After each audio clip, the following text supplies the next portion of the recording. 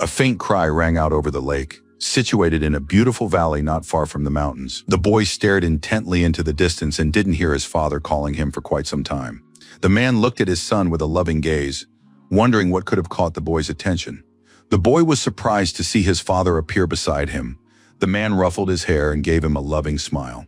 The man asked his son to help him pull in the net. Soon they would be able to see today's catch. As expected, it was quite fun. There were plenty of fish, pieces of crab, and all the other trappings of fishing. But still, it was a wonderful day, filled with shared work, nature, love, and respect. Suddenly, the boy spotted a red carp in the water. This fish was quite rare in their area. The boy jumped into the water, intending to catch the fish. He wouldn't let it get away from him. Once submerged, the young man soon realized he couldn't see the red carp anywhere, and a strange sensation washed over his body. He stopped moving. The boy began calling for his father, but his father couldn't hear him, and soon the boy found himself in the water near a boat in the middle of the night. Waking from a daze or perhaps a sleep, the boy saw that he was sitting in a boat with his hands bound, his clothes torn. There were two men beside him. One was the proud and silent Lord Jiang, and the other was his assistant with a cunning and cruel face, Ban Xingjiang, who asked the boy if he still missed his father. The villain was very pleased. He admired Lord Jiang's wit. The man had ordered the boy to be lured here and used as bait for the water monster. All this time, the boy had been sleeping, and it had been a wonderful dream about his father and fishing together. But now he had woken up and realized the full horror of his situation. The boy thought that it had already been a month since he had arrived in this world. The original owner of his body had died of an illness. The body's owner's mother had died in childbirth, so he'd been raised by his father, but 3 months ago, his father had died. Last month, the young man, not yet fully understanding who he was, fell for Jiang's trick and became bait for a spirit monster. And after that, he realized that people are capable of achieving incredible success through cultivation. Here they're called martial arts masters. However, it's not just humans who are capable of self-improvement, even animals can do it. The young man stared intently at the water and soon signaled the others, shouting that it was already here. A huge water monster or water creature appeared near the boat, and its outline in the water was enormous. The monster was approaching the boat, and soon its massive back became visible above the water. The creature was approaching the boat, sensing living people. The water monster planned to have a good lunch today. The young man said that the moment of truth had finally arrived. He had been waiting for this all these years and was now ready to unleash a strike that was the culmination of 10 years of training. I would like to know if the water monster could withstand this blow, but the beast, which looked like a crocodile, had already opened its huge jaws. The fishing boat snapped in two in an instant and shattered into splinters. The men clung to the debris to keep from falling into the water and into the monster's jaws. Ban Xingjiang was terrified. He said he couldn't die here. The man realized things were bad. An idea popped into his head. He grabbed a knife and slashed the boy's arm, drawing blood. A trail of blood stretched out behind the body, thrown into the water with his hands tied. Even if he had tried to do anything, it was already too late. Lured by the scent of blood, a huge water monster was approaching him, capable of swallowing the boy whole. He could no longer resist or stay in the water without oxygen. His eyes were closing, and again his father was calling his name. How wonderful it would be if that were true. His father calling his name, and she reaching out to him and pulling him out of the water. And now the boy is saved. He's clinging to a piece of wood, and it's clear he'll survive. But unfortunately, life isn't that kind to this unfortunate child. A huge water monster has already reached him. You still have to live and prove to your dad that you tried and did everything you could. And the monstrous beast isn't satisfied yet, and now its huge jaws have practically snapped shut right next to the boy. Suddenly, he spotted a large chest in the water, covered in slime, but still fairly intact and sturdy. The guy was sinking to the bottom, not breathing and showing no signs of life. There were water currents swirling around his body, and suddenly a message appeared about the system being activated. The water monkey turned out to be a compatible spirit. Compatibility was confirmed, and the body's restoration began. The boy woke up and realized he hadn't died, although his last memories were of a huge maw that was about to swallow him whole. And now he felt very strange. He could breathe and didn't feel the resistance of the water, as if he were now on Earth. There was a stream of water near the boy's hand. It turned out he had acquired an active skill and could now control the stream of water. He confirmed once again that he could control the water and even breathe while submerged, though it was unclear how that was possible. The boy looked at his hands and noticed that all his wounds had healed. He could have rejoiced at such a happy outcome, but suddenly the boy sensed that someone was behind him. The boy braced himself again for the huge crocodile to devour him and waved his arms. This action activated his ability to control the water current. The water current bound the monster, preventing it from harming the boy, and a notification about water control appeared before the young man. The system was almost exactly like in the comics. The young man realized that nothing restricted him in the water. He could breathe and move normally as well as control the water. But soon the young man realized that his ability had limits. He needed to act faster. The young man knew he wouldn't last long. He had to calm the water monster before it was too late. At that moment, the boy received a notification that he had been granted the blood mark of subjugation ability to activate it. He needed to draw an ancient rune with his own blood to form a contract with the water monster. But to do that, he first had to catch the monster. And that was the first thing the young man set out to do. The young man used his water flow control skill and was able to hold the water monster near him. After that, the young man drew a rune with his blood on his hand. Not knowing what this would lead to, he placed his hand with the bloody drawing on the water monster's head. The enormous beast suddenly began to thrash from side to side. Its eyes bloodshot, it was terrifying, and it seemed as though it was about to swallow the young man whole. The young man felt that he was about to lose consciousness, and his body was also being affected and undergoing changes. He desperately wanted to finish this process as soon as possible, and even more so to live, and the young man, concentrating all his strength, shouted for the monster to obey him. It was the dead of night when the boy, dressed in ragged fisherman's clothes, crawled out of the lake onto the shore. He was exhausted and could barely stand. The man lay there with his arms spread wide, trying to catch his breath, while a water monster approached him through the water. It seemed as though it would devour the young man, but no, the young man was able to subdue this hulking creature, which was now ready to serve its master. The young man had attained the status of Master Lian Shi. He possessed the spirit of a water monkey and ordered the monster to stay nearby for now. If necessary, he would summon it. The fact was that after the rune was cast, a spiritual channel formed between them, through which Lian Shi could contact the monster from anywhere in the world. Having finished all his business, the young man decided it was time to go home and get some rest.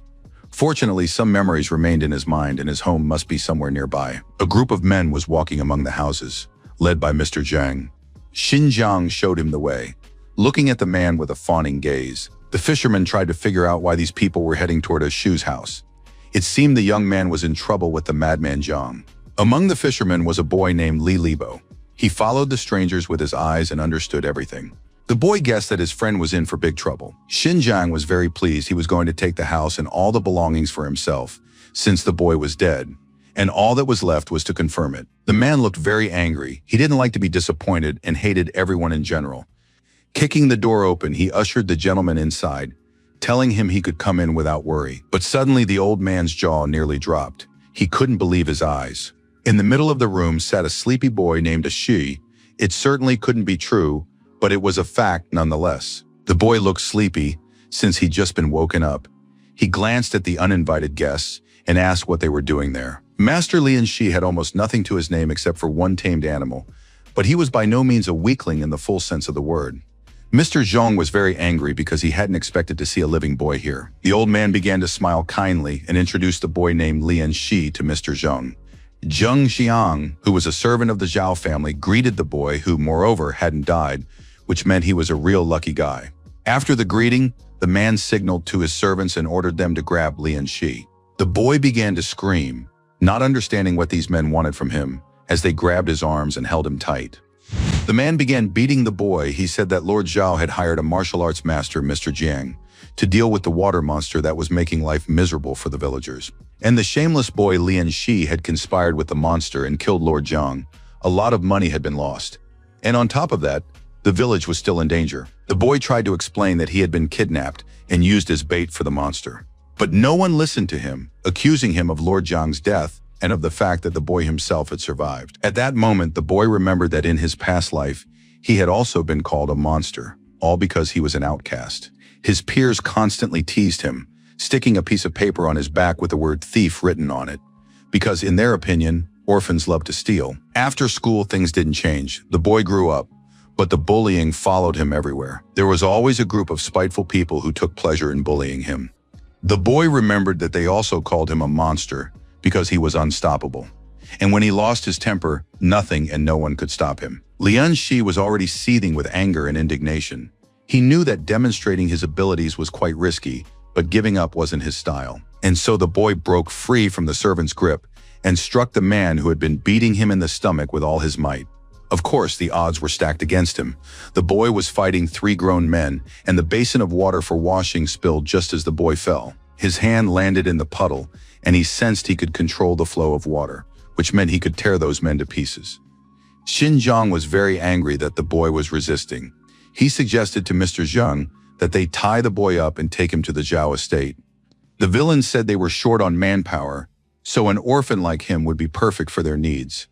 Mr. Zheng turned to the boy, saying that if he agreed to become Lord Zhao's adopted son, they would let him go.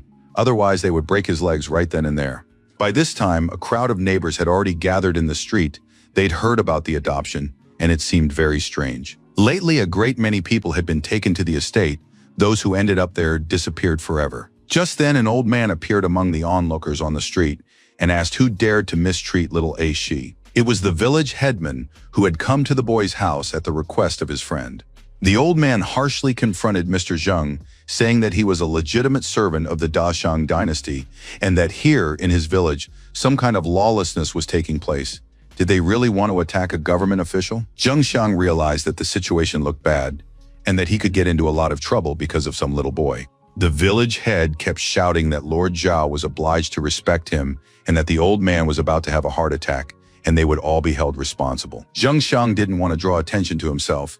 He said he wouldn't argue with the village head, but warned that Lord Zhao wouldn't let the matter rest. After that, the man turned around, ordered his servants to follow him, and left the house. Xinjiang was very displeased, saying that the boy was just as ungrateful as his good-for-nothing father.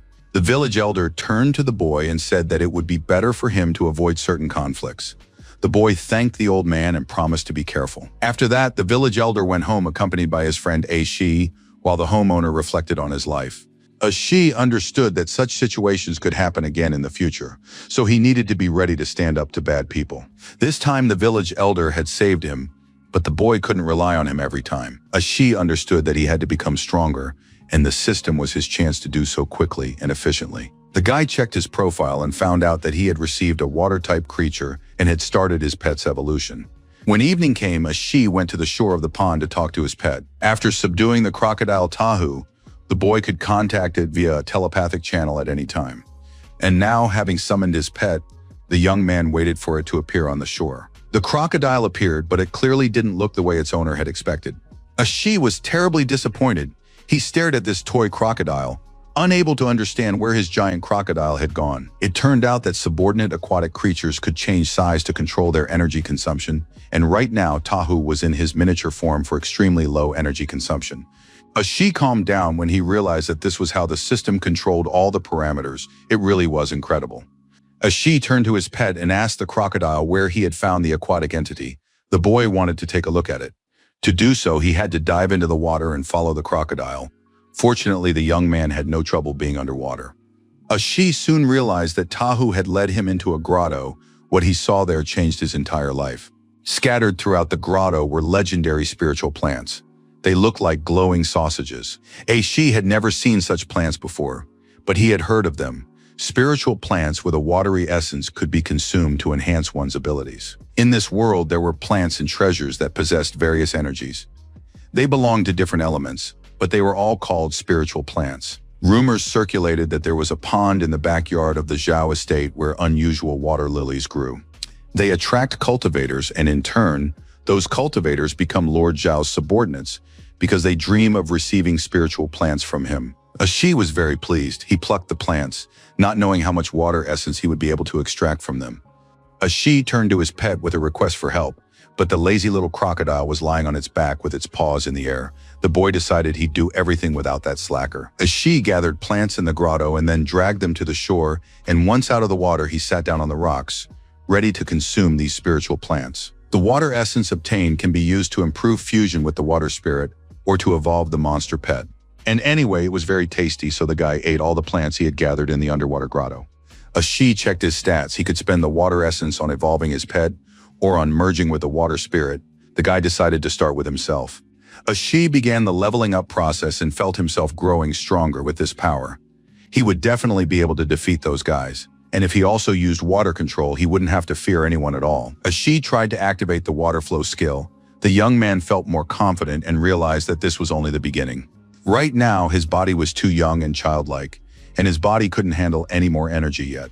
Ashi thought that he needed to sort out his financial problems now. Winter would soon arrive and the little crocodile would go into hibernation, so he wouldn't be able to rely on it. At that moment, the crocodile tossed a large, beautiful fish out of the water to him.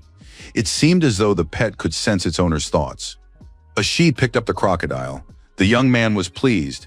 Now he had an idea of how he could earn a little money by selling the fine fish the crocodile would supply him. First thing in the morning, the boy sold the fish that Tahua had thrown out of the water for him, and now he was the owner of 80 coins. It wasn't much, but it was a start. The local merchants weren't like the vending machines of the modern world. You could negotiate a price or an installment plan with them, just as people did in ancient times. And she realized that his financial problem was temporarily solved. Now he just had to figure out what to do about that madman Jiang. And just at that moment, that despicable Jiang spotted the boy at the market and called out to him. Jiang said that a few days ago there had been a misunderstanding between them, and so he wanted to apologize to the boy. Fortunately, he'd managed to run into a she at the market. The man said his boat was nearby, so he invited a she on board to have lunch together. The boy looked at the man suspiciously. Jiang told the boy not to worry, since it would just be the two of them, though in reality, of course, there would be more people on the boat.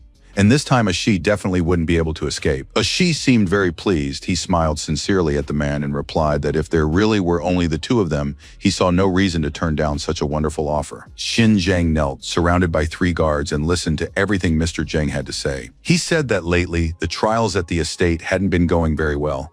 Several people had already died, and there weren't enough medicinal herbs to go around. The boy Lian Shi was an orphan, which made him the ideal candidate.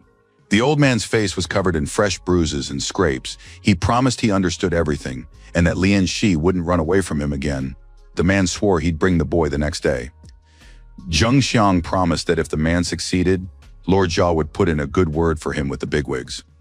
Jing Jiang was absolutely thrilled by this offer, and Mr. Zheng confirmed that everything would go exactly as planned. Xing Jiang felt hope again. Soon he would be able to become immortal. He would finally succeed. The very thought of it filled him with delight and ecstasy. The man threw open his shirt at the chest and began to laugh a demonic laugh. His body was covered in bloody runes, and he hoped to become one of them. And now Xinjiang was in the boat with the boy. He was preparing food and talking about how magnificent the scenery was here. Besides, there were no people around, and it was very quiet. The man continued cooking, saying that now they would have lunch together and resolve all their differences.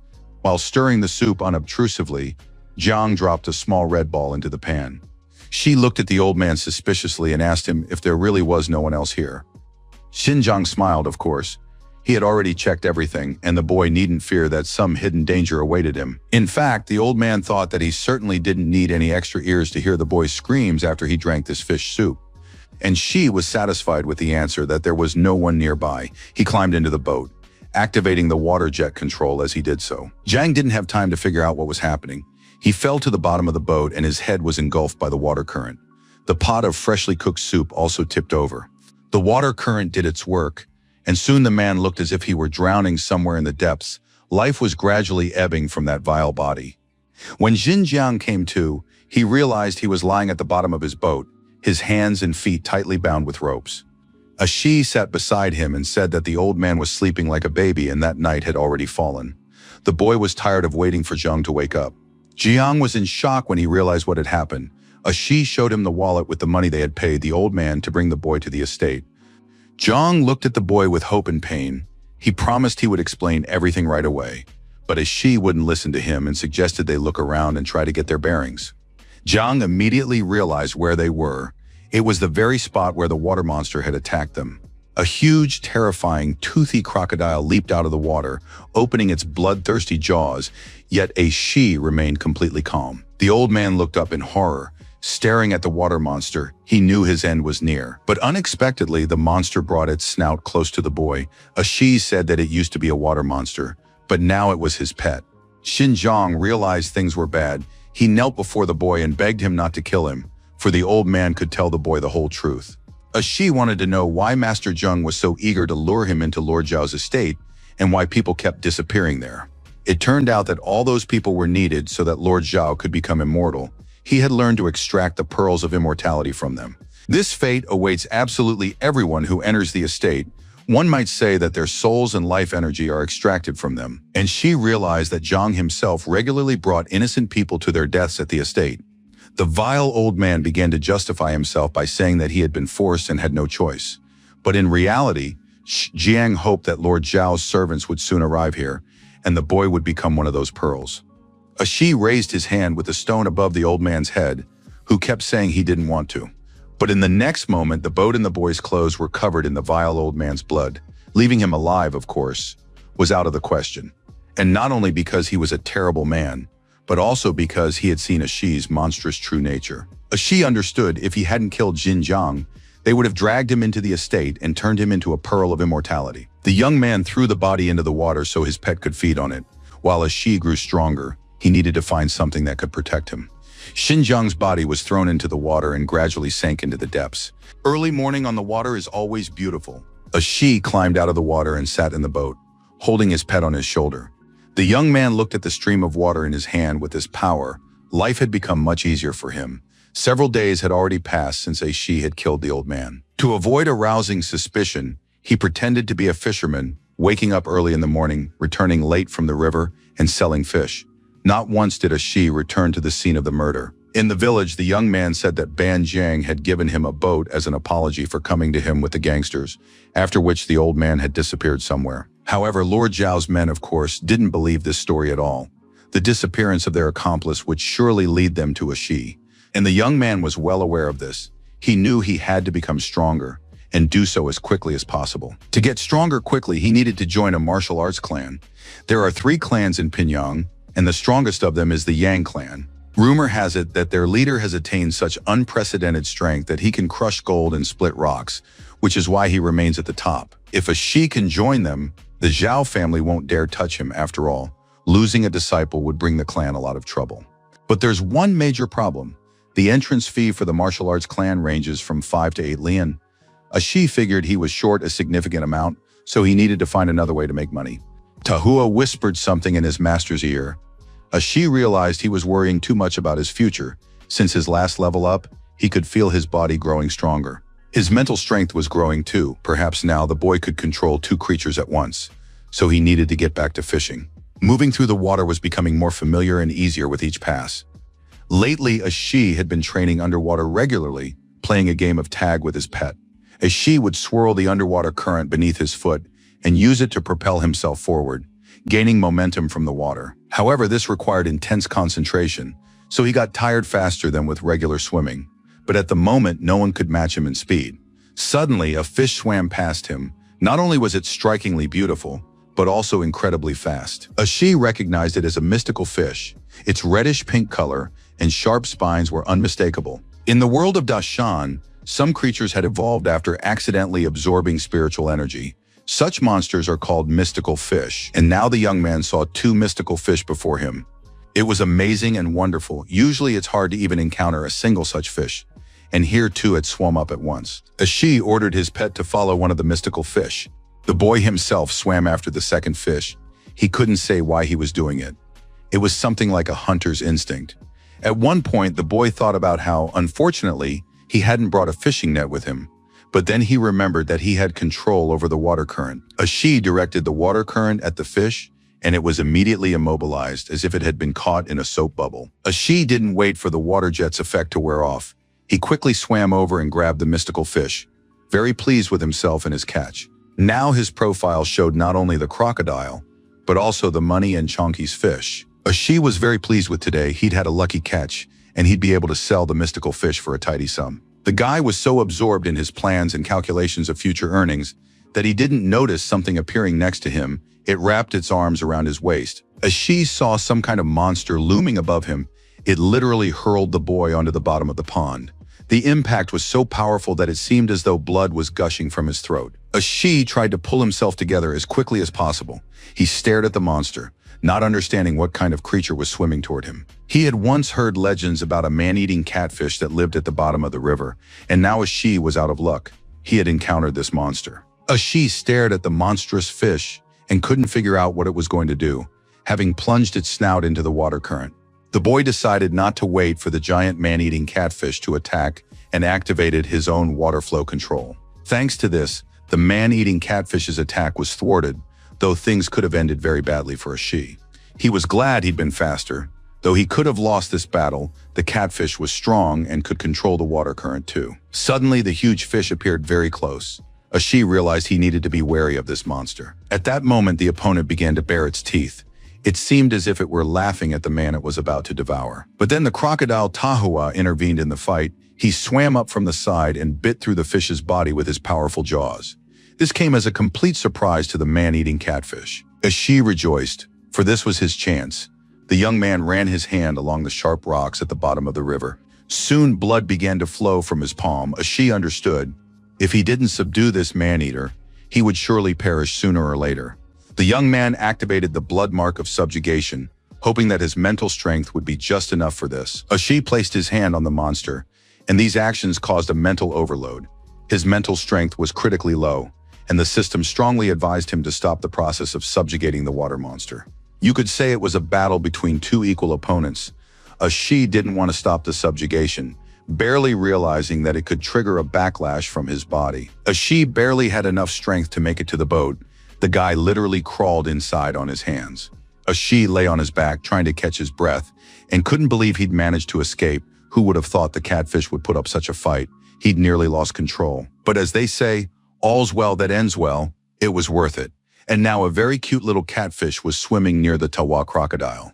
Ashi received a notification that he could evolve the tiger catfish.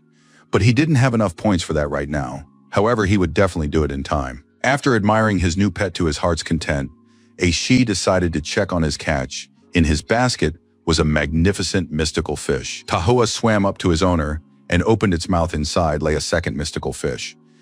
Today had truly been a very lucky day. The boat was full of fish, and on top of that, the two mystical fish promised a good reward. And she decided to eat the smaller mystical fish to see if it would increase his strength. The fish was very tasty. The young man decided to keep its horn as a souvenir. After checking the information, Ashi was very pleased. He received a full 18 points, the same amount he had received after eating 18 spiritual plants. Ashi estimated that a larger mystical fish would give him 3 times as many points. If he ate it, he could easily increase his influence percentage with his pets. But for now, he had to hold back and stick to the plan. Ashi was saving up for the entrance fee to the martial arts clan. Looking at the boat full of fish, he hoped that would be enough. So after fishing, the guy headed to the market in Yanshan. It was very crowded there. Business was brisk, and even though the festival was over, people were still crowding around and watching something. It turned out that the fishermen were displaying a legendary mystical fish. People were amazed and admired the lucky fisherman. Ashi stopped near the crowd. He was looking at the fisherman Chen Ji-chan, who had also caught a mystical fish. Ashi began pushing people aside because he wanted to get closer and examine the other fisherman's catch. Ashi finally made his way to the fish vendor and said that their town must have received a blessing from the river god, because 2 mystical fish had been caught in a single day. People didn't understand what kind of nonsense Lian Shi was talking about, since the fisherman had caught only 1 fish. Ashi replied that he wasn't talking about the boy Chen, but about himself. And then the boy reached into the basket. Shi was very pleased with himself. He pulled a huge mystical fish out of the basket and showed it to everyone present. However, the buyers didn't believe it was a mystical fish because it was too ugly. They accused Lian Shi of taking the most ordinary fish but trying to jack up the price. It is unknown how this transaction would have ended, but suddenly a voice from the side suggested that a red-blooded perch was being sold. One of the elders of the Yang warrior clan, a master named Hu Qi, appeared at the market. Hu Qi approached the fisherman Chen and asked how much he wanted for his fish. The young man was very embarrassed that such a gentleman and great man was willing to buy his catch. He didn't dare name a price and said he would sell it for whatever Master Hu Qi deemed fair. The elder named the sum of 150 fen. Ji Chang was absolutely delighted. He was ready to sell his catch to the great Hu Qi for such a generous sum. But Shi didn't hold back.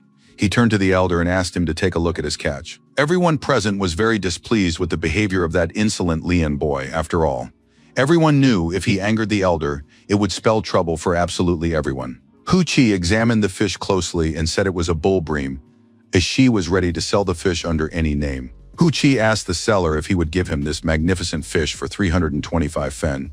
It was a simply fabulous sum, one that several generations of ordinary families could not save up. People in the crowd whispered that little Lien needed to spend that money before he was killed over it.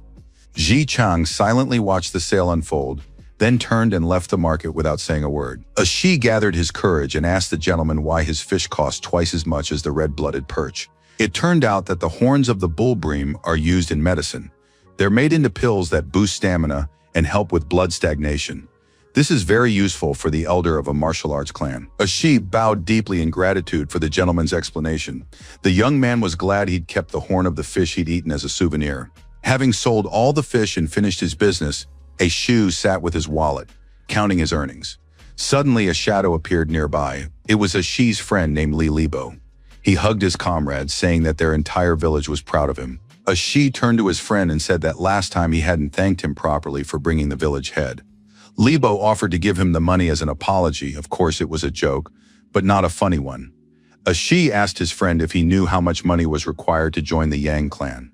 Li Libo replied that his father was just about to send him there, so he had all the information. A simple admission required 350 fen. If you wanted to live there with room and board and enjoy all the clan's benefits, you'd need 1,000. That's more than in other clans. But there's a reason the Yang clan is considered the best. Shi calculated all his savings and realized he could join the clan without room and board. Shi told his friend that he was ready to go with him the very next day to sign up. Li Libo replied that he hadn't known his buddy had become so rich. But of course it was a joke, and the boys agreed to go together the next day. Shi wanted to tell his friend about the mystical fish and everything else, but he decided not to. In the dungeon of the Zhao estate, a man reported that Ban Zhang had vanished into thin air. But the guards had tracked down the boy Lian Shi, who was the last person to see him. Lord Zhao said there was no need to bother him with such trifles, and that Zhang should sort it all out himself. As for Shi, he now spent most of his time on the boat. He was constantly fishing and training with his water spirits. So on this late evening, the boy was alone in the boat. He was currently preparing a meal for himself and cooking a delicious soup, which the crocodile Tawa was eyeing with great appetite. The smell was amazing. The pet couldn't wait for his owner to finish preparing this delicious meal. The aroma was wonderful, and the fish soup turned out simply amazing. Shi poured a couple of bowls into the water to treat his pets. When the meal was over, Shi felt that the influx of water essence was simply incredible, which was to be expected from a mystical fish. Besides, the young man felt that he had grown stronger, and now he looked at his pets, who also looked satisfied, and wondered where he could find another fish like that. After resting a bit following the hearty dinner, Shi decided it was time to level up. He'd earned enough points from the 2 fish. Checking his profile, Shi saw that his strength was growing. It literally coursed through his entire body, filling him with energy from within. Gradually, thanks to the points he'd earned, the evolution of his controlled creatures began. But the young man really wanted to fight someone to test his strength. Shi tested his mastery of the water stream and felt that his control had improved significantly. This happened because Shi had fed his pets a little soup, and so the evolution had begun, and the animals would soon become stronger. Although, of course, these 2 cute little pets still had a long way to go before transforming into a horned crocodile and a tiger catfish. Shi finally noticed the chest, which had appeared out of nowhere. The guy didn't understand what this thing was, whether it had been created by humans or had developed on its own. He began to examine the object and saw on one panel was depicted the yin dragon, and on the second some sort of enormous monkey. On the third side were deities with human heads and serpentine bodies. And on the fourth side was a mysterious emperor in black robes. But none of that mattered now. Shi thought that these musings would lead him nowhere. The young man was practicing controlling the water current. He was going to set off for the Yang clan the next day. He needed to become even stronger to deal with Lord Zhao. Early the next morning, the 2 future martial arts clan students were taken by cart to another city. The boys had packed everything they needed and looked like real students. Libo was in high spirits. He literally couldn't stop talking. He kept gazing at the scenery and the weather and commenting on everything he saw. Soon the companions arrived in the city of Pinyang, and now Libo was examining and commenting on everything he saw in this city. Before heading to the martial arts clan, the boys strolled through the city streets, had a delicious meal, and watched the street performances. A man was hiding in a dark alley. He'd been told the young man would pass by there.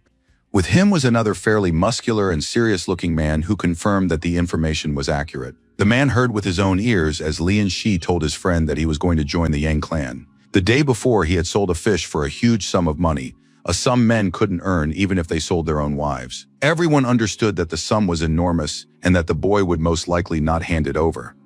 But the gang leader said that she was ready to give this money to the warriors, just like that, for joining the clan, and they would tell the boy they were ready to help him spend the money wisely. Soon friends appeared in the alley who were finally ready to go to the clan to join it and begin their training. Libo, as usual, was very talkative. He was waving his fists and asking his friend how many thugs he'd be able to beat up at once after he finished all his training. But she was very serious. He didn't like to chat idly, and now, having barely mastered his own strength, the boy wasn't sure he could handle a couple of thugs. The thugs jumped out in front of the boys, blocking their path. They immediately declared that they were glad to see them and demanded that the boys hand over their money. To make the boys decide faster, they were offered a simple choice: money or their lives. But she smiled and said he had no intention of giving the gangsters any money, so now he would simply take their lives. Of course, hearing this from a young boy was a huge surprise, so the leader immediately lunged at the boys with his fist. But she remained calm. He wasn't even particularly scared and immediately got into a fight with the thugs, landing several precise punches and elbows on the street hooligans. Of course, it all came as a huge surprise to the thugs when they saw that their comrades couldn't put up a fight and were falling, spilling blood all over the street. Libo was in complete shock from the tension. The guy was covered in sweat. He had never seen such speed before. All the thugs were finished off in 9 moves. She stared in amazement at his hand. Of course, he wanted to test his strength on the stone as well, but right now he was just as surprised as everyone else present. As expected, his speed had increased significantly, and now Ashi would have to take a new approach to his body. Libo wanted to know when his friend had managed to become so strong. The guy believed that Ashi didn't need a teacher at all. Ashi didn't know how to respond, so he said that he was probably just a genius, but they hadn't realized it before. Having fought for real for the first time, Ashi became even more eager to join the martial arts clan. He wanted to hurry so he wouldn't be late for registration. At the martial arts clan, Shin Chang-song greeted all the applicants. He welcomed the boys and told them they could call him Brother Shin. The boys greeted their elder brother by bowing their heads in respect. Brother Xian led the boys to the man who would assess their abilities and tell them more about the clan. Brother Xian explained and demonstrated everything along the way. He introduced the boys to Brother Hu would be their mentor, and who was in fact a disciple of Master Yang. The boys continued walking through the clan's territory when, unexpectedly, Shi spotted the man who had bought fish from him the day before. Hu Chi also recognized the boy from whom he had bought the fish. He began explaining to Brother Xian how he knew this boy. Hu Chi said that for self-cultivation, he had made use of the beneficial properties of the bullhead and had bought this fish from this very young man. Brother Xian took this as a good sign. It meant that Brother Hu would be an excellent teacher, and the boys could spend the night here today. Once all the formalities were over, Hu Chi called the boys to follow him so he could assess their natural talent. Hearing about natural talent, the friends got scared, but the teacher said there was no need to worry. He just needed to assess their level to find the right cultivation style for each of them.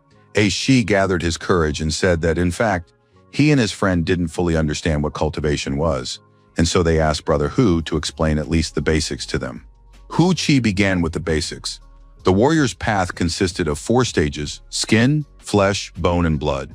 At the skin stage, the body becomes stronger than that of an ox, which significantly increases defense. At the flesh stage, the warrior's physical strength increases 100-fold.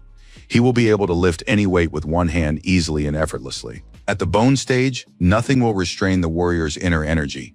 This will allow him to split stones with his bare hands. And finally, at the blood stage, the warrior's body will reach the pinnacle of human development. However, all of this can be summed up in one word: cultivation. Naturally, no matter how much an ordinary person cultivates, the body always has its limits. To overcome it, 2 indispensable things are needed: techniques and special potions.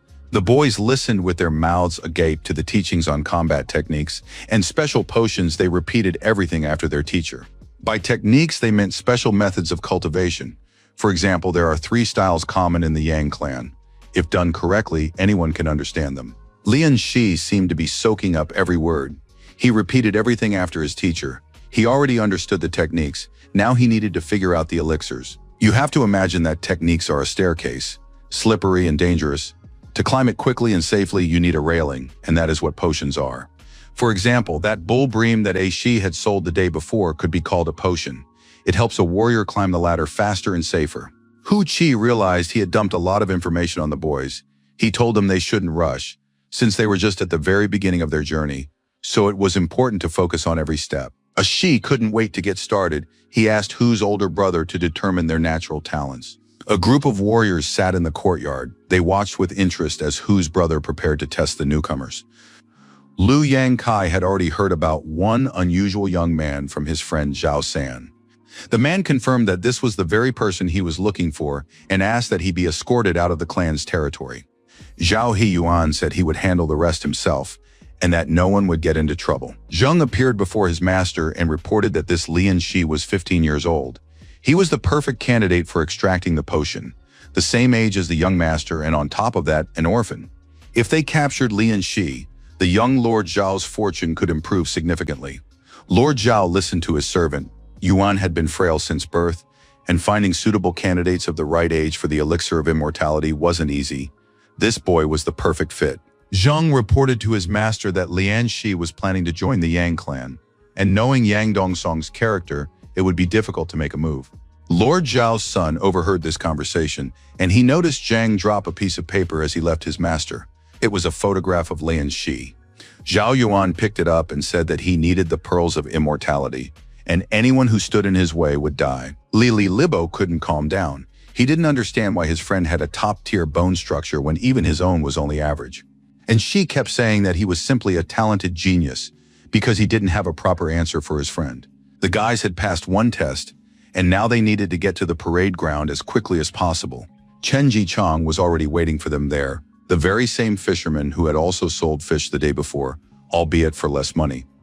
The guys were surprised, especially Li Libo, who was very aggressive toward Chen and demanded an explanation of exactly what the guy was doing there. Ji Chang said that anyone could come here and a fight was about to break out between them, but Lian Shi stopped it since they were from the same village and should be friends, not fighting. A Shi greeted Ji Chang, but the latter merely nodded in response. The guy was 2 years older than a Shi. He was a very skilled fisherman and a good acquaintance of the previous owner of this body. A Shi looked very sincere. He asked Ji Chang if he had also decided to train. The guy finally stopped sulking and said he wanted to become strong too. It turned out he'd been selling fish to save up for the entrance fee, and he'd finally managed to scrape together the money. A Shi suggested they head to the drill ground together, whose older brother was already supposed to have started the session there, and if they didn't hurry, they'd be in trouble. It was pure hell. No Marine or Navy SEAL had ever dreamed of training like this. The boys were trembling all over. They weren't giving up, but they barely had enough strength to get through the circuit of exercises. Hu Qi finally called a break and allowed the students to rest. After lunch, Teacher Liu would continue the training. Completely exhausted, the guys sat under a tree trying to catch their breath. They felt weak and drained. But soon the boys heard someone say loudly that the clan's territory had started to reek of fish. Liu Yangkai and his friends approached the group and said that the boys shouldn't be allowed into the clan's territory because they had already stunk up the whole place. Yangkai promised that if each of the boys paid him 100 fen, he would let them stay at this school. Li Libo wanted to immediately throw punches, but Ji Chang stopped his friend, saying they shouldn't disgrace their mentor, Brother Hu. Lian Shi, meanwhile, was calculating whether he had enough strength to handle these three. Yang Kai continued to provoke the boys. He asked if they were really looking for a fight. He had almost reached the peak of the skin stage, so he really wanted to test his strength on someone. And Shi thought that if they were in the water right now, no skin stage would help this braggart. But before the fight could start, a stern voice rang out, causing everyone to snap to attention at ease. Hu Qi told the older guys to hold a plank for half an hour if they had nothing else to do, and to do it right now. Yang Kai said the newbies were just lucky, but they should remember that there was no place for cowards here. Hu Qi clarified once more, asking if the guys really wanted another assignment and hadn't heard what he'd just told them. Yang Kai and his friends immediately walked away. Li Libo was very impulsive, but the fisherman Chen showed a wisdom unusual for his young age, saying that cursing behind their backs wouldn't change the situation. A Shi thought that he had received yet another proof he needed to become stronger and do so as quickly as possible. Unexpectedly, a Shi told his friends to put in a good word for him with the teacher because he needed to run home for a bit. It was all very strange, and his friends didn't understand what kind of day it was or why a Shi was acting so oddly. Lian Shi ran to his village, thinking about the lotus pond, the danger, and his enemies. He wanted to know what was happening at the Zhao estate. It was already late in the evening, and the friends were waiting for a she near the entrance to the martial arts clan's grounds. They didn't know if they should be worried since their friend hadn't returned, but surely he had serious reasons for acting this way. Li Libo and Ji Chang felt a certain animosity toward each other. They wanted to punch each other in the face. Suddenly they realized someone else had appeared nearby. He said luck was on his side today, since he'd run into two cowards again. Yang Kai grinned maliciously and said that now Big Brother Hu wouldn't be able to help these two stinkers, and justice would prevail. Yang Kai promised he'd crush both guys, because fishy stink like that had no place in this establishment. Lian Shi was swimming at the bottom of the lake with his pets. The catfish and the crocodile had almost reached the peak of their skin-shedding stage, but something had frightened them. The pets called out to their master to protect them, and now the guy had to figure out what kind of creature was out there. And Shi parted the seaweed. He held a spear in his hands. He wanted to find this terrifying thing.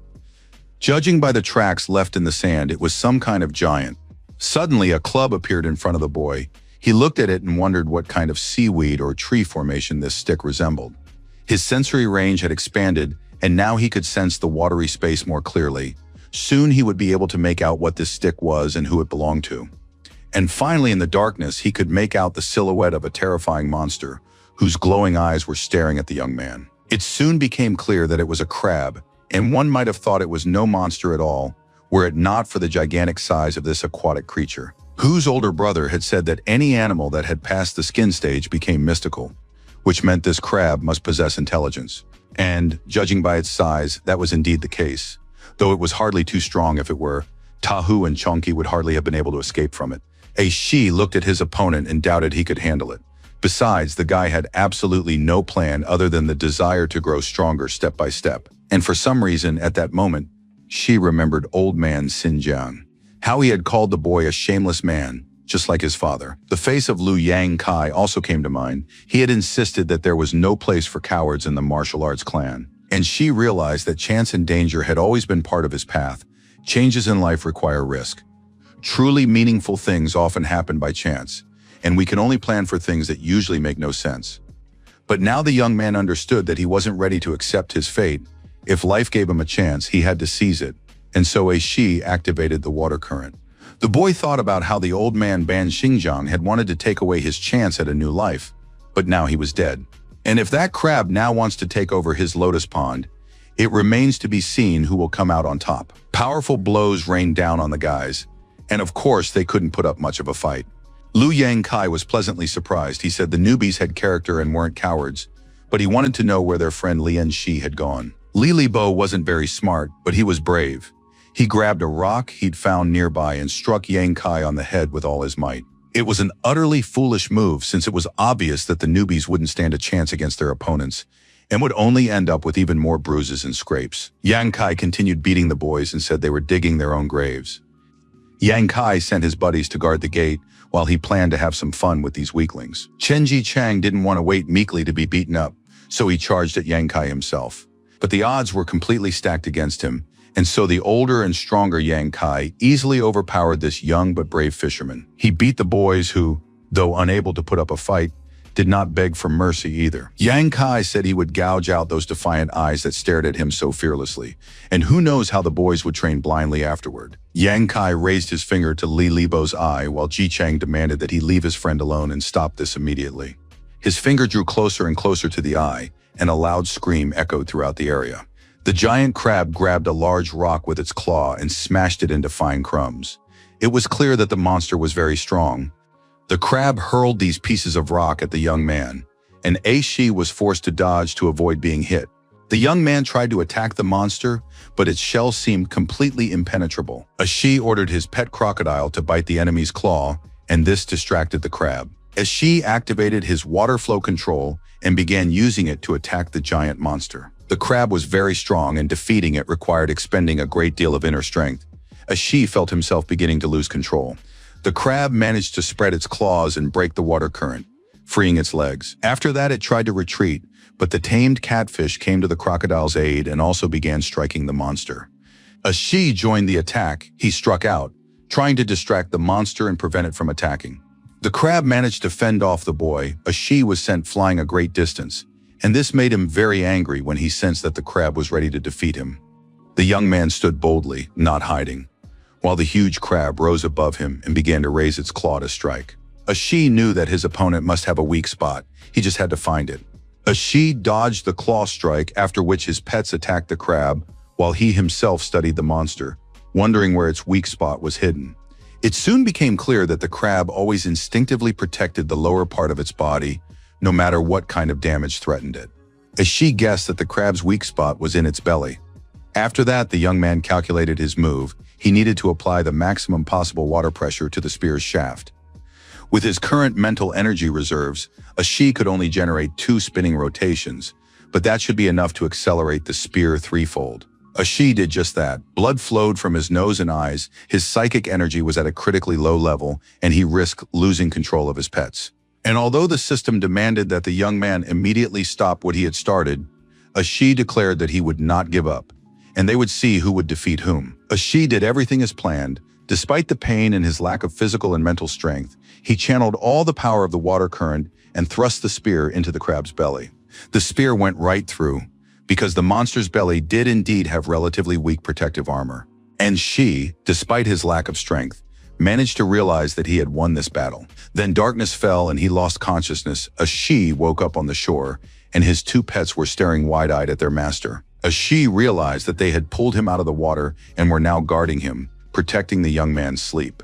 Ashi felt a terrible headache.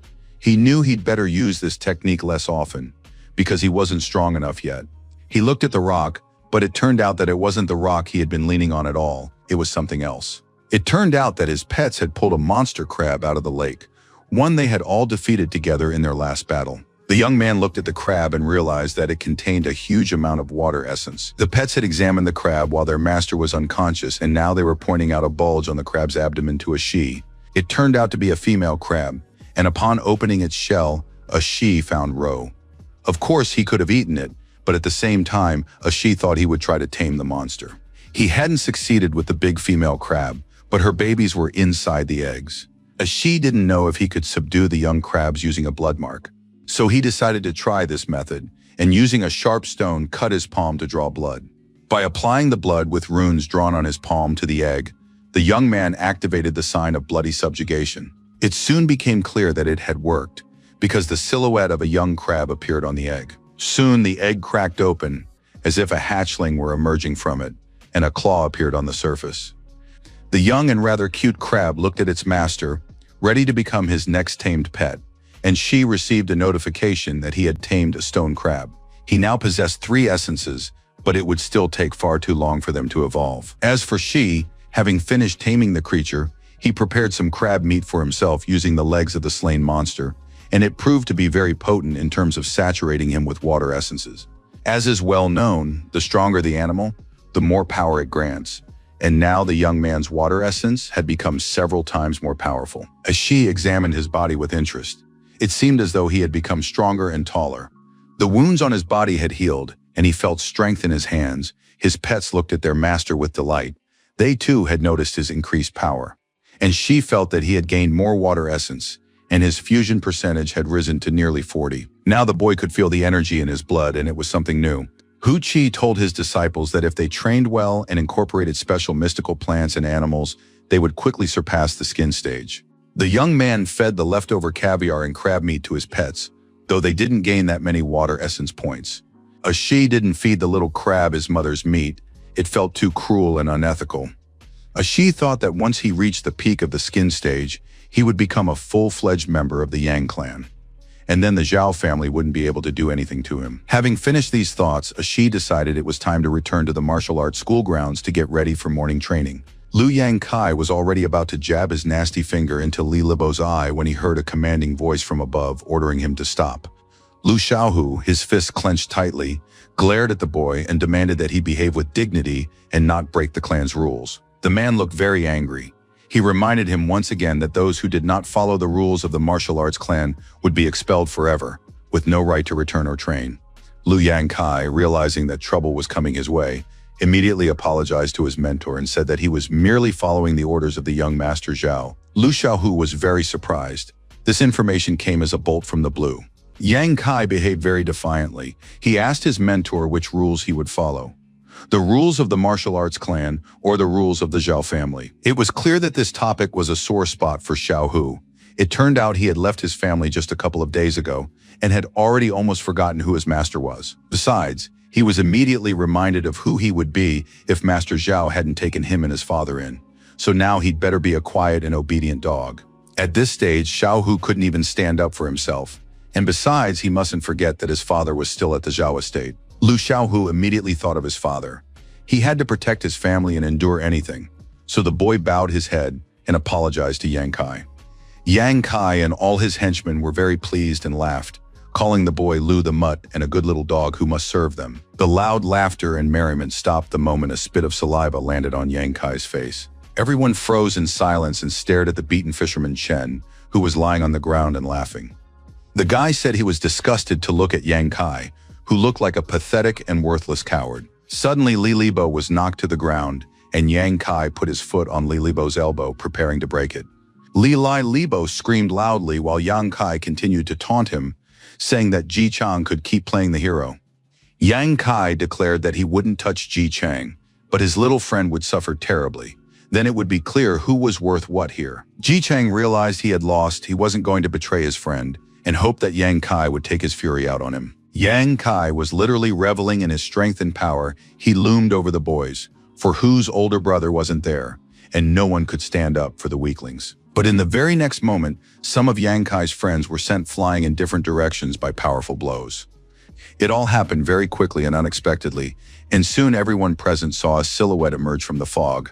A stranger stood there, his hands clenched tightly into fists. The beaten and exhausted boys recognized their friend Lian Shi, who was horrified upon realizing how badly his comrades had been hurt. Anger and rage filled Lian Shi's body. He said he would knock every single one of Yang Kai's teeth out. Two elders watched the unfolding conflict from the roof of a neighboring house. Hu Qi apologized to the master, believing it was his fault. He had been celebrating reaching the peak of the blood stage today and had stayed late. And now, watching what was happening, Brother Hu was horrified because he couldn't imagine that Xiao Hu would turn out to be such a cold-blooded person who would allow the young and weak to be beaten. The elder replied that in reality, Xiao Hu only seemed that way. In truth, he was a very kind and good person, but many things held him back. It was precisely for this reason that Xiao Hu had been unable to reach the peak of the blood stage for a very long time. A warrior without courage is no different from a lifeless body. Hu Qi believed they needed to help Lian Shi. He had only just joined their clan, and Yang Kai had already reached the peak of the blood stage, and the boy couldn't handle him. Yang Dongxiong agreed with his disciple, but still suggested waiting and observing the situation from the sidelines. Master Yang saw that this newcomer's blood energy was very interesting and promising. Yang Kai, meanwhile, was sneering as he watched the newcomer, who was putting on a tough act, and even hoping to strike Yang Kai. Shi rushed into the attack because he told himself he wasn't going to waste time on empty talk. The guy was so confident that Yang Kai felt a twinge of fear and ordered his buddies to grab this small-time fisherman. But before the guys could do anything, Lian Shi leaped up and kicked several opponents at once with a single leg. A couple more took powerful blows from his fist and elbow, and the henchmen were quickly dealt with. The leader himself stepped forward. Lu Yang Kai was furious. He glared at his opponent, convinced that the newcomer wouldn't stand a chance against him, even if he had defeated all his comrades. Yang Kai wanted to show what a person who had reached the peak of the skin stage was capable of. Yang Kai launched his attack and landed blows, but Lian Shi dodged them and blocked them. Seizing the right moment, Shi dodged and landed a single powerful blow to his opponent's jaw.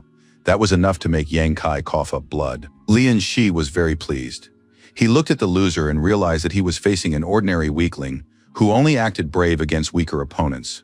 Yang Kai grabbed a knife and plunged it into the young man's body. Blood spurted from Lian Shi's chest. Yang Kai, who by this point had already lost several teeth, shouted that no one would now stand up for the poor orphan fisherman, and it was unclear what he had been hoping for in the first place. Lian Shi grabbed his opponent's hand holding the knife, which pierced his arm at that moment, but the boy felt no pain. He was convinced that his opponent was indeed a dishonorable, worthless, disgusting coward, and now Lian Shi was ready to strike with his fist, holding his opponent down with his other hand. A few more teeth flew out of Yang Kai's mouth. He lay crushed and could now only call for help from Lu Xiaohu, who had stood on the sidelines throughout the entire fight. Yang Kai didn't understand why he was standing there like a statue. After all, his student was under attack and he wasn't doing anything to protect him. But before any further action could take place, a shout rang out and a huge sword plunged into the ground right next to the fighting men. Yang Dongseong, as the clan leader, appeared as if out of the mist along with Master Hu and called out the names of the bullies who had been tormenting the newcomers. The elder announced that from now on, they were expelled from the martial arts clan. Lu Xiaohu was ordered to report to the seclusion hall for a very serious conversation with the clan leader. Lian Shi stared at the master, unable to believe his eyes. Could this really be the legendary Yang Dongseong? Lian Shi was very upset. The boy realized he had broken the rules right in front of the elder, and now he too would be expelled from the clan. The young man recalled how, just a few minutes ago, Yang Kai had called him a worthless orphan whom no one would stand up for. It would be a great pity to lose everything he had worked so long to achieve because of a nobody like Yang Kai. However, the boy didn't regret fighting to defend his friends. Yang Dongseong asked the boy if he wanted to become his personal disciple. Lian Shi couldn't believe his ears. He looked up at the teacher, who was holding out his hand to him, and it really wasn't a joke. That morning at the Yang family estate, the servants were whispering, discussing the latest news. Master Yang had taken on a 9th disciple, and it was said that he was a very handsome young man. The door opened slightly, and a pretty girl appeared, looking for young Master Lian. She, along with a few other maids, had brought ceremonial robes that his older brothers and sisters had sent. The girls said they could help the young man change, but Lian Shi thanked them, took the clothes, and said he could manage on his own. They needed to leave his room. Lian Shi still couldn't believe what was happening, even though 2 weeks had already passed since his fight with Lu Yangkai. The wounds on his friends' bodies had healed quickly, thanks to Master Yang's treatment. Lian Shi no longer felt alone. He had a master as well as many brothers and sisters. Everything was going very well and according to plan.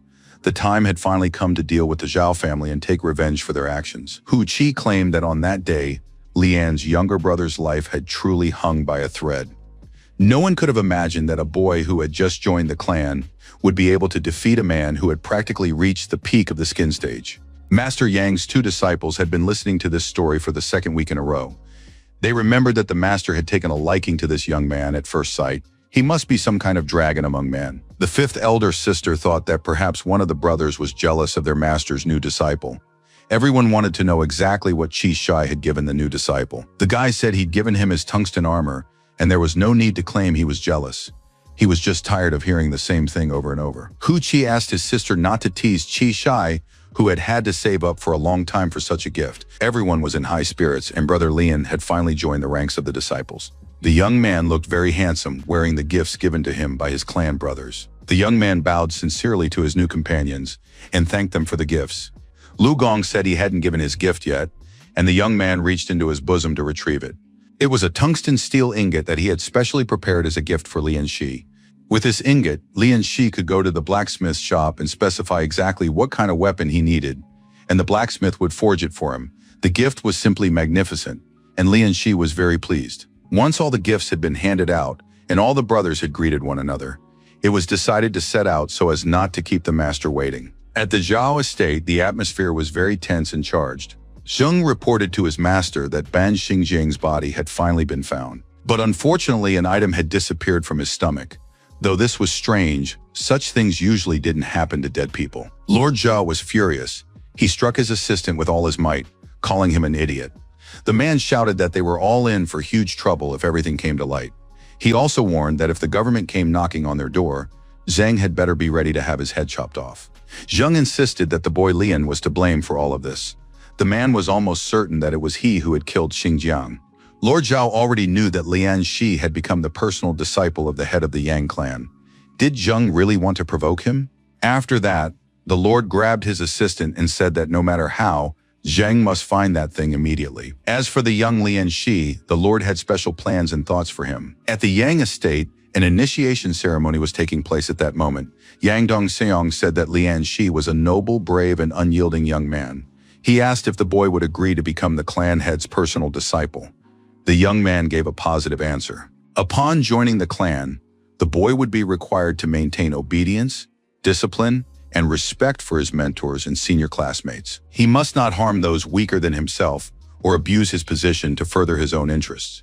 The young man bowed his head and said that Lian Shi's disciple understood everything and agreed to abide by these rules. The clan leader announced that as soon as the boy drank a bowl of tea, he would become his personal ninth disciple. From that moment on, Yang Dongseong would also become the young man's personal guardian, and from then on, no one would dare to wrong him. And so began the usual daily routine of a disciple, accompanied by numerous and lengthy training sessions. The boys could barely stand on their feet and finally got a break, but only for half an hour. The martial arts clan students discussed how Lian Shi had become the master's personal disciple. It was a massive breakthrough, going from rags to riches. Another major topic of discussion among the students was that Liu Yangkai and all his friends had been expelled from the clan. Many realized that some shady characters were behind that group, so now the martial arts program had been thoroughly cleaned up. Zhao He Yuan heard these conversations drifting in from different parts of the school and was furious at that damn Lian Shi, who had ruined everything.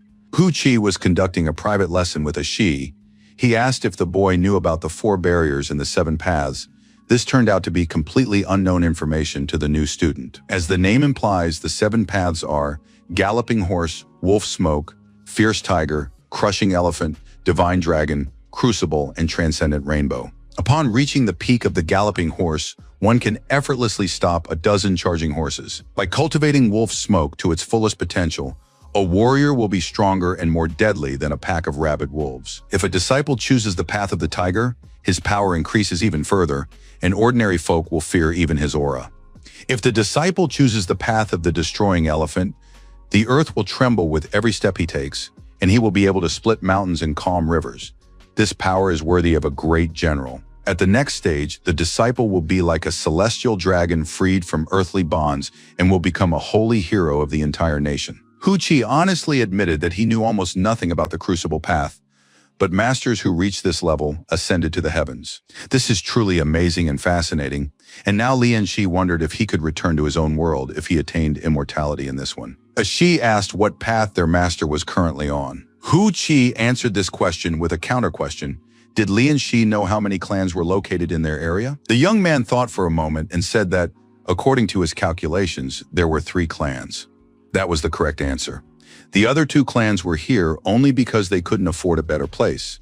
Yang Dongseong had chosen this city because it was his hometown. But in reality, he was the only person in the area who had attained the way of the fierce tiger. Lian Shi considered it and decided that with his system, he too would be able to reach such a high level. Hu Qi ended today's lesson there and reminded his student that cultivation tolerates no haste. Lian Shi must progress steadily, pay attention to the smallest details, and maintain balance. But Shi was thinking that now that the Zhao family no longer posed a threat to him, he needed to catch another mystical fish to finally break through the skin barrier. As soon as the opportunity arose, the young man went fishing.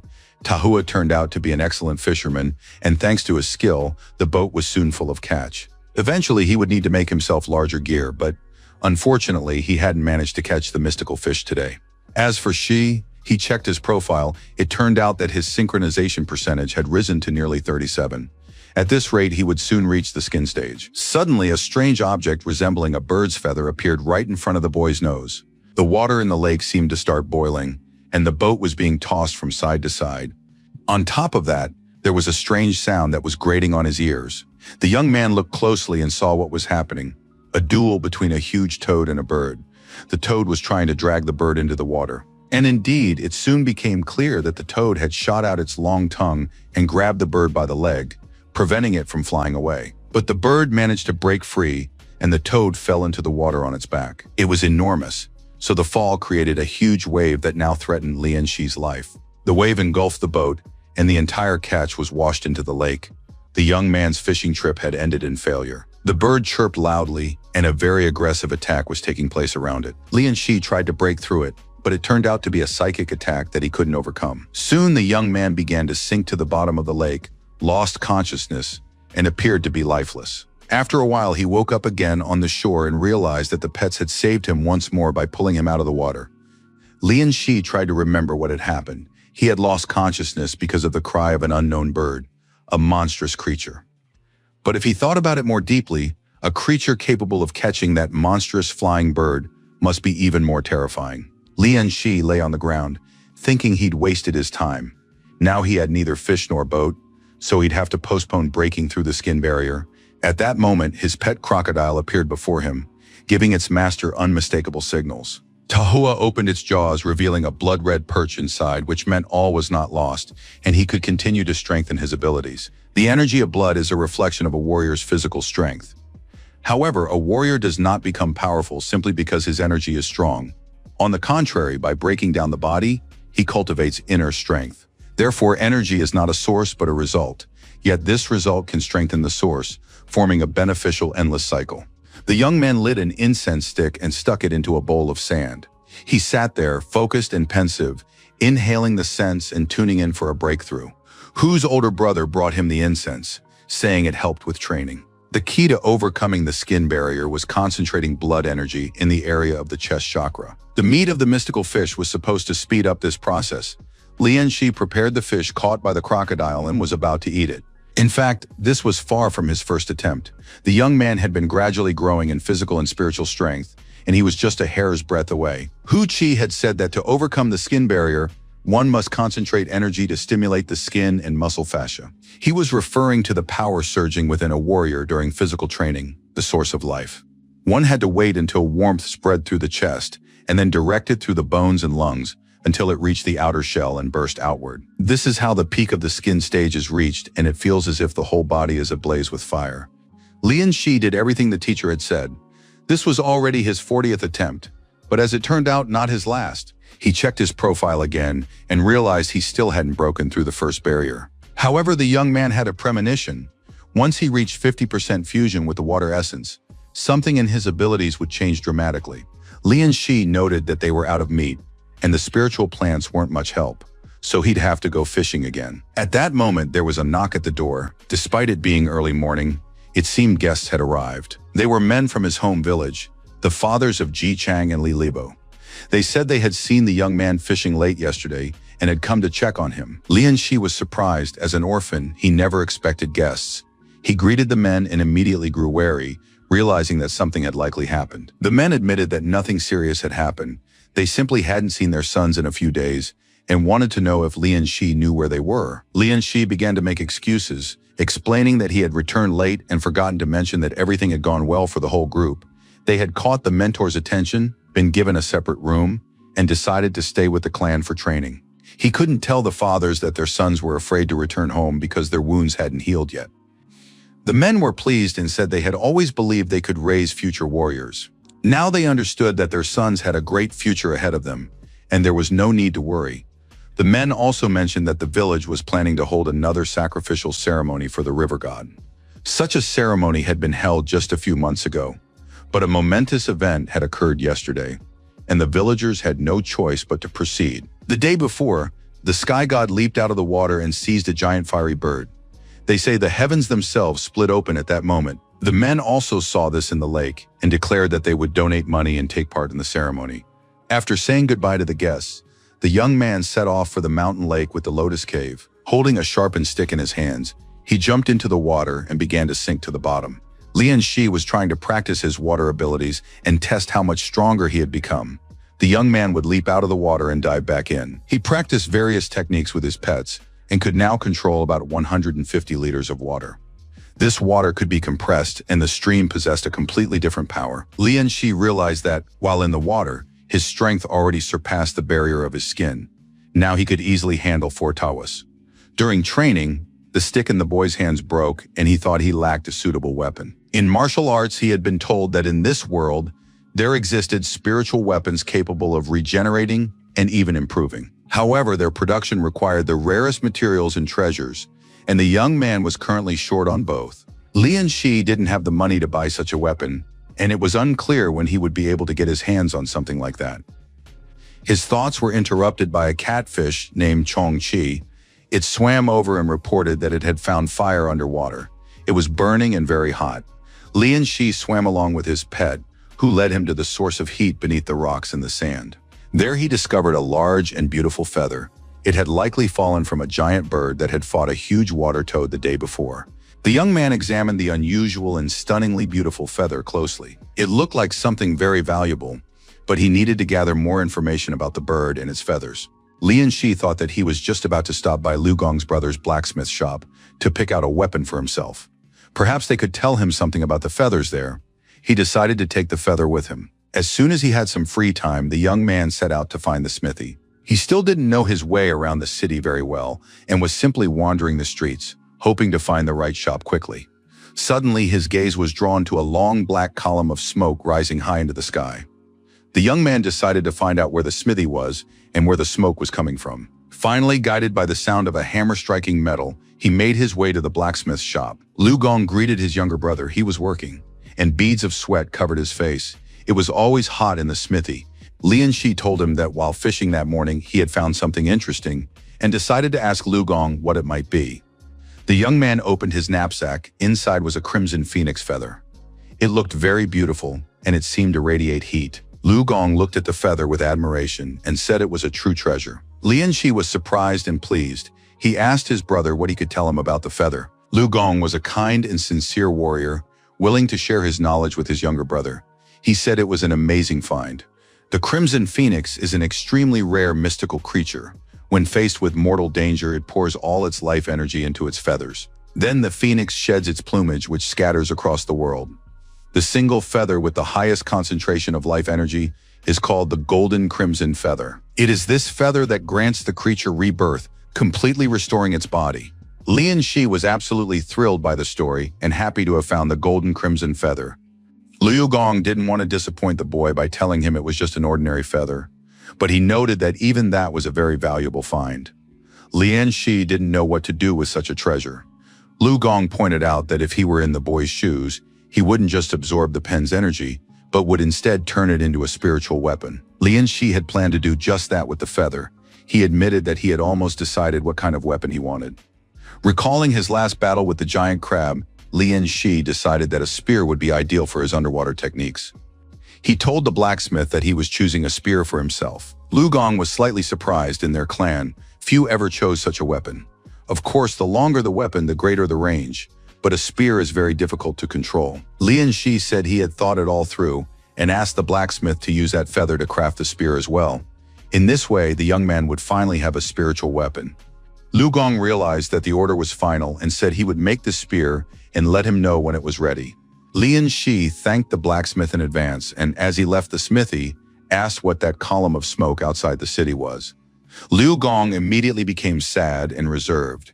It was clear that the subject was unpleasant for him, and he clenched his fists. He explained that the smoke was coming from the Manhua temple, where a massive fire had broken out that morning. Not only had the beautiful temple burned down, but something that shouldn't have been there appeared amid the flames. Lian Shi listened intently to his brother, but didn't yet understand exactly what he was talking about. Lu Gong reported that there were mountain demons in the temple, which were most likely the cause of the fire. Early that morning, there had been no sign of trouble at the Manhua temple. Suddenly, a woman emerged from the forest. Her body was covered in scrapes and scratches, and it was clear that she was pregnant. At that moment, one of the temple attendants was sweeping the steps and heard her cry for help. The woman could barely stand. She looked at the young monk and asked him to save her. After that, she lost consciousness. A short while later, she came to and saw the young monk and an old priest standing nearby. They wanted to know what had happened to her. The woman did not remember how she had ended up there and did not understand where she was. She explained that she was from Hatsu County but had come to the city of Pinyin a few months ago to visit relatives. On the way, she was attacked by bandits in cloaks. The woman couldn't really make out their faces. The bandits blindfolded her and took her to a terrifying place. The poor woman couldn't understand what kind of place it was. There, they tortured everyone until only a faint shadow remained of them. It was a veritable hell. The monk listened attentively to the story and suggested that the bandits had wanted a ransom for the woman. However, she said that wasn't the case. Tears of horror streamed down her face as she recalled everything. The bandits claimed that the people in that place were needed to create some kind of pearls. Supposedly incomprehensible runes appeared on their bodies. Then they cut out the materials they had grown from the people's bodies. No one survived such a procedure. The villains squeezed blood from the body parts and subjected it to a special ritual. The result was a bloody sphere, which they called a pearl. The purpose of these actions remained unknown. Even the villains themselves didn't understand why they were extracting these substances from the bellies of the unfortunate victims. One man said it was the pearl of immortality. Lin Guyong was somewhat in the know and began to explain to his friend. First, these people were fed a broth made from the flesh of a mountain monster. Regardless of gender or age, their bellies began to swell, carrying lumps of flesh. After 3 months, These lumps turned into uterine pearls, from which real pearls of immortality could be extracted. The entire process took exactly 3 months, because any delay would result in irreversible changes. If the womb pearls were not extracted in time, they would hatch inside the human body. Lian Shi listened with his mouth agape. He had never heard such horrific stories, which moreover were true. Lin Guyang replied to his friend that it was better for him not to know what was really going on there. One of the priest brothers went into town to inform the authorities, while the others prepared food and tea for the guest. The young monk Qingming received an order from his mentor to take the food to the woman. He knocked and quietly peeked inside. The unfortunate woman was nowhere to be seen, so the boy entered the room, assuming she was probably sleeping after a terrible night. He walked into the room and suddenly noticed that his feet had stepped into some kind of red puddle. It was unclear what the liquid was. Following the trail of the puddle, the young monk saw that there was even more blood, and in the middle of the puddle stood someone's feet. The poor boy realized that the woman he had recently saved was standing before him. Looking more closely, the young monk noticed that someone else was still on the bed, and he didn't understand what was happening. He began to peer at the sleeping person. The woman was lying on the bed, and it was clear from her appearance that she was dead. The young monk was terrified. He slipped in a pool of blood, fell, and screamed loudly. But then something dripped from the ceiling onto his bald head. He cautiously looked up, hoping there was nothing scary up there. However, his hopes were dashed. Beneath the ceiling, he saw a hideous monster that had apparently hatched from the unfortunate woman. Meanwhile, a group of men was walking through the forest, looking around warily. One of them thanked Mr. Liu for coming with them. Otherwise, they would have had to disturb the Grand Master. The man said there was no need to thank him, because it was the direct duty of any cultivator. In fact, Zhang had given the order for Lu Xiaohu to deal with the Fahua Temple, cover for Lord Zhao, and retrieve that item. The young man didn't understand exactly what the Lord's assistant was talking about, but Zheng was certain that Lu would soon figure it out on his own. At that moment, the young monk who had led the authorities to the temple announced that they had arrived. Before them stood a huge and beautiful temple, nestled deep in the forest among the trees and mountains. The men opened the door, and what they saw caused a look of horror to spread across their faces. Who could have done such a thing? They didn't understand what had happened, but the entire temple courtyard was littered with the bodies of slain monks. They lay scattered about, some intact, and others torn to pieces. The young monk immediately thought of his teacher, whom he needed to save, and ran deep into the temple. While the boy was running, Wang Bo suggested they look around to figure out what had happened here. Looking at the torn-apart bodies of the monks, it seemed as though they had been devoured by something resembling a giant insect. Not a single intact corpse remained in the entire courtyard. Lu Xiaohu already guessed what Zhang wanted from him to cover up this whole nightmare. The young man understood that he would have to do the dirty and dangerous work, but he had no choice. The guards noticed tracks as if the bodies had been dragged in a certain direction. They followed the bloody trail and realized it led to the temple building where the monk had been. The men entered the temple, their faces focused and wary, and a real nightmare awaited them inside. Wang Bo thought they were facing some kind of madness and incomprehensible nonsense. Lu realized that this was exactly what he had to bring back to the Zhao estate. In the center of the temple stood an egg streaked with blood, and dozens of dead bodies lay scattered around it. It was impossible to tell how many corpses there were. The young monk was at a loss for words. He merely repeated his prayers, hoping that this nightmare could be explained. Suddenly, the door slammed shut, trapping the entire group inside. Wang Bo began demanding that it be opened, but that wasn't the worst problem. Lu Xiaohu said that the egg would hatch soon, and then it would become a real problem for everyone. It was clear that he knew what he was talking about. It turned out to be the egg of mountain monsters created by the Spirit Mother's cultivators. Wang Bo had heard of the cult of the Spirit Mother, which dated back to a previous dynasty, but he never thought it could actually exist. When the mountain monster hatches, it devours blood and flesh to enter the second stage. The egg's maturation was nearly complete, and it was about to hatch at any moment. The future monster was comparable to a steed-level warrior, and it was clear that it would be very powerful. Soon the eggshell burst and a long, bloodied arm emerged. A few moments later, a second-stage mountain monster hatched. It was terrifying, and expecting anything good from it was unrealistic. The unfortunate young monk continued to repeat his prayers while the monster was already choosing its first victim and slowly approaching him on its long limbs. In the blink of an eye, the monster leaped toward the monk and sank its toothy jaws into the young man. The monster was very hungry, for it had only just been born. The soldier ran to save the monk, but it was useless. Nothing could help the poor young man now. The mountain monster had just had a bite to eat and regained his strength, With a light flick of his hand, he flung the guard to the far end of the room, knocking the very life out of him. Wang Bo tried to call for help, but it was absolutely useless. No one and nothing could save him now. Lu thought about how he hadn't even reached the fourth barrier yet, and before him stood a monster equal in strength to a Skakun-level warrior. The boy realized he had to escape and calculated that he had enough strength to break down the door. Lu Xiaohu thought about what would happen if that horrible beast, the mountain monster, got out. Then no one living nearby would be safe. The next wave of thoughts washed over the young man. First and foremost, he thought of his own survival and had no intention of sacrificing himself. Xiaohu always put his own life first. He turned a blind eye to trouble and tried not to notice it. At the time, it seemed that he and his father would be able to live peacefully and happily, and nothing would stand in their way. Of course, this was the attitude of a weak and insignificant man. Wang Bo, barely alive, continued to wheeze and call out to Master Lu to save him. Xiaohu drew his sword and managed to fend off the unfortunate Wang Bo. The mountain monster leaped aside and prepared to attack. Lu Xiaohu was now completely calm. He realized that today he would finally find out just how strong Skakun was. The boy swung his wooden sword and shouted that one day he would become as great as Master Yang. The little boy admired the strength and swagger of his brother Lu, who boasted that he would be going to the city with their father today. Young Xiaohu told his friend that they would start working at the Zhao estate and that this was their chance, one they had to seize. The little boy looked up to his older friend and was sure that he would succeed. It turned out that things weren't so simple.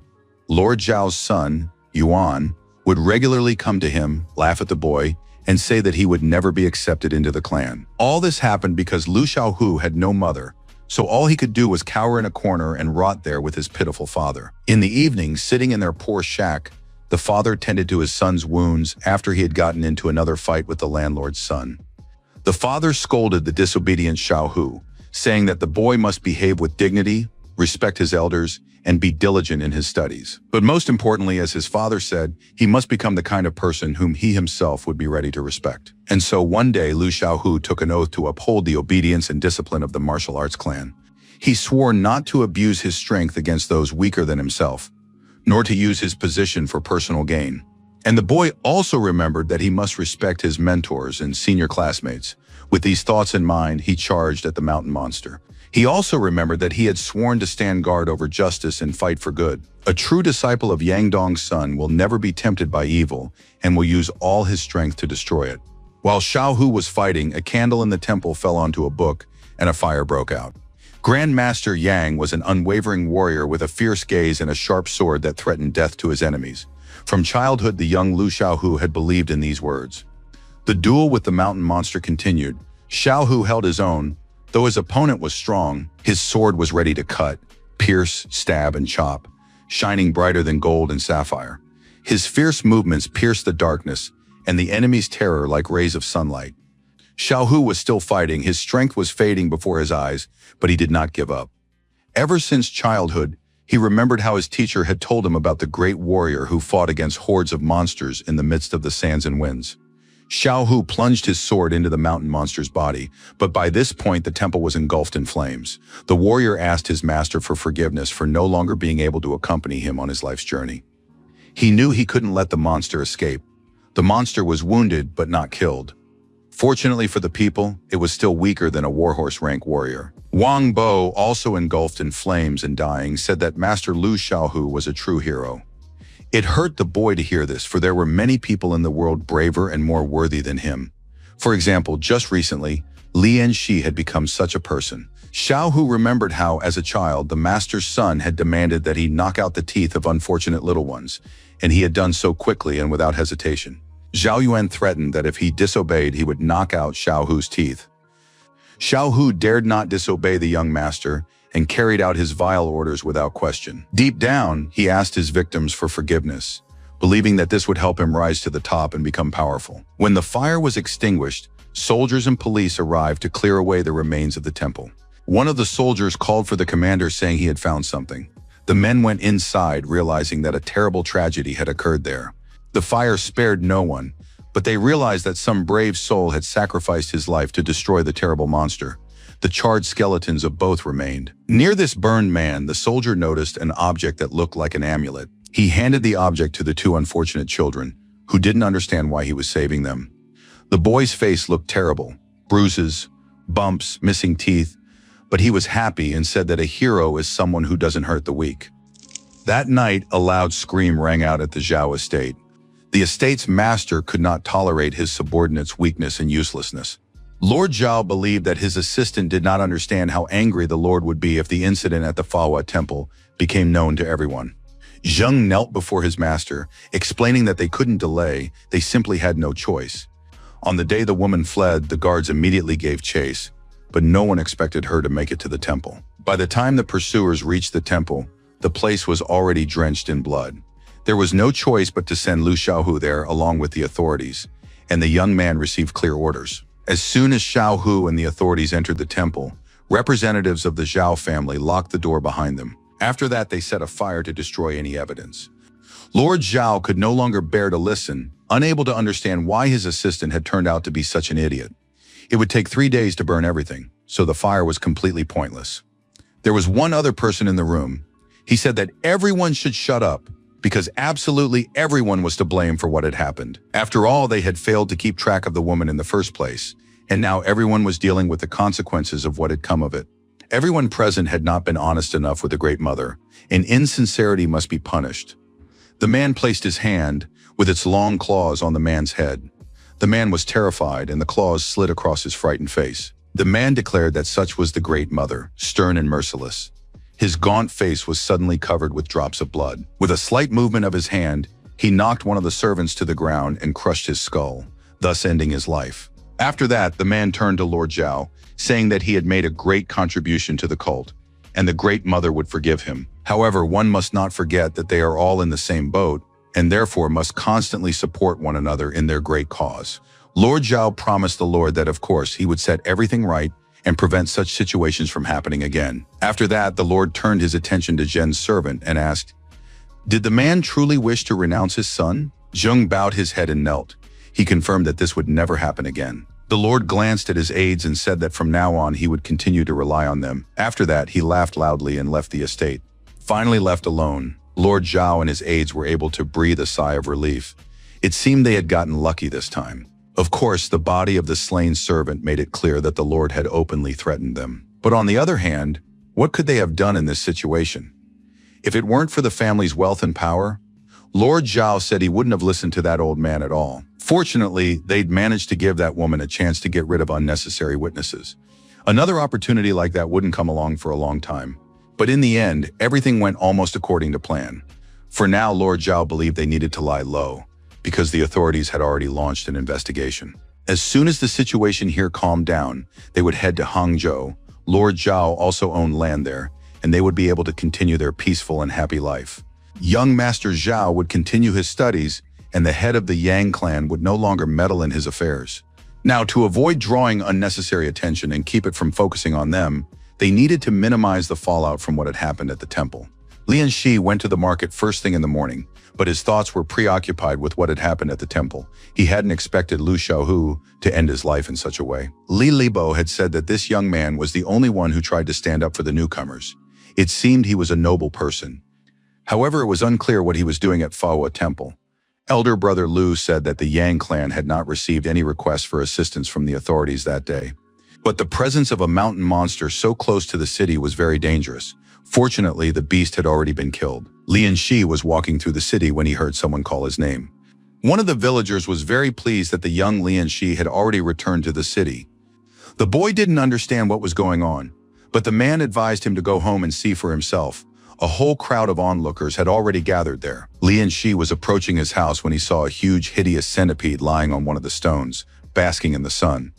Suddenly, the hand of a monster who thought only of his own immortality came down upon it. It was a mountain monster that devoured the centipede, repeating Lian Shi's name as it did so. They say that the past of great people is filled with pain and suffering. The more a person suffers, the more magnificent they become. In this house, things were constantly breaking, rotting, spoiling, and falling apart. And this happened regularly. He Chengshang could see that the boy was truly suffering and in agony. His son, He Dingyi, begged his father to stop because he had been lying there for half an hour. The boy was tied down and secured to a bench and said that this little fisherman wasn't worth it. The father punished the boy by hitting him in the groin with a stick. He couldn't understand how he could have fathered such a stupid son. The boy screamed and sobbed, thinking his father would kill him, while the man said he was ready to beat such a dimwit to death with a cane. Two people watched what was happening through a crack.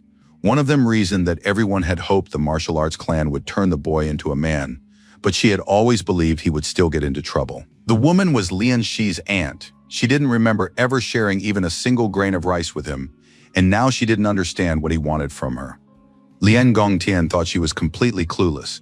If she didn't understand, did she really think the boy would ever repay them for their kindness? She must have forgotten what a fool Lian Shi's father had been. The man said they needed to stop talking because their nephew had shown up. Lian Shi didn't understand what was going on. He turned to the people, asking what they had left behind near his house. Besides the father and son, the father was beating his son in the yard. There were a few other village onlookers who also wanted to know what was going on. He Cheng stopped beating his son and rushed over to greet his beloved nephew. The man said that A Shi resembled a young pine tree, standing firm against the fierce gusts of wind. It was no surprise that Master Yang had taken him on as a disciple. A buzz immediately spread among the village gossips watching the scene.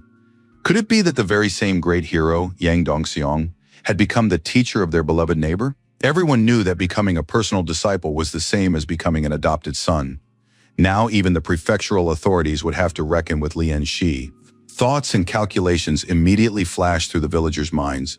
Exactly how could they take advantage of their famous neighbor's help? Everyone immediately began congratulating the boy. They recalled that they had always believed in his great future, were ready to treat him to a delicious meal, and considered him worthy of such an honor. He Chen admitted that he had a dishonorable son who had stooped to despicable acts, but Lian Shi could personally punish him with this stick, and no one would stand in his way. It seemed like some kind of idiocy because Lian Shi could take advantage of the situation and do whatever he wanted with Ding Yi. Lian Shi looked at the young man tied to the bench. He admitted he wasn't the type to hold a grudge for long. But on the other hand, you can't keep everything bottled up. It can affect your mental well-being. After all, everyone wants to live in harmony and peace with themselves. Lian Shi picked up the cane and leaned over the unfortunate Ding Yi. Ding Yi couldn't withstand such a psychological onslaught.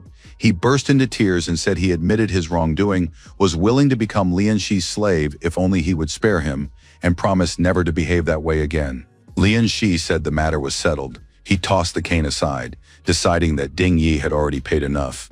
After all, he hadn't been the main instigator. Lian Shi was about to turn and head home when He Chung suddenly called out to him. He said that, of course, his nephew had shown unprecedented generosity and taken pity on his son. But a man could not remain ungrateful. Servants held a tray on which lay silver ingots. There were 200 of them. None of those present had ever seen so much money in one place. Everyone stood with their mouths agape in astonishment. At that moment, the door of the house swung open, and another relative appeared in the doorway, who remembered that he too had a nephew named Lian Shi. The man told the master that he was the boy's real uncle, his own flesh and blood, and that he was ready to discuss compensation with the master. But the villagers said that Lian Gongtian should have a conscience. After all, when little A Shi was dying of hunger, he wouldn't even open the door for him. And now, when it came to money, Gongtian remembered his beloved blood relative. The man began arguing with the villagers, saying that it was none of their business and that no one knew where his nephew would be now if it weren't for Gongtian. He Cheng turned to the young man and asked who this man was. Lian Shi didn't know him at all. According to the memories of Lian Shi's true body's owner, this so-called uncle had never been kind to him. He was a parasite living off others. Even when Lian Shi was starving to death, he didn't give him a single grain of rice. Lian Shi said, if Mr. He wanted to repay him, there would soon be a festival in their village in honor of the river god. Every resident was required to donate at least 100 fen. Since Mr. He is so kind, why not help the villagers cover these expenses so they can save their money for the coming winter?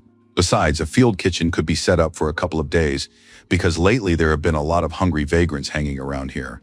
These ideas were enthusiastically received by the villagers, who now considered Lian Shi a good boy and invited him to visit. Lian Shi was finally able to shake off the crowd. The matter was settled, and it seemed there were no more questions for him.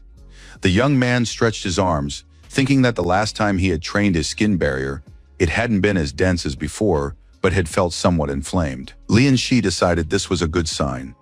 Perhaps today he would be able to break through the first skin barrier. The young man filled a basin with water, knowing that the breakthrough would cause severe overheating.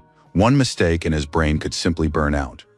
To avoid this, he needed to cool himself down physically. Lian Shi finally carried the water, undressed, and submerged himself, beginning the process of breaking through the skin barrier. He sat in the water, concentrating and completely shutting off his consciousness. Soon he felt energy passing through him, as if his skin were a porous sponge.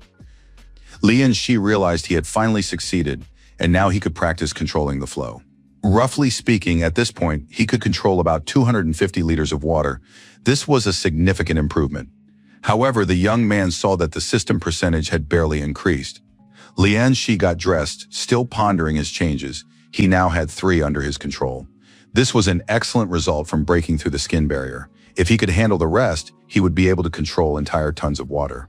His abilities complemented each other perfectly, so there was nothing more to even wish for.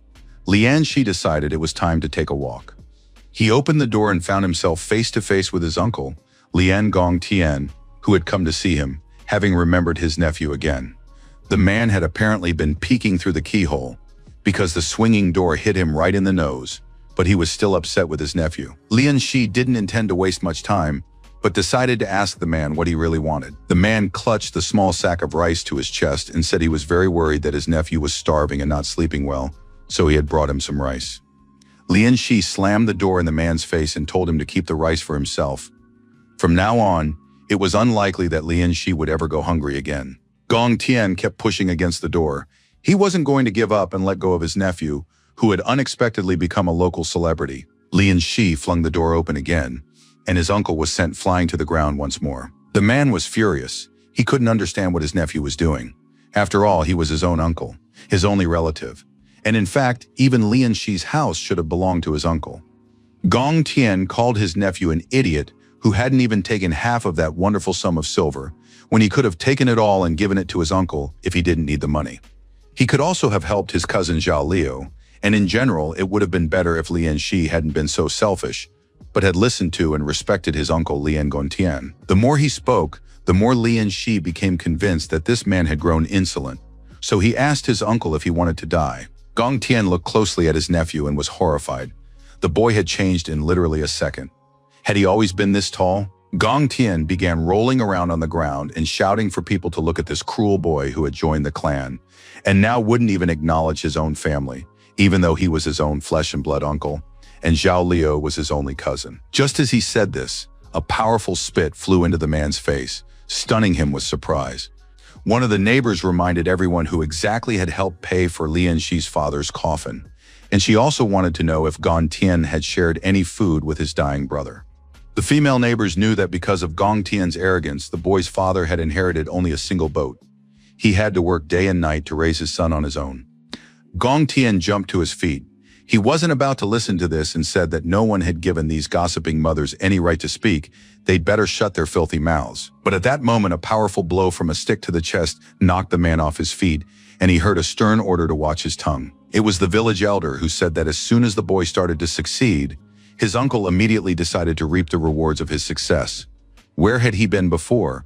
The neighbor, together with the village elder, chased the shameless man away, telling him he'd better get out and never set foot here again. Every village had its own village head, but this Chen Zhaoang was the only special old man, the head of the Chen family, and even Lord Zhao was forced to reckon with him. Lian Shi thanked the village elder for his help and protection and asked why the elder had come to see him. Old Chen had come to invite Lian Shi to serve as a priest at the river festival, which would be held in the village soon. The young man realized that from this position, he would be able to observe everything happening at the festival. It was an excellent opportunity. Besides, the young man hoped that there he would be able to figure out what that thing in his profile was, the one called Favor of the River. Lian Shi gratefully accepted the elder's invitation to serve as a priest, and the old man asked him to study the ritual texts thoroughly because the day of the festival was fast approaching. The next day arrived, the sun was shining, the flowers were fragrant, the birds were singing. Lian Shi was walking to school with his school bag. In reality, things turned out to be far from simple. Lian Shi had stayed up all night trying to memorize the ritual texts, but they came with great difficulty. The boy didn't know many of the local characters, and that in itself was a problem. On top of that, he had to memorize the ritual text. There was no other choice. In the end, Lian Shi told himself that he would become a student of the ancient world, which one might say is a tremendous rarity for all modern people. Classes had been held at the school since early morning. The teacher read about how diligence would bring everyone comfort, honor, and wealth, and also that one should not associate with criminals, for they are unworthy by nature. Lian Shi, of course, understood that he needed to go to school, but he never thought he would end up in elementary school. And now this grown man was sitting among the little kids. He felt immense stress and was ashamed. But on the other hand, he hadn't had the chance to go to school as a child. A chubby girl sitting at the next desk told the teacher that Lian Shi, it turned out, wasn't repeating the words and rules after the teacher. The teacher was very angry. He tapped his stick on the book, demanding that Lian Shi not get too big for his boots. He should be grateful to his master for the fact that such an ignorant adult was even allowed into school. Lian Shi should be happy that the master had become his teacher. Lian Shi smiled and repeated the words verbatim. Follow the will of the law, respect authority, and act wisely. Diligence will bring you comfort, honor, and wealth. Do not associate with criminals, for they are unworthy by nature. Study is difficult, but you must be diligent to understand the world. Lian Shi spoke on and on, while the students stood with their mouths agape, staring at this unique classmate. Even the teacher could no longer find fault with anything, because this unique student had memorized the entire text. After all, in his past life, he had studied at a prestigious university. Lian Shi decided not to be modest and told the teacher that, in his opinion, this method of learning characters was ineffective. The teacher was furious upon hearing this from the insolent Lian Shi. After all, this method had been passed down through many generations from teacher to teacher.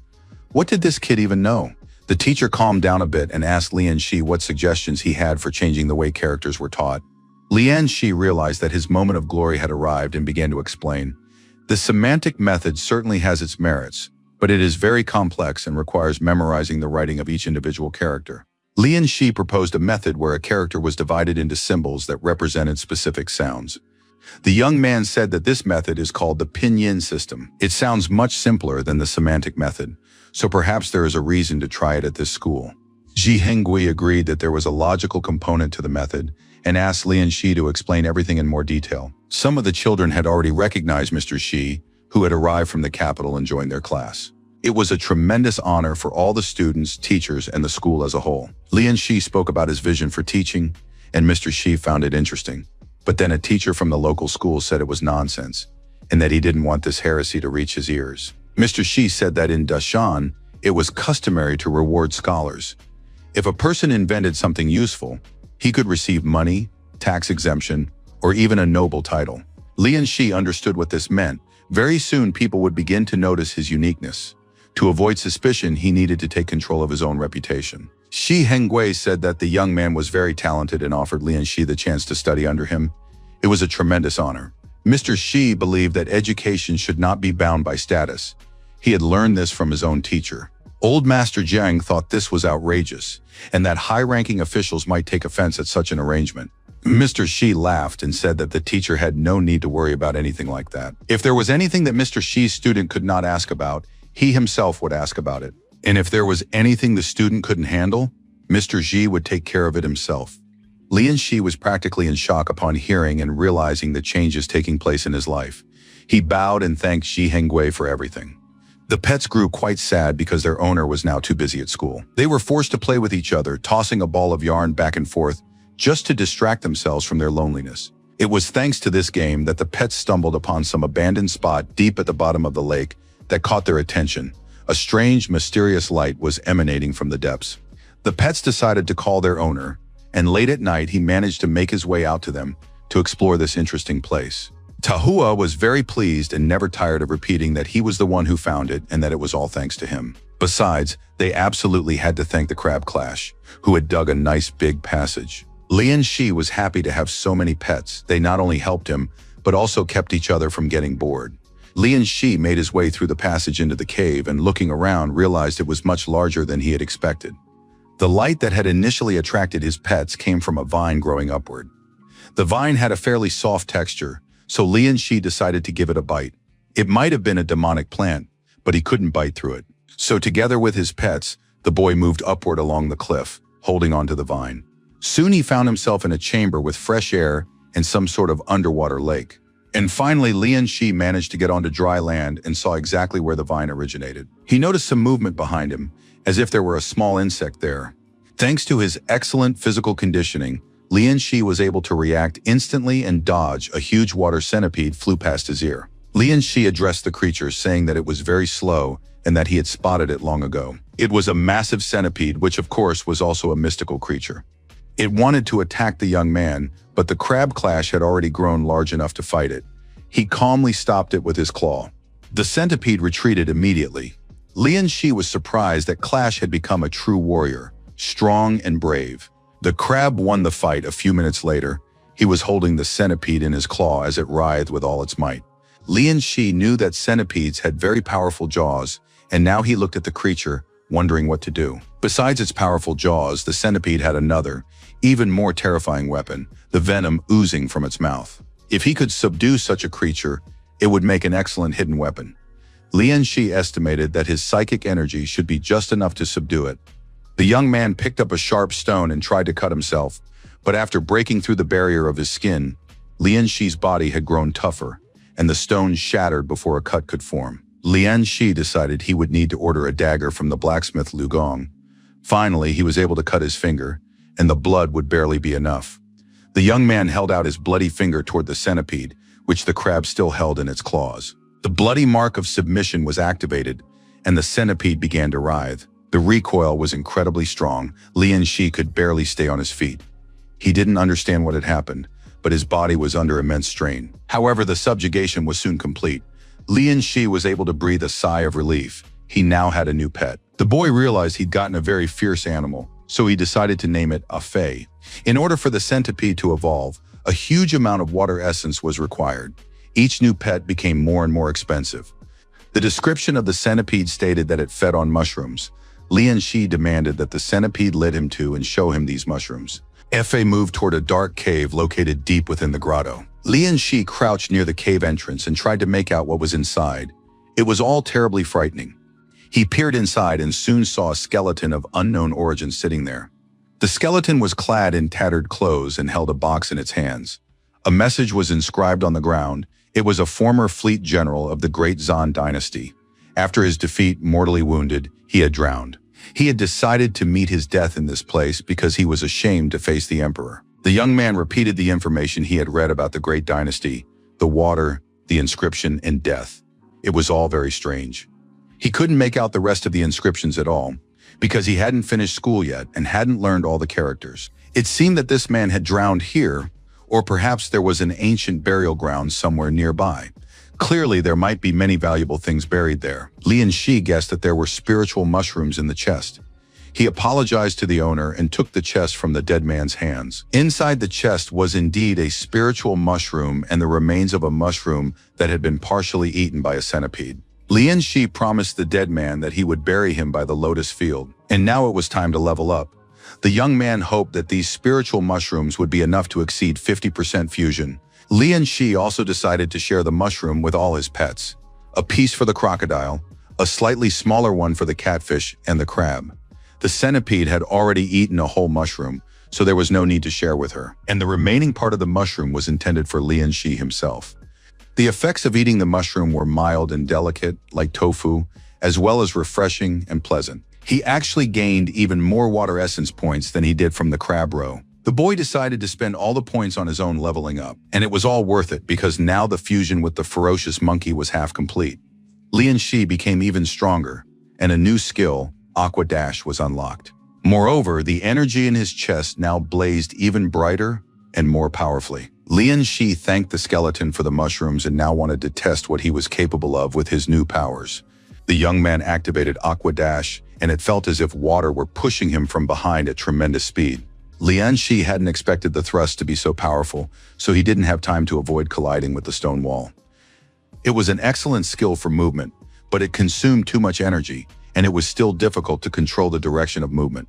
The boy checked his profile and found that it was no longer just Aqua Dash, it had improved. With the river's favor, the volume of controllable water flow had also increased. His pets had also leveled up significantly.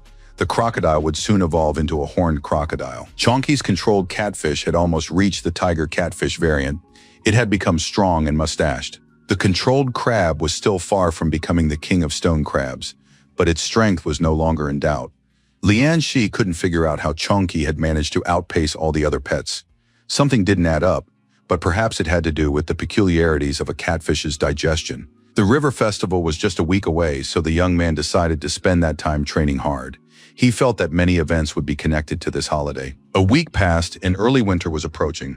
All the villagers had prepared for the festival. Libo came to pick up his friend, knocked on the door, and said it was time for them to head to the festival. Lian Shi was getting ready. He put on all his finest clothes and reached out to his pet, a centipede. Afei climbed onto his owner's arm and wrapped itself around his wrist, looking just like a fashionable accessory, a bracelet.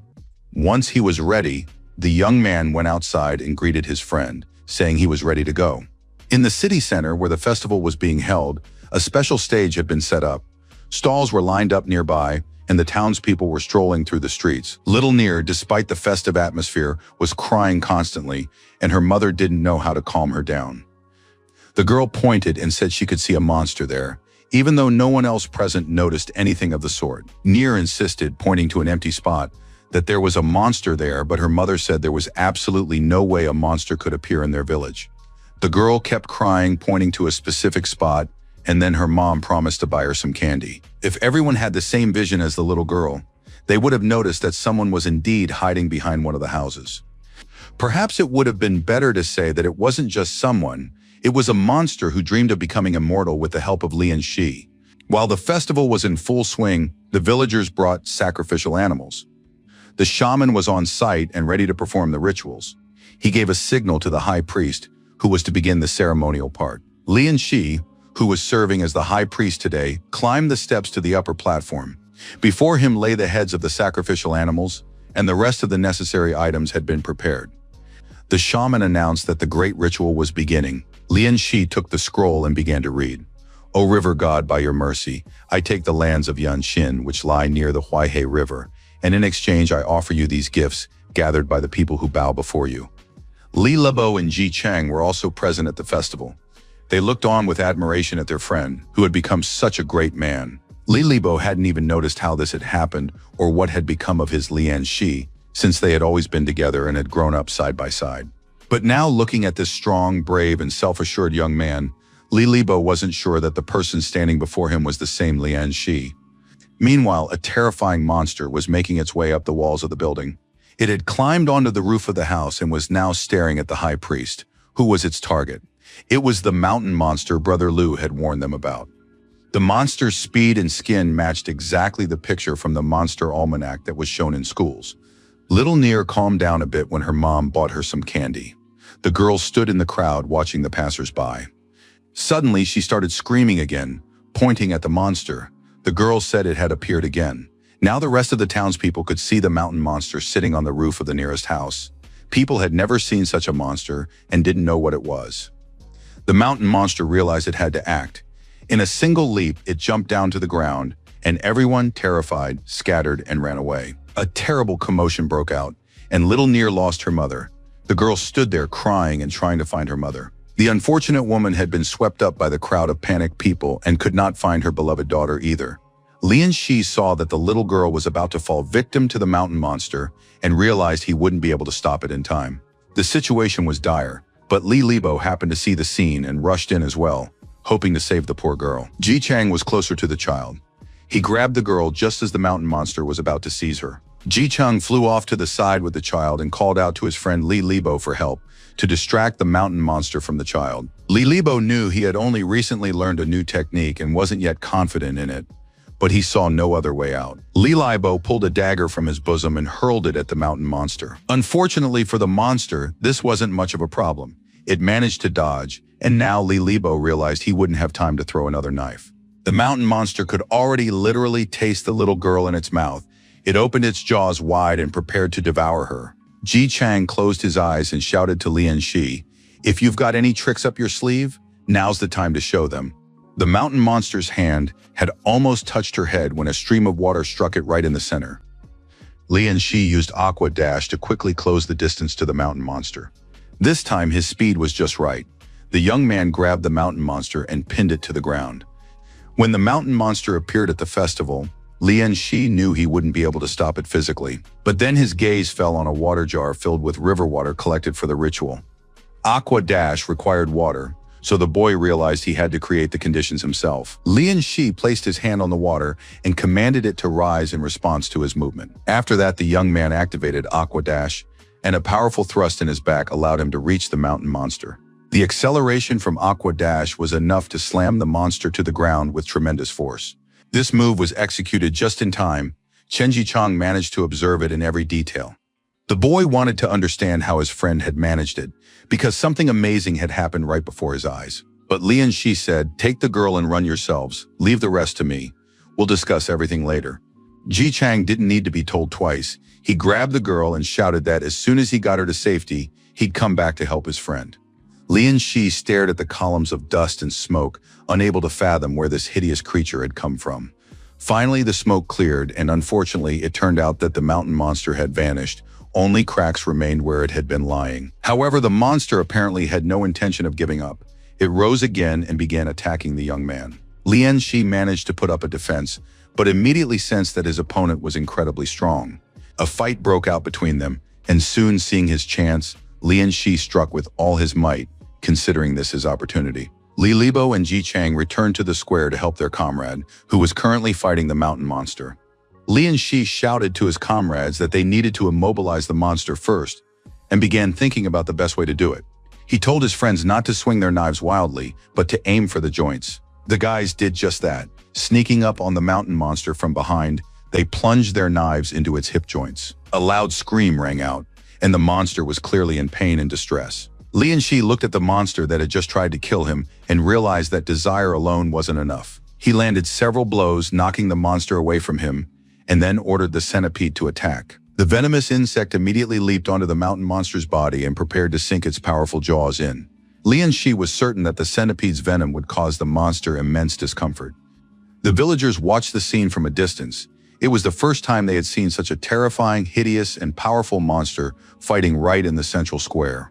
Suddenly, the monster leaped to its feet and bolted. The people recoiled in fear, realizing there was nothing they could do against it.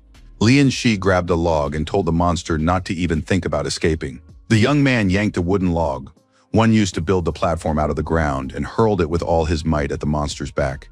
The blow was powerful. The mountain monster was pinned completely to the ground, and after that, Lian Shi jumped onto the log, securing it in place for good.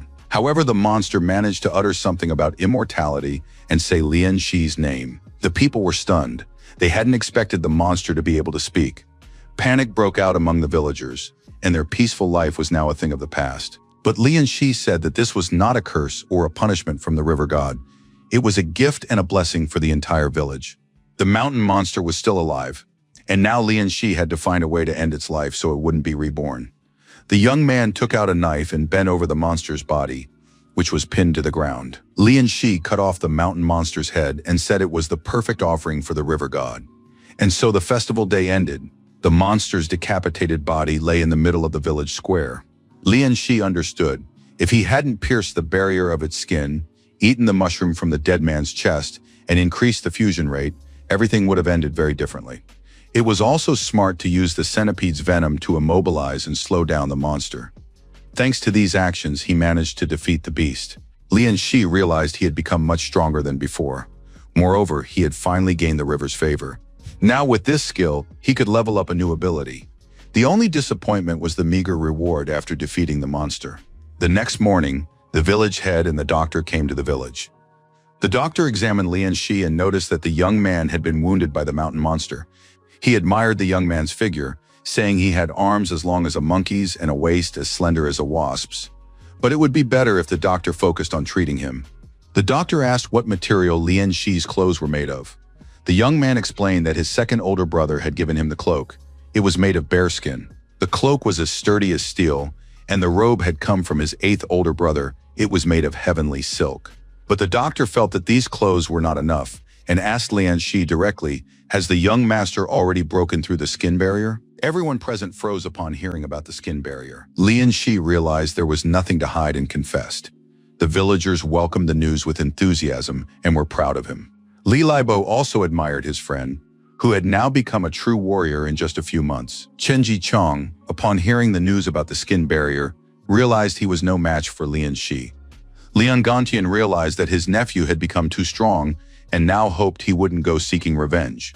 The village head wanted to find out what kind of monster it was because everyone in the village was worried. Lian Shi told the villagers that the monster was called a mountain demon. It fed on blood, and apparently it had been drawn to the crowd. The young man couldn't say whether there were other mountain demons roaming around their village, but he knew for certain that this wasn't the first time.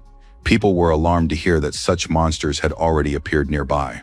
Suddenly, one of the villagers pointed to the monster's head and asked if it looked familiar. At first, everyone saw a real monster in that head, but upon closer inspection, they noticed a resemblance to Ban Xingjiang, who had gone missing several months ago. If you look closely, it really was him.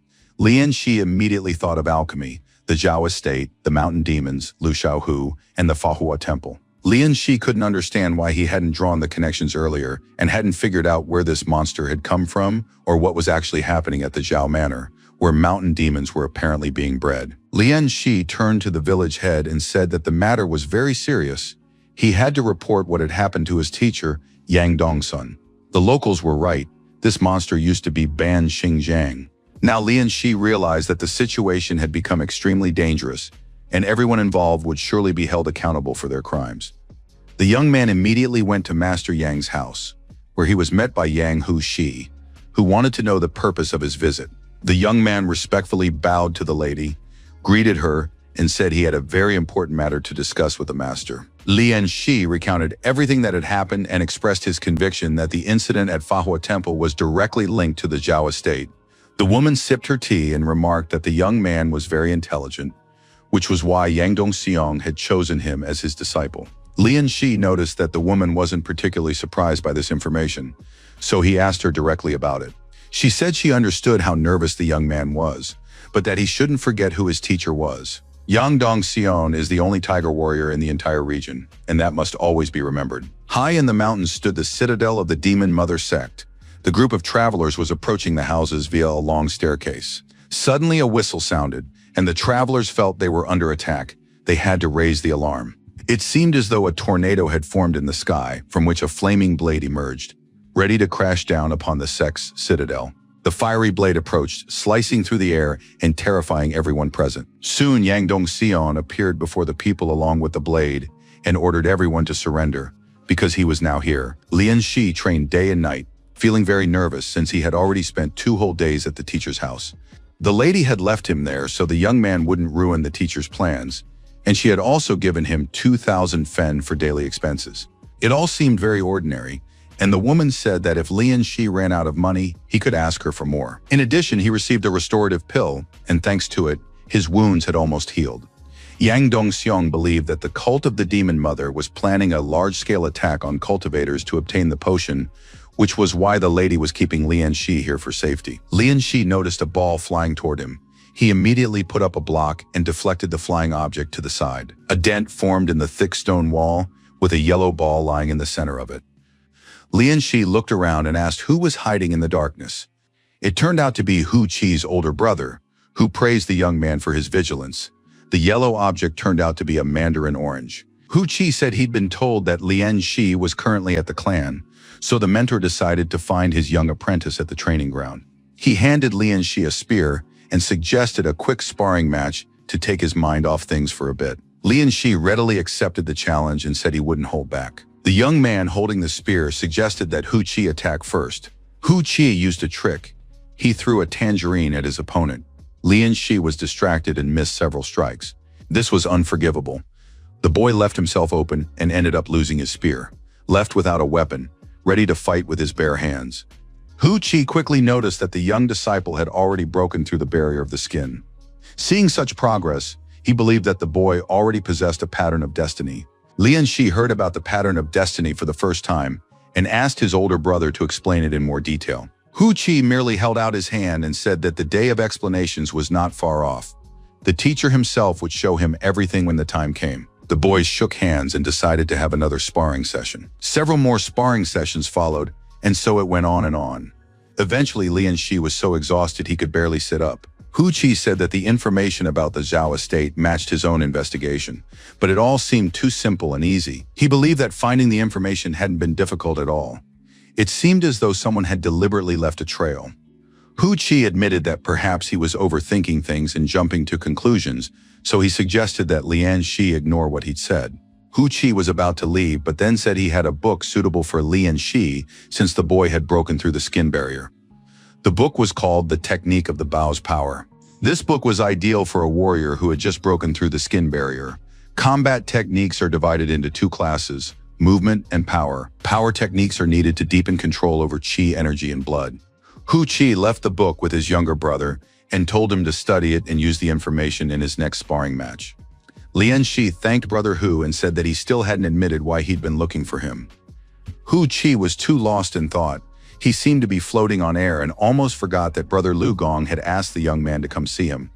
Lian Shi immediately guessed the purpose, which meant his first weapon was already ready. A huge mountain monster was bound by a multitude of iron chains and hung tethered in a vast hall. People with their hands bound moved along the cages where the mountain monsters were kept.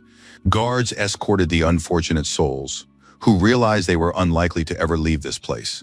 Lin Gu Young noticed a girl. She was the same age as his daughter, and sinister thoughts began to form in the man's mind. A comrade called out to him and said that Brother Lin shouldn't linger here, since Lord Wu was already waiting for them. The men in cloaks stood before their master and reported that all the ingredients were ready, and in 3 days he would be able to use them. The master praised his servants, saying that this was excellent. They must take great care of the mountain monster. It was very important. The captives were all held in a single cell, an empty room with straw scattered here and there. Men, women, old people, and children were all mixed together here, some crying, others trying to sleep. An old man coughed for a long time, then woke up, hoping to see the young master. Every spiritual weapon possesses a soul, and where its soul is, there lies its nature. People with a hot temper possess explosive weapons. Calmer and more easygoing warriors wield gentle types of weapons. A blacksmith must create weapons for individual use so that each warrior is as closely attuned and connected to it as possible. The first stage of weapon creation involves softening the tungsten steel, purifying its essence, and strengthening its resilience. All of this is done with the help of fire. In the second stage, the energy of the crimson feather must be unleashed and allowed to be absorbed by the steel. When the absorption process nears completion, the blacksmith transforms these materials into actual weapons. For now, it is a fleeting darkness, hovering between illusion and reality. It feeds on blood, and it is from this blood that the spear's form will be forged. A spiritual weapon must be imbued with the blood of its future owner, so Lian Shi's hand was immediately cut to draw blood.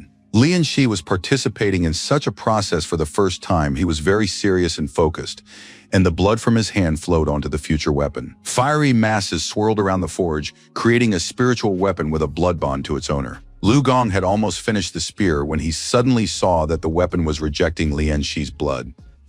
But Lu Gong was not one to give up, and he declared that no task would remain unfinished during his watch. He would achieve the result he sought. Lu Gong put in a great deal more effort, and just as day was breaking outside, the blacksmith announced that Lian Shi's weapon was ready. Now the young man could try it out. He looked at the spear engulfed in flames and realized that this was his spiritual weapon. Lian Shi took the spear in his hands and was surprised to realize how heavy it was. It weighed over 50 kilograms.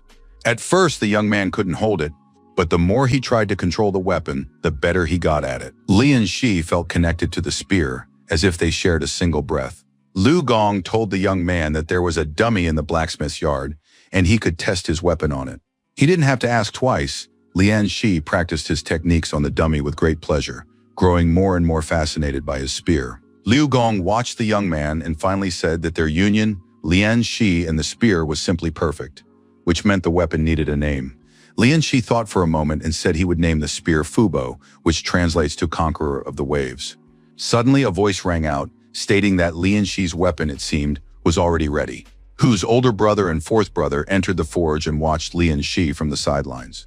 The young man was surprised and immediately asked what had brought them there. It turned out that Hu Ji had sent the fourth brother on a reconnaissance mission.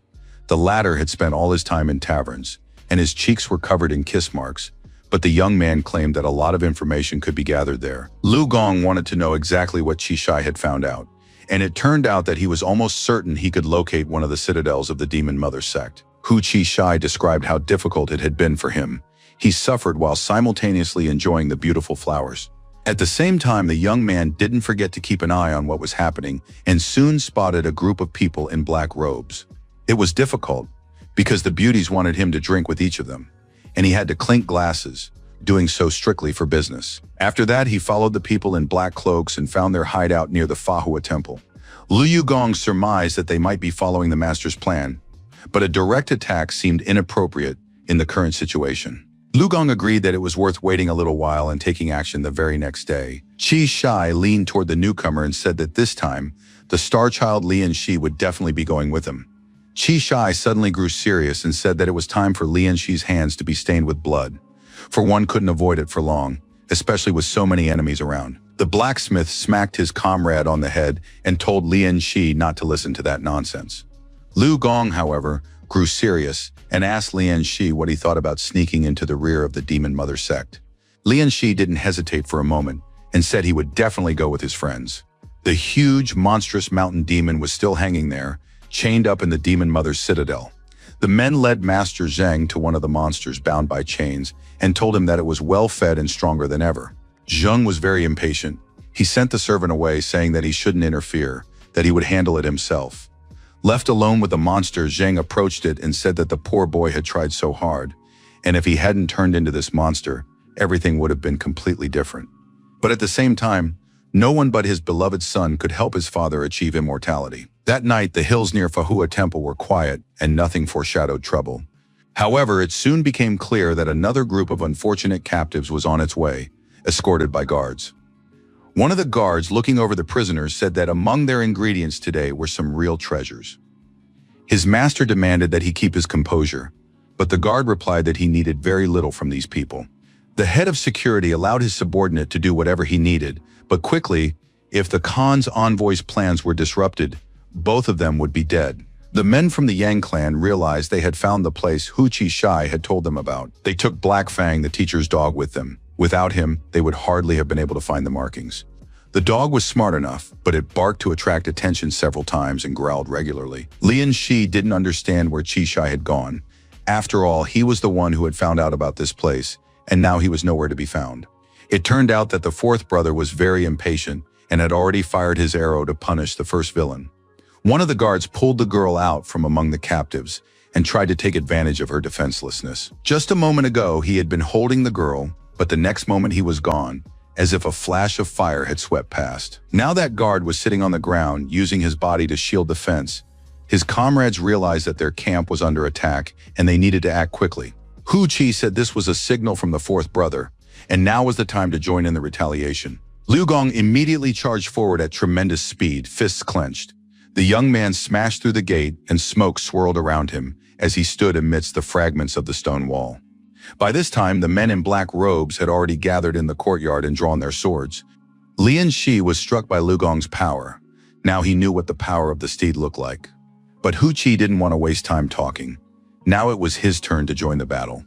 Liu Gong was knocking the guards aside with his fists, knocking swords out of their hands and preventing them from doing anything in response. At one point, a couple of guards crept up behind Liu Gong, but the fourth brother saw this clearly and fired 2 arrows. The shots were precise, and the men exchanged grateful glances for the support in battle. Lian Shi finally found himself in the thick of the battle as well. Now he faced real opponents. The guards in black cloaks surrounded the young man, assuming he wouldn't be able to use his spear in close combat.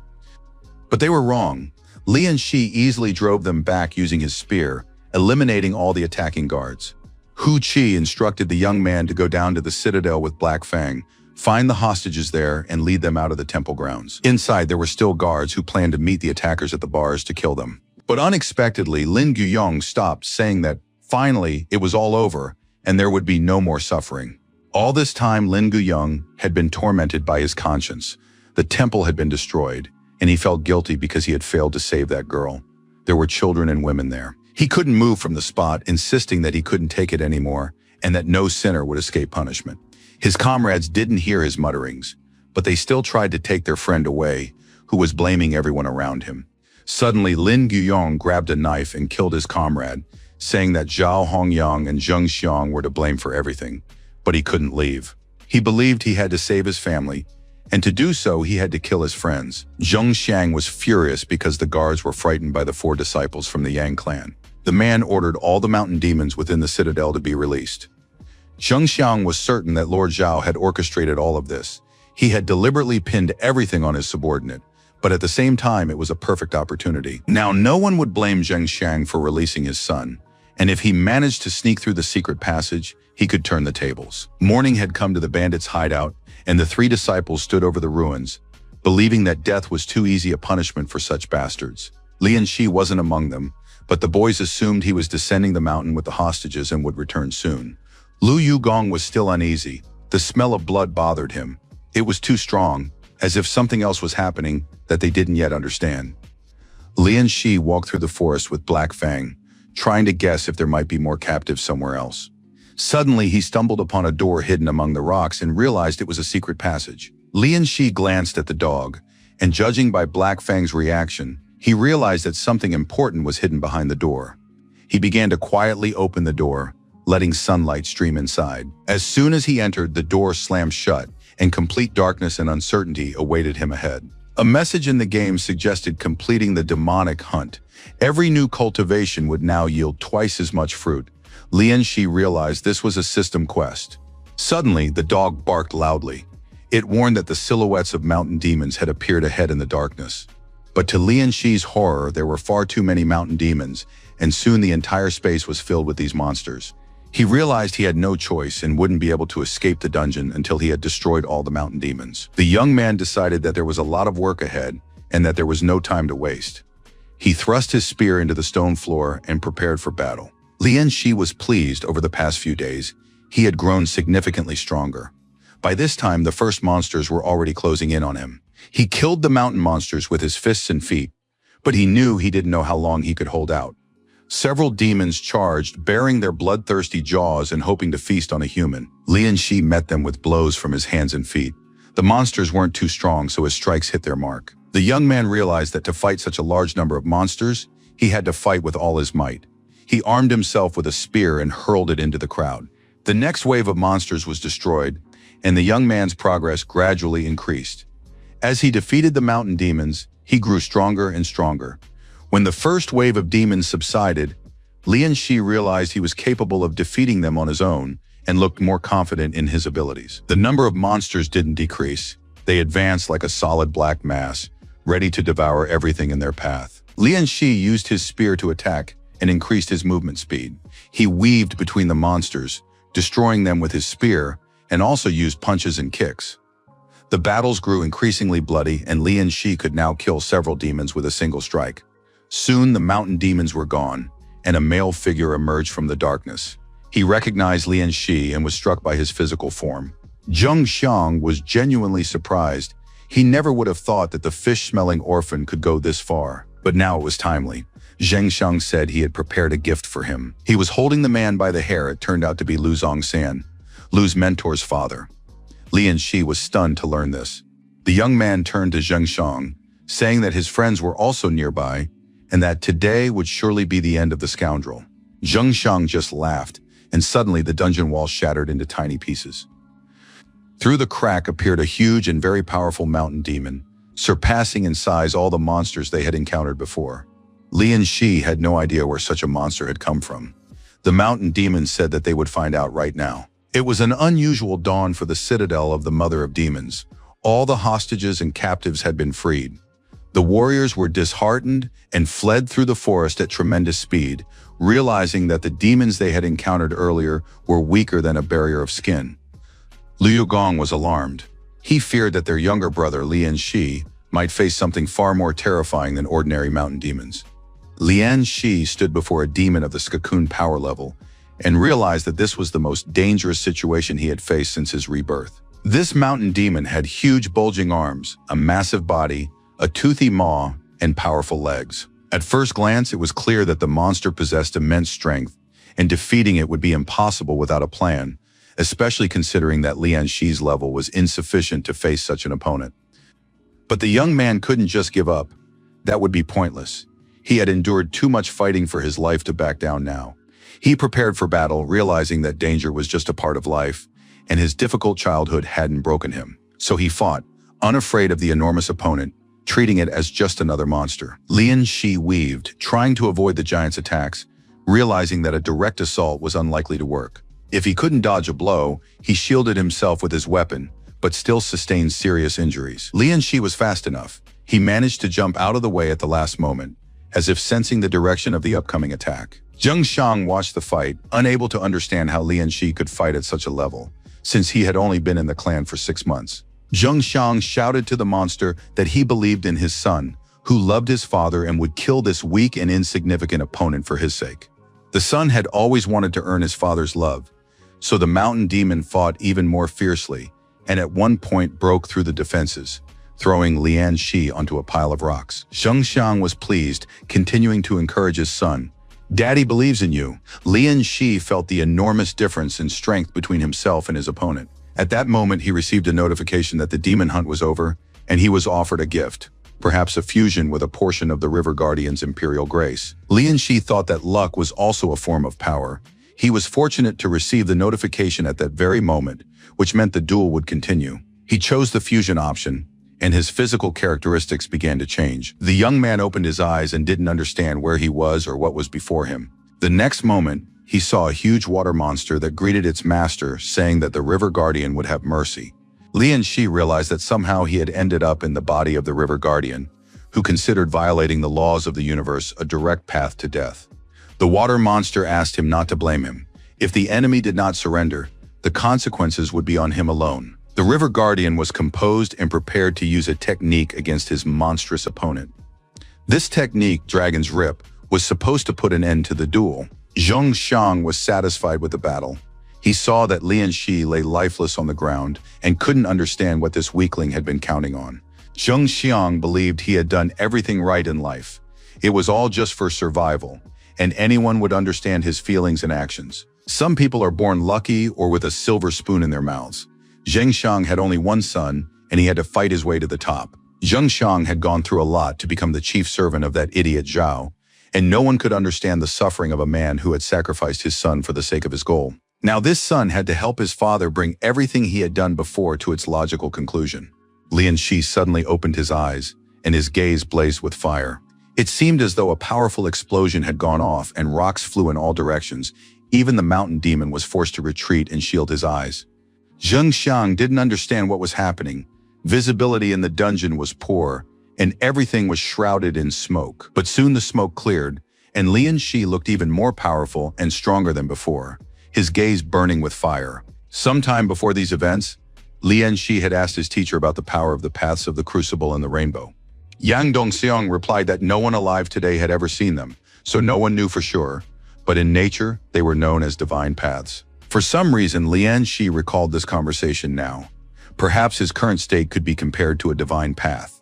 The young man held up 2 fingers, around which energy swirled and activated Dragon's Rift.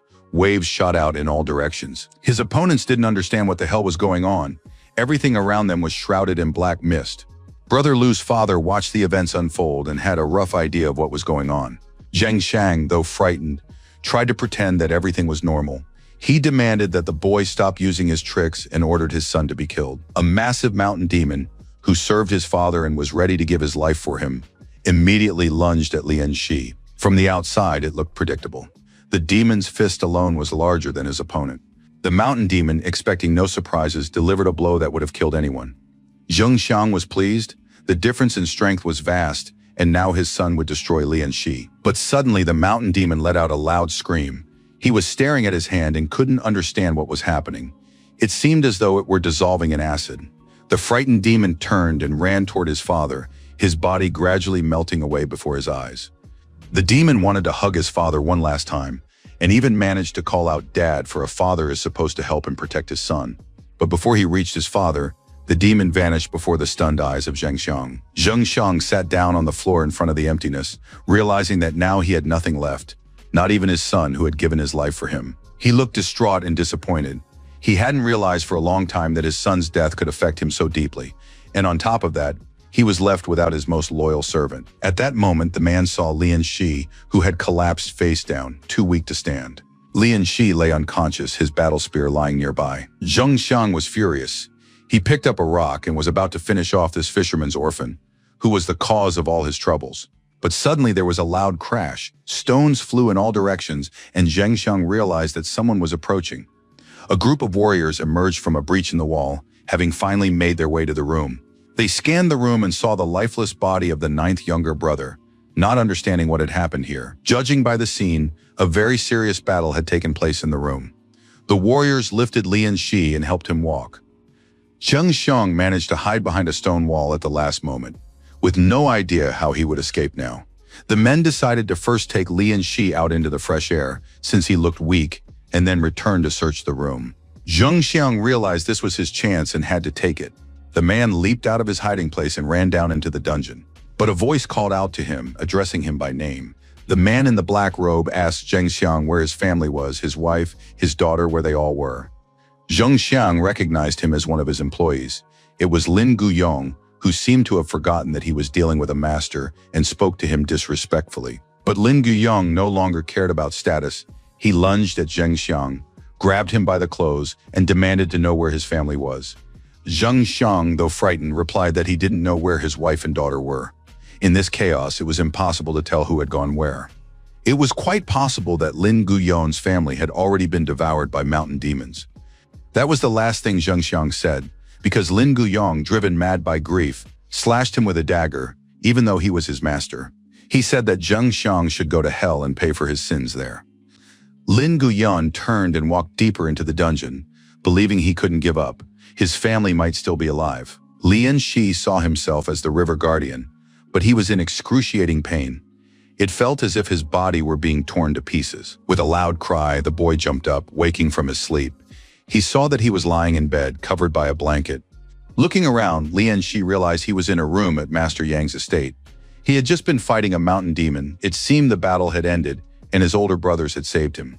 Notifications reported that the partial fusion with the River Guardian's Imperial Grace was complete. Lian Shi had received this ability as a reward for his demon hunt. Lian Shi hadn't expected this and immediately got out of bed to check his stats. First, he took the spear in his hands and felt that it had become easier to hold, and that he had a better understanding of how his body worked. Now Lian Shi could sense a boiling point as if pulsing inside his body. The young man felt a burning sensation in his chest, radiating warmth throughout his body. His cultivation level was already high enough to begin refining his physical body. Lian Shi had only begun cultivating a couple of months ago, but had already reached the beginning of the second barrier, and all thanks to the system. Just then, there was a knock at the door. It swung open and his older brothers appeared, surprised to see Lian Shi so alert so soon after waking up. Lian Shi, it seemed, hadn't expected guests so early in the morning either. The young man respectfully greeted his senior brothers, but they said there was no need for formalities. They had come to ask Lian Shi about what had happened in the secret chamber. Lian Shi explained that he had blacked out after defeating the last mountain demon sent by Zheng Xiang.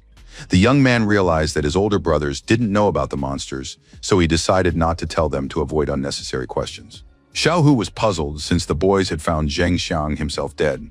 Lian Shi was very surprised if Zheng Xiang was dead. That meant someone had been hiding in the secret room and watching the fights. If he wasn't a friend of Lord Zhao's men, then why didn't he help during the battle? The questions only multiplied. Hu Qi thanked the young man and said he would report everything to the teacher himself, and that Lian Shi should rest and not worry. Xiaohu mentioned that he'd heard the latest news. Lian Shi's house in his home village had just been rebuilt. The young man was surprised he hadn't expected anyone to take on the task of renovating his house. Lian Shi arrived at the village and was stunned. In place of the fisherman's hut stood a huge estate. It was a massive construction site with a large number of workers. A man came out to meet Lian Shi, greeted him, and offered to show him around. The young man was embarrassed. He didn't want the villagers to call him Master Lian, since they were all much older than him. Finally, the village head spoke up. He said that Lian Shi had saved all the villagers at the river festival, and this was the least the villagers could do to thank their savior. In addition, the people had collected a little money, each contributing what they could, and wanted to give it to Lian Shi. But the young man flatly refused. He suggested using the money to provide 2 meals a day for the workers who were rebuilding his house.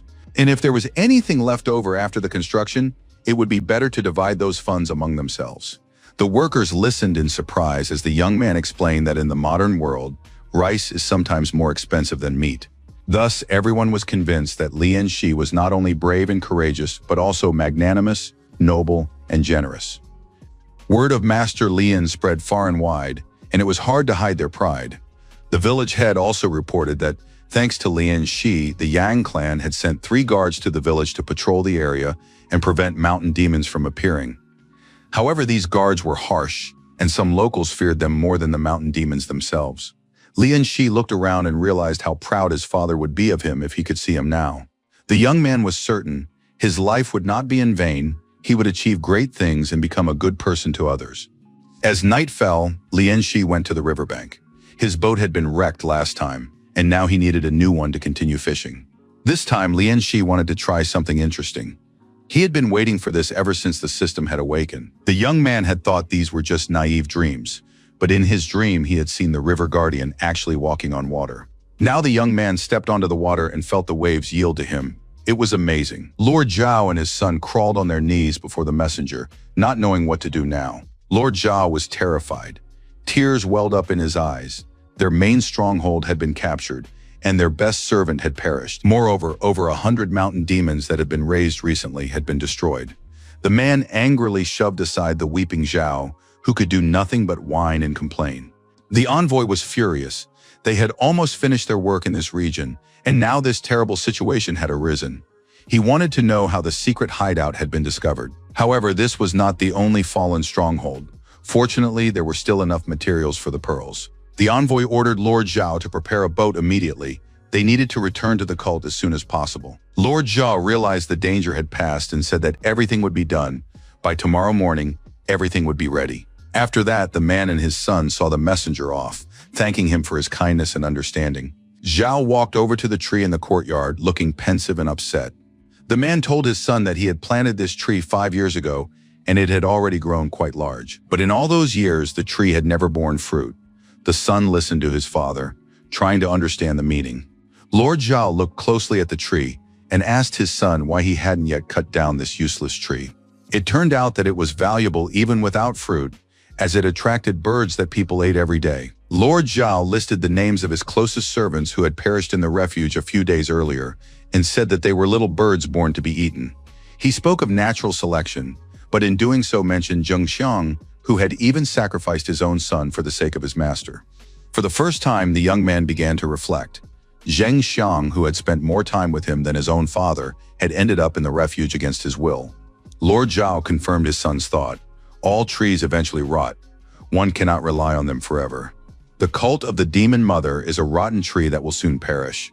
Zhao handed his son a wooden box and told him to make sure it reached Lian Shi by the next morning. After that, the father said they would leave for Hangzhou that very day and let others deal with the rest. The next morning, when Lian Shi appeared on the martial arts clan's grounds, all his brothers looked at their comrade with admiration for the immense courage he had shown. They had already heard how the young man had single-handedly killed about a dozen mountain monsters, the very creatures that devoured people. However, this information was inaccurate because one warrior had heard that there were 100 mountain beasts. Lian Shi realized that the rumors about him were getting wilder and wilder, and he suspected that all of this was the work of Xiao Hu. The young man noticed that his older comrades, with whom he had been in the shelter, had gathered together for some reason, and their faces betrayed a look of thoughtfulness and sadness. Upon seeing Lian Shi, they turned to him and said that there was something here sent specifically for him from the Zhao estate. Lian Shi was very surprised. He couldn't imagine that anyone at the Zhao estate knew anything about him. It was a box containing letters and land deeds. Lord Zhao wrote that these papers were worth 2,300 liang of silver. He asked if Lian Shi would accept them as an apology, and the rest were gifts for anyone who wanted them. It seemed that Lord Zhao was no simple man. Here were outlined the escape routes of the cult of the demon mother, as well as the times and methods for contacting them. The brothers fell into thought again. If the citadel had been handed over to them intentionally, then Lord Zhao was not nearly as simple as he had seemed at first glance. Lu Gong said he would report everything to their teacher and figure out what steps they needed to take next. But it was unlikely any of them would let anyone connected to the Demon Mother clan get away. A month before these events, something happened in the village. The villagers noticed Old Man Lu, who was carrying lunch for his wife in a knapsack. The man confirmed that he was indeed on his way to her workplace because he didn't want his beloved wife to go hungry. People considered Old Man Lu a very good man who cared for his loved ones. The man didn't linger. He was in a hurry so that his wife and daughter wouldn't go hungry. He walked along the riverbank for a long time and soon came to a small pier. Just as the man was about to call out to his family, someone crept up behind him and held a knife to his throat. Blood spurting from the wound splattered onto the bag of food. The killer took the food and said they needed to hurry so he could feed the woman. After that, he threw the victim's body into the bushes and, as if nothing had happened, carried the food to his wife and child. The woman was sitting under a canopy with her small child sewing. The man noted that exactly 1 month had passed since the day the envoy Khan had spoken of. When the time came, the man would have to deal with the woman and the child, who suspected nothing and trusted him completely. A voice rang out in the man's head, insisting that he was a weakling and wouldn't be able to bring himself to carry out the task. The voice laughed at the man and said that in that case it would help him. The man thought he was going mad. This voice was speaking in his head. He splashed cold water on his face several times to snap out of it. However, the voice continued to laugh and insist that the man would never be able to get rid of it, because they were one and the same. Soon, 2 brothers from the Yang martial arts clan appeared on the shore. They asked the man to help them cross the river. It turned out he worked as a ferryman. Old Man Lu began ferrying passengers while his wife and young child waved goodbye, advising him to be careful. Lian Shi stood at the stern of the boat, trying not to give himself away, for cult members could be anywhere. The young man understood that he could trust no one. Xiao Hu turned to the ferryman and asked who was staying on shore, probably his wife and children. The man nodded in agreement, but at that moment, Lu Xiaohu said that pretending to be someone else was disgusting. The ferryman tensed, but continued to say that he didn't understand what these gentlemen were talking about. The boat drifted further and further from the shore, and the ferryman kept steering it without turning to face the passengers. Xiaohu drew his daggers and said they would have to skin the ferryman alive to find out the truth. The old man grew angry. He was just 1 day short of completing his mission. He began to curse, hurling insults and abuse at everything around him, thinking that if he had held out for just 1 more day, he wouldn't have had to kill anyone. Now, however, he had to kill everyone, the warriors, the woman, and the child. The ferryman's face looked like that of a monster, and he held a weapon in his hands. Lian Shi noticed the aura emanating from the man. It was a cocoon-level monster. Xiao Hu prepared for battle while Lian Shi raised his spear against this monster hiding within Old Man Lu's body. Xiao Hu addressed his opponent. "There are 2 of us, and you are alone. I wonder how long you can hold out against 2 warriors of the Yang clan." The old man jumped up and declared that they were mistaken if they thought he was alone. At that moment, his true form burst out of the water, with long chains and transparent arms. The monster began to cackle and said that they should have released him sooner. The man's chains had hooks that immediately latched onto Lian Shi's arm, preventing him from moving freely. The chains wrapped around the boy's arms pulled him underwater. In the blink of an eye, Lian Shi found himself overboard. The villain shouted that in the Demon Mother's Guard clan, one was always in the light and the other in the darkness. He was fighting Lu Xiaohu and said that his other half specialized in underwater killings and that in a few minutes Lian Shi would die. The young man hadn't seen his opponent yet, but somewhere in the depths was a monster pulling on chains, dragging him along. The monster was pleased, for the underwater realm was its territory, and it was almost certain that the boy's lungs were already torn apart. But unexpectedly, instead of dragging its prey, the monster slammed into the underwater rocks with great force. It didn't understand what was happening or who it was dealing with. Lian Shi thought that once the fusion had reached 70%, he had always dreamed of finding out how deep he could dive underwater. Now, thanks to the monster, he finally knew. The young man said to the villain, "Welcome," and began pulling him along. The monster was terrified by the boy's strength and tried to resist with his feet. He hadn't even imagined that he had entered a territory where Lian Shi was now the sole ruler. There were no gods in this world, for if there were, they would surely have saved all the oppressed and the unfortunate. But countless ordinary people were constantly dying, and no one paid any attention to their deaths. The villain didn't understand why the gods never answered his prayers and why his fate had turned out this way. People said that God could only be seen on the brink of death. The monster thought that these were probably his final hours, but he was desperate to find out who he was dealing with. He had no intention of giving up, even though he didn't know exactly who he was fighting. However, he believed he had the advantage in speed. That should be enough to finish off the kid, the monster thought, and lunged forward, extending his hand with its long claws. Lian Shi activated his Aquavix and closed in on the monster even faster, striking it with his fist. The blow was powerful. The monster flew back, drenched in its own blood, and didn't understand what was happening, since it was still at the cocoon stage. Lian Shi had no intention of hiding. On the contrary, he began pulling on the chain, drawing the monster closer for another attack.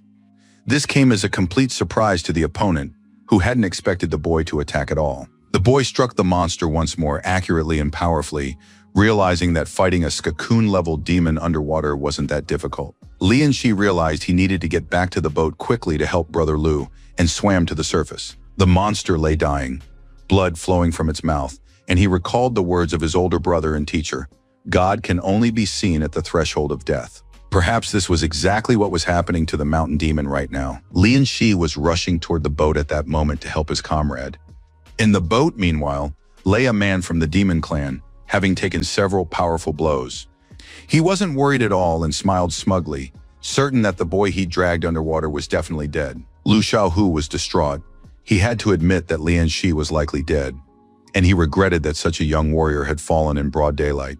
But at that moment, to everyone's surprise, Lian Shi emerged from the water.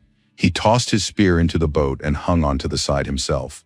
The young man caught his breath with difficulty, then said that the villain who had dragged him underwater had been swallowed by a river monster. Lian Shi had done it all on purpose, pretending to be on his deathbed, as if he had simply been lucky that another monster had killed his opponent. At that moment, the Tahua crocodile swam by, and everyone who saw it assumed the monster had fallen prey to the crocodile. Xiao Hu was convinced that the guy had simply gotten lucky and concluded that Lian Shi had gotten away with it without revealing his abilities. Later, the men called the authorities, and they arrested the man who had been impersonating Mr. Lu. He was so distraught at having lost his dark demon that he didn't even put up a fight. The woman learned that her husband had been killed long ago and that a demon had possessed his body, but fortunately, she and her daughter had survived. This cult member wasn't particularly strong. He belonged to the younger generation, so they dealt with him quite easily. A fierce tiger-level warrior can live for 120 years, and an immortal even longer. But 60 years have already passed since the fall of the great Qing dynasty. The older generation of cult adherents is barely hanging on, the middle generation is dead, and the immortals only appear as a last resort. It turns out that this youngster isn't part of the cult's core. The greatest danger is the elite, sustained by an influx of new blood. At that moment, a man arrived at the Zhao estate. After many years of cult membership and daily hard labor, he had finally obtained the great blood sacrifice technique. It became clear that the cult lacked talent and needed new people. The man held a purple pill called wolf smoke in his hands, the cult's main hope. Suddenly, there was a loud knock on the door. It was persistent and impossible to ignore. The man didn't want to open the door, but it flew off its hinges because it had been kicked in from the outside. The door shattered into splinters, and the man didn't know if he would have to fight. He asked who had come. Standing before him were a pair of warriors from the Yang martial arts clan. The man put his arms up to defend himself against the direct blow that came crashing down on him. The blow was so powerful that the man flew across the entire courtyard and crashed into the wall. Blacksmith Lu Gong realized from the force of the blow that the man he had just struck was likely a level above the blacksmith himself. And that meant he possessed at least wolf smoke, so the duel would be extremely difficult. The stranger sat there, pondering that he had originally expected a difficult fight, but now he saw weaklings before him. Hu Qi tried to gauge his opponent's level. If the man had withstood the blacksmith's blow without a single scratch, then he was very strong.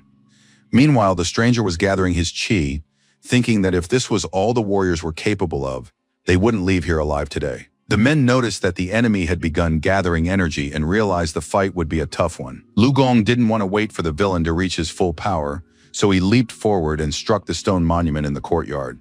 The blow was unexpected and aimed at the stranger, but the man split the monument with a few light strikes of his hand. No sooner had the stranger had time to dust himself off than arrows fired by Hu Qi flew toward him. The man knew that an ordinary arrow wouldn't even pierce his aura, let alone his body and skin. But this was no ordinary arrow. As it approached the villain's face, Hu Qi commanded it to open, and the arrow split apart, releasing a gas. The man didn't expect this, and clutched his eyes, which began to hurt terribly. The blacksmith took advantage of this brief delay. In the blink of an eye, he leaped toward the villain, ready to strike with his powerful fists. The blow was magnificent, and the villain found himself in the middle of the courtyard. He was certain the men had exposed him because of the traitorous Zhao. But now the man couldn't let them live. He took out a wolf smoke pill and prepared to use it. Hu Qi turned out to be an excellent archer. He fired an arrow that struck the pill squarely. The stranger lay in the middle of the courtyard saying, as expected, that scoundrel Zhao told the boys about the pill. However, no one had claimed the pill was real, and now the man popped a purple bean into his mouth. The guys didn't realize when the enemy had managed to put it in his mouth, but they sensed that it didn't bode well. The monster swallowed the pellet, shielding his eyes from the gas, and now began to regenerate even more powerfully. When the rebirth was complete, a huge and mighty demon stood before them, one that was nearly impossible to fight. It marveled at its own power and asked the warriors if they could withstand the highest level of wolf smoke. Lian Shi and her fourth brother ran into the city and realized they needed to get to the Zhao estate immediately. When they arrived, the courtyard was empty, but a terrifying energy could be felt everywhere. Xiao Hu knew his comrades well and understood that both brothers were in serious trouble. Powerful explosions rang out from the other side of the estate, sending stones flying in all directions. Nothing good could be expected from the occultists. A serious battle lay ahead, one in which the boys were unlikely to prevail. Looking at the creature before them, they couldn't tell if it was a human or a demon. The opponent barely resembled a human. He was very tall, and a terrifying energy emanated from him. The man said that ordinary people were to blame for the descendants of the previous dynasty becoming like him. Many years ago, wars broke out. People fled from soldiers, villages were burned to the ground, and crops were destroyed.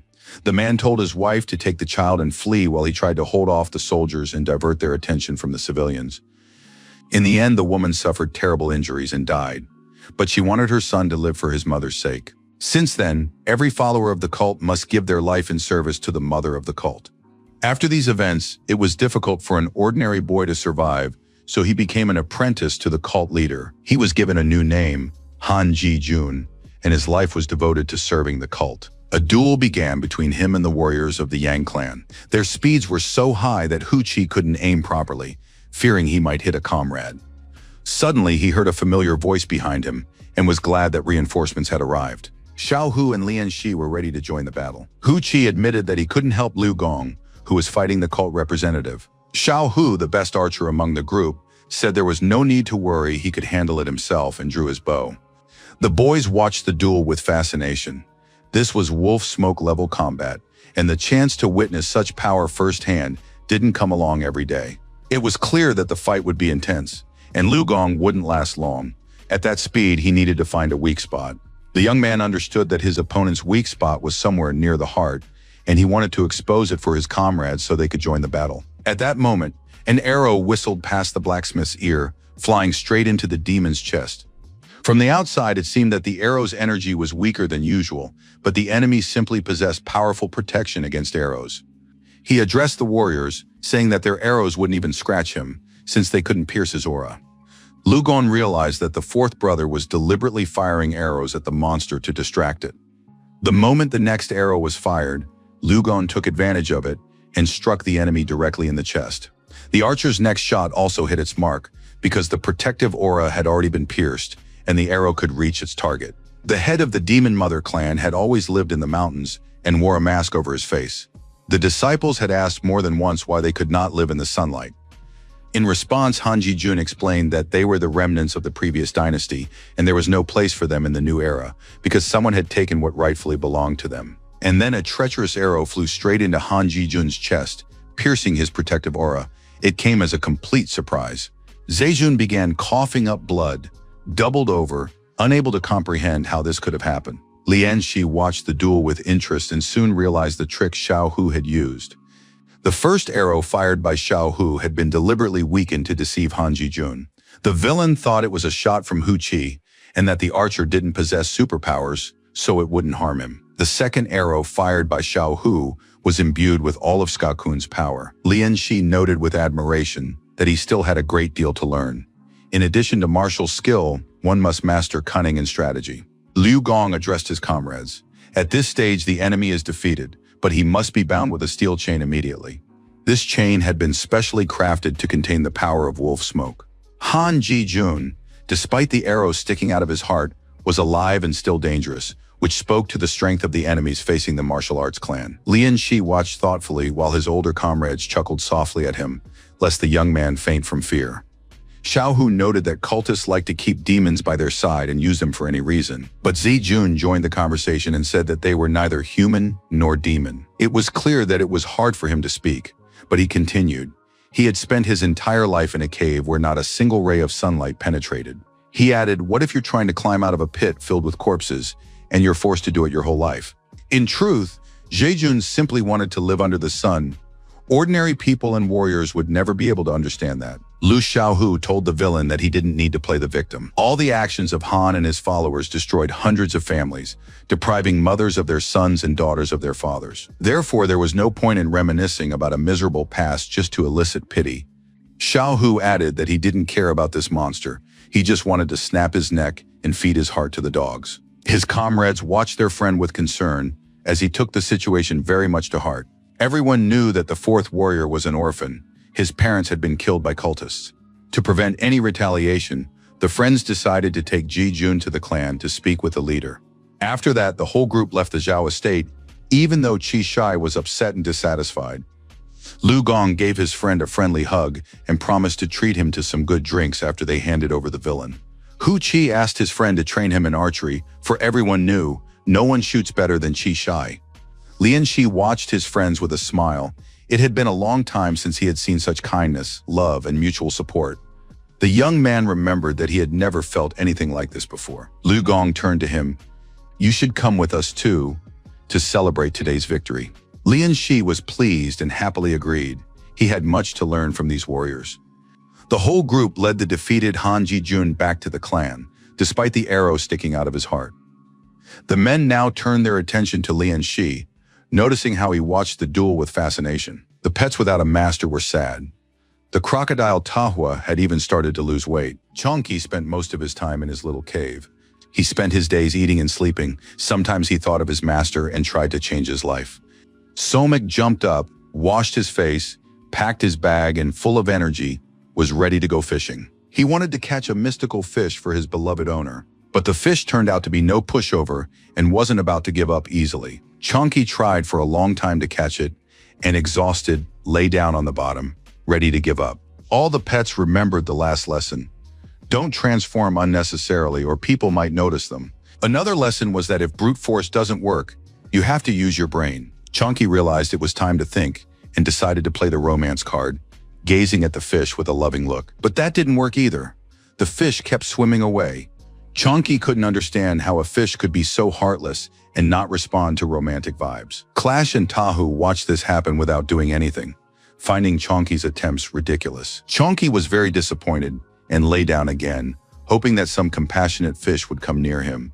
Sumki didn't know what to do again. Maybe ask someone for help? Of course, such behavior might be seen as unprofessional, but pets without an owner are capable of extreme measures. Tahua agreed completely. He was barely holding back from devouring all the fishermen who appeared in his river. It was early morning in the martial arts clan, and there was practically no one to be seen on the street except for one student. Lian Shi couldn't calm down at all, because after they dealt with Han Ji-jun, the mistress had rewarded them with silver confiscated from the Zhao estate. Each received 150 taels of silver and of the finest, purest kind. Everyone thought the mistress was very generous and kind, and they were grateful to her for it. Lian Shi was absolutely thrilled, while his older brothers teased the boy, realizing it was the first time he'd ever held that much money in his hands. After that, the brothers set out again to clear out the cultists' hideout, and the young man's strength had grown significantly. Although he hadn't yet broken through the flesh barrier, he already felt that there wasn't much time left before he did, and that day would soon come. Qi Shai stepped out onto the training grounds and noted that Lian Shi was training very hard, which was wonderful. The boy reported that the master had returned. He was summoning everyone to discuss recent events, commend their achievements, and hand out rewards. Han Ji-jun was still in captivity and continued to spew hatred toward the Zhao family, intending to kill them all. He also planned to deal with these guys who were now watching calmly and confidently. Qi Shai didn't understand why they had to eat in the company of these freaks who were chained to posts right in the dining hall. But it turned out that the lady had ordered it that way. It was unclear what she had in mind and why she had planned this. Qi Shai wasn't surprised when he saw one of the brothers who hadn't been at the Zhao estate, but the guy replied that on that day, he and his brother Guo Ran had been on a mission elsewhere. All the men sat at the table and admired the mistress, who turned out to be a wonderful hostess and had organized such a feast for them. Lu Gong surmised that Lian Shi still didn't know the lady's name. The woman's name was Hu Hanju. Her ancestors had held positions as ministers and even chief secretary, and it was the commander-in-chief himself who had introduced her to the clan head. The lady's father was none other than Hu Ronggang, a third-rank official of the imperial court. Therefore, her marriage to teacher Yang Dongxiong could be considered a union, but it was better not to speak of this aloud, or else the teacher would skin him alive. Finally, the teacher arrived with his wife. Everyone sat down at the table and listened attentively to Dongsun. The teacher thanked all the boys, noting that they had done a very good job and that these two villains, hanging in the room, would soon be handed over to the authorities. Han Ji-jun shouted that they might be killed or even flayed alive. He didn't care, because there would be others in the cult who would avenge them. Master Yang said that the cult members didn't understand the principles of balance at all. They behaved like true fools, for whom goals are above all else. The master said that Ji Dong is alive only because he is useful. Otherwise, they would not have let him breathe for even a single second longer. The master added that after the trial of the cult members, all the warriors and disciples would be rewarded. But even now, Yang Dongxian had something special for their youngest disciple, Lian Shi. The master held a wooden box in his hands and said that it was a gift for the boy from his older brother. The gift had been delivered just the night before. Lian Shi was very surprised. He hadn't expected to receive a gift at all, and couldn't imagine which older brother was being referred to. The night before, the captain had been asked why he decided to give this item away, since he'd fought Wolf Smoke for it. The captain said that his younger brother was very lucky, and that they had looked down on him and thought poorly of him for years. The guard confirmed that this was right. None of the leaders should have favorites. A warrior was sitting nearby on the ground and announced to everyone present that he knew what they were whispering about. But to put an end to the idle chatter, he was ready to treat all the guys to a drink today. The warriors received this news with enthusiasm, and they stopped hinting that someone wasn't a favorite of the leadership. The warrior was very pleased and now hoped that Lian Shi would like the gift. The young man finally opened the wooden box, and immediately a new energy filled the room. It was hard to believe, but inside the box lay a spirit weapon. It was a beautiful dagger in a sheath. Every spiritual weapon is unique. Its ability to evolve alongside its owner grants it an unshakable status in the art of weaponry. Possessing such a weapon is an incredible stroke of luck for an ordinary fighter, and few blacksmiths are capable of creating such a marvel. Lian Shi couldn't believe his eyes, but now he had more than one spirit weapon. The exquisite dagger lying in the chest was the second spiritual weapon in his arsenal. The young man picked up the dagger, pulled it from its sheath, and read that this weapon had a name, Azure Wolf. This dagger was meant to address the weaknesses Lian Shi still had in close combat. The young man would now be able to fight perfectly in any environment. This news delighted him greatly, but he still had to get back to his daily routine. Because of the whole situation with the clan members, he had already missed several classes. It was time to go back to school, and taking everything he needed with him, Lian Shi set off for his next classes. As he approached the school, he heard the students pronouncing various sounds and realized that they were currently studying the phonetic system. Lian Shi remembered that some time ago he had had trouble memorizing whole characters. Si Hengui was very pleased that the boy had returned to school and would continue his studies. Lian Shi apologized to the teacher for his absences, but no one was going to scold him, because everyone already knew exactly what the young man had been up to lately. The teacher said they needed to get back to class quickly because he and the headmaster had improved the phonetic system. The headmaster at this school was equivalent to a school principal in everyday life, and now teacher Shi brought the boy to speak with the headmaster. The headmaster was a gray-haired old man who had spent his entire life teaching. He said he was impressed by the system proposed by Lian Shi. The young man bowed and greeted the headmaster, trying not to think about the fact that he had simply explained to these people rules that all children know in normal life. The headmaster said there was no need for formalities, and invited the young man to look at the notes he had made together with teacher Shi.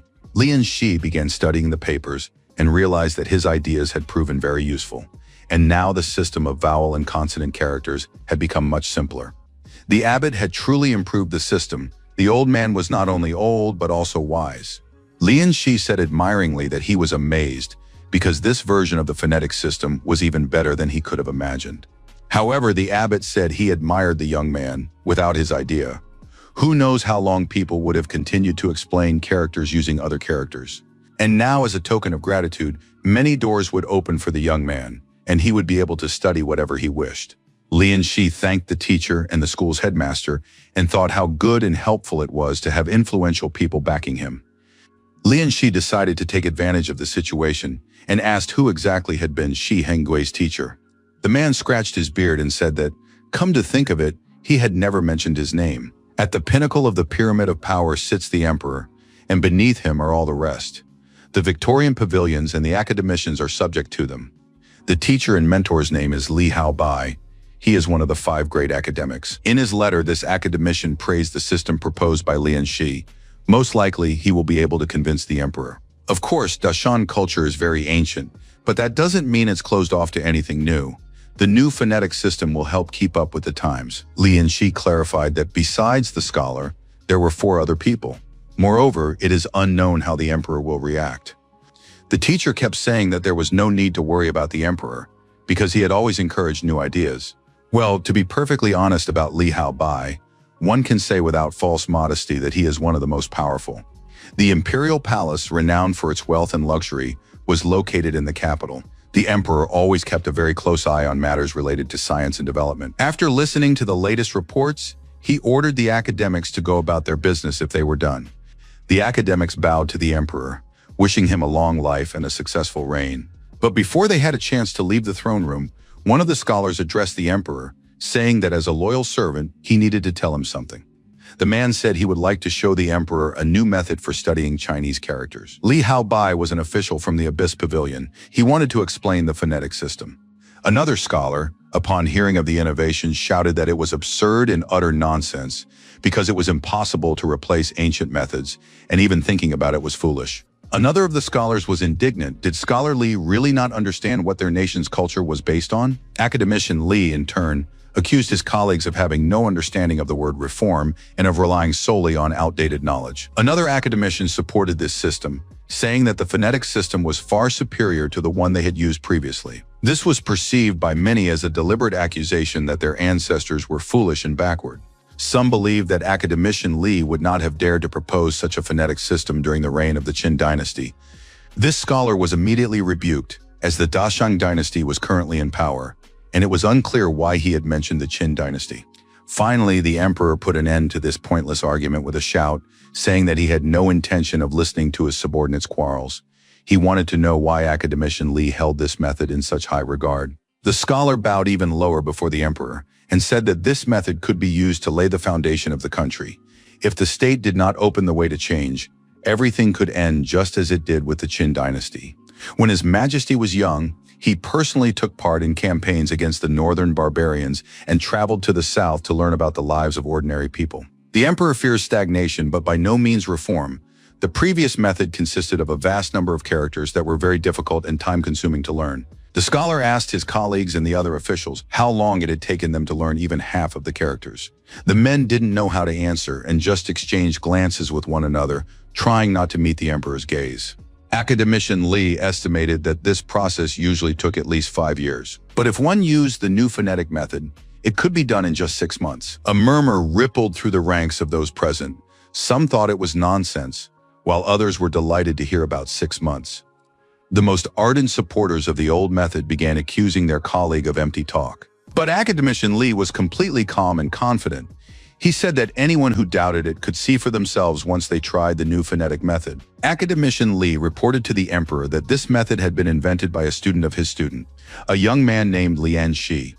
Although he was just an ordinary fisherman, the young man was very intelligent. The scholar believed that this was an incredible contribution to the culture and development of the entire country, and therefore Lian Shi deserved a reward and a noble title. The emperor listened carefully to all the information. It was new and quite interesting. Before rewarding or punishing anyone, it was necessary to test the phonetic system first. It was decided to try it out on the 6th prince. At the Yang Dong Sun clan's martial arts school, it was a typical workday. The teacher examined the letter and reported that the emperor had demanded a full report on Lian Shi. A destiny pattern must be created. This is vital information for any martial arts master. The master explained that a destiny pattern does not fully define a person, but it can still reveal a great deal about them. People with a unique destiny pattern are considered blessed by the heavens and chosen by fortune. All that remained was to figure out how to get out of the current situation. Our destiny is not determined by heaven, but is subject to the laws of fate. The wind makes the tiger fierce. The rain turns the dragon into a mighty being. The higher a person's destiny level, the greater their achievements, and if they are a warrior, the stronger their combat abilities. One can also learn much from fate. If one acts in accordance with it, everything will go more smoothly and quickly. People with a high level of fate often possess two seals of fate, the direct and the indirect. For example, the youngest holy warrior, Zhang Longxi, bears two seals at once. The direct seal is the divine Mount Dazhu, and the indirect seal is the demon devourer. This means that on his path to glory, he must endure terrible hardships and trials. And indeed, many years later, Zhang Longxian was attacked in the northern wasteland. Alone, he fought 3 true elephants, killing 2 and severely wounding 1. It was then that he proved himself worthy of the title of Invincible Warrior. Another holy warrior, Yuanji, possessed the destiny of the Great Stone Mountain. He mastered the way in the wild mountains and attained the level of holy warrior, regaining his youth. But unfortunately, this warrior was stubborn and did not submit to the laws of fate. Therefore, he was killed in turn. Where these 2 great warriors fought, the earth was stained with blood.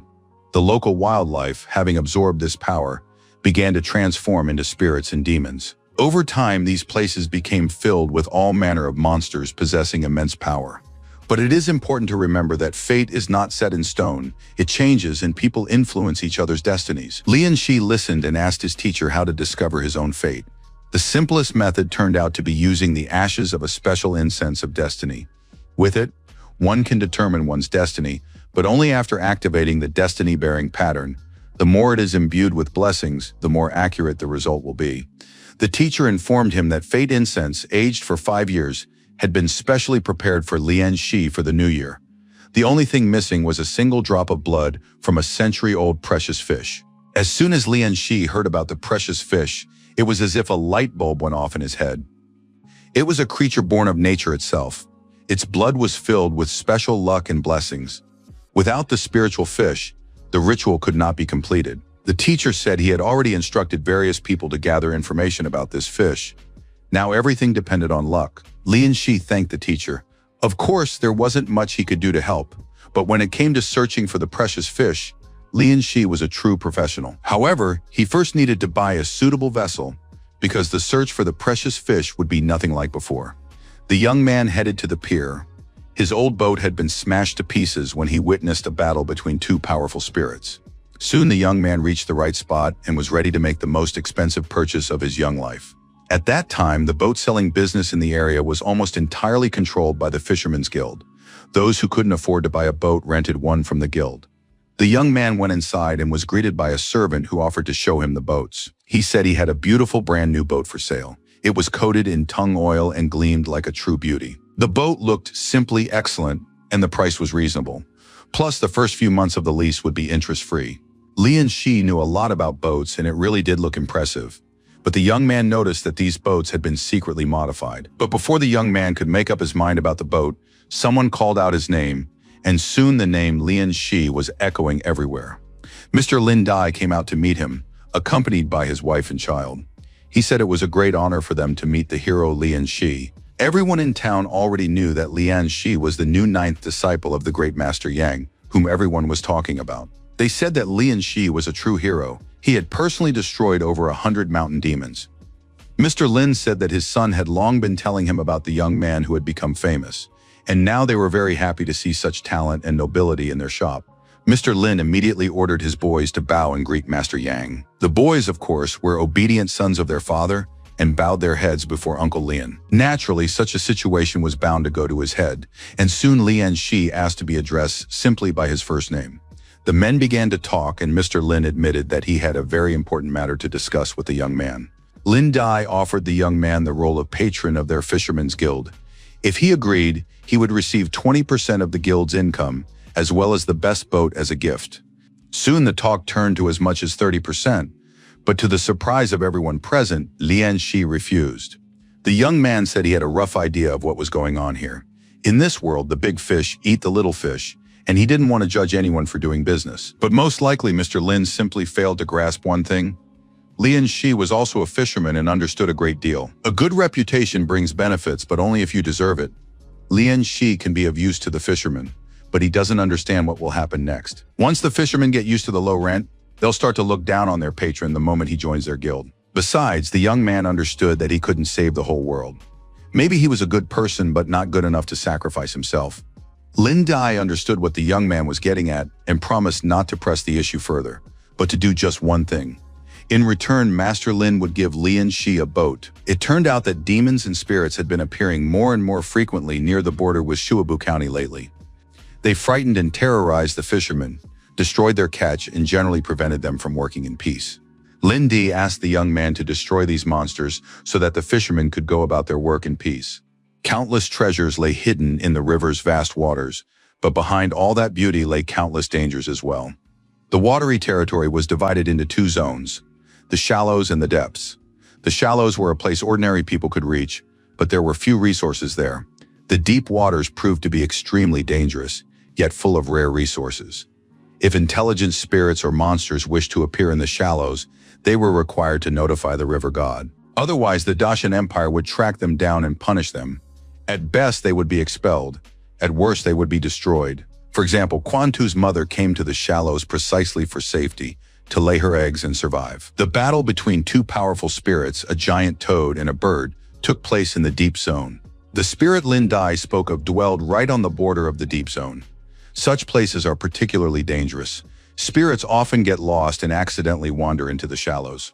Lian Shi, along with his tame centipede, secretly combed through the entire area around the city and along the county. They drove all the weak spirits out of the shallow waters. Chongqi and Tahua also participated in this process. Therefore, the spirit the fisherman had spoken of was most likely not very strong.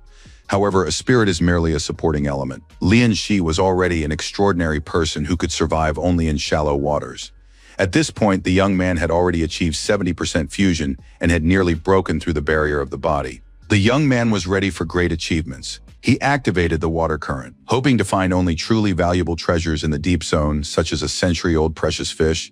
Lian Shi was very pleased. With this goal in mind, Lian Shi dived off the boat, preparing to encounter the spirit. Soon he found himself in the true deep zone, where there were things everywhere that could not be found in shallow water. Lian Shi had already spent several hours underwater, but he still hadn't found what he was looking for.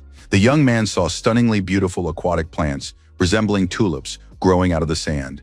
If held in the mouth, they would allow an ordinary person to breathe underwater for half an hour. Soon the young man spotted a rainstone shell, a delicacy enjoyed only by true gentlemen. Of course, all of this was very beautiful, but it wasn't what he was looking for today. And finally, at some point, Lian Shi realized that the centipede had found something valuable. He followed Chongqi into the thicket of seaweed, having no idea what might await him there. When he saw who was hiding in the seaweed, the young man didn't know whether to be happy or scared, because it was a 7-starred eel. The thing is, you can't accurately gauge a spirit's power by its appearance, but if it's below the level of wolf smoke, they're simply called water spirits, because they're almost never found anywhere. Powerful monsters, dragons, live by their own rules. They don't venture into shallow waters for two reasons. First, they fear Dashun, and second, it's simply not worth their while. Ordinary people are like rice husks to them. Although some valuable fish possess incredible strength from birth, Lian Shi wasn't afraid of the eel. He knew that this fish was still too weak for him. The young man swam up to the fish and activated his aqua spell. After that, he was certain the fish wouldn't get away, because he could already control the massive stream of water that had entangled the eel. It soon became clear that the fish was practically immobilized and couldn't break free. And then, just when no one was expecting a trick, something strange happened. It flashed past the young man. Lian Shi didn't even have time to understand or get a good look. There was something near the boy that had just stolen his eel. Now it was clear exactly what kind of spirit Mr. Lin Di had been talking about. A huge monster with a saw instead of a nose appeared before the young man. But now, nothing is likely to save him, because he dared to eat the eel that Lian Shi had intended to catch for himself. Lian Shi wanted to demand the water spirit's life in exchange for the stolen fish. Every time his level of fusion with water increases, Lian Shi's physical form takes a leap forward. That's why he always looks forward to situations where he can test himself, to understand when the water spirit will break through to a new level. Although the loss of the precious fish was certainly sad, this giant had given the boy even more opportunities. Lian Shi had a premonition that the water spirit would be able to break through to the next stage. To do this, first he must want it, and second he must defeat this swimming monster. Without a moment's hesitation, Lian Shi was ready to engage in a duel with the enormous sawfish. The sawfish also wanted to devour the man, so it tried to attack him with its only weapon. The crab was ready nearby, holding its master's spear in its claws. The young man gave the command, and the crab hurled the spear at the body of the swimming monster. Unfortunately, it didn't hit the sawfish, but that wasn't necessary. Lian Shi grabbed his spear and prepared to thrust it into his opponent. The young man put all his strength into the strike, and the spear pierced the sawfish's belly. At that moment, the centipede immediately reached the wound on the sawfish's belly and injected its venom there. The Tahua crocodile swam over and began chewing on the fins to prevent the fish from swimming away quickly. The crab threatened to tear the fish apart with its claws, while the catfish Chonki wrapped its whiskers around the water spirit's tail. Lian Shi delivered the final blow, striking the sawfish. Lian Shi was very pleased with this fishing trip. Victory came to him easier than easy. Compared to his previous battle with the crab, this time none of the beasts were even injured, and the enemy was destroyed without much effort. Moreover, the young man had unleashed his full potential, and it turned out he possessed immense power. The pets eagerly awaited their master treating them to the fish, and now it was time to butcher the carcass. This monster had a unique body structure. Its meat made up no more than half of its total mass. But fortunately, this particular specimen was large in itself, so there should be plenty of meat to go around.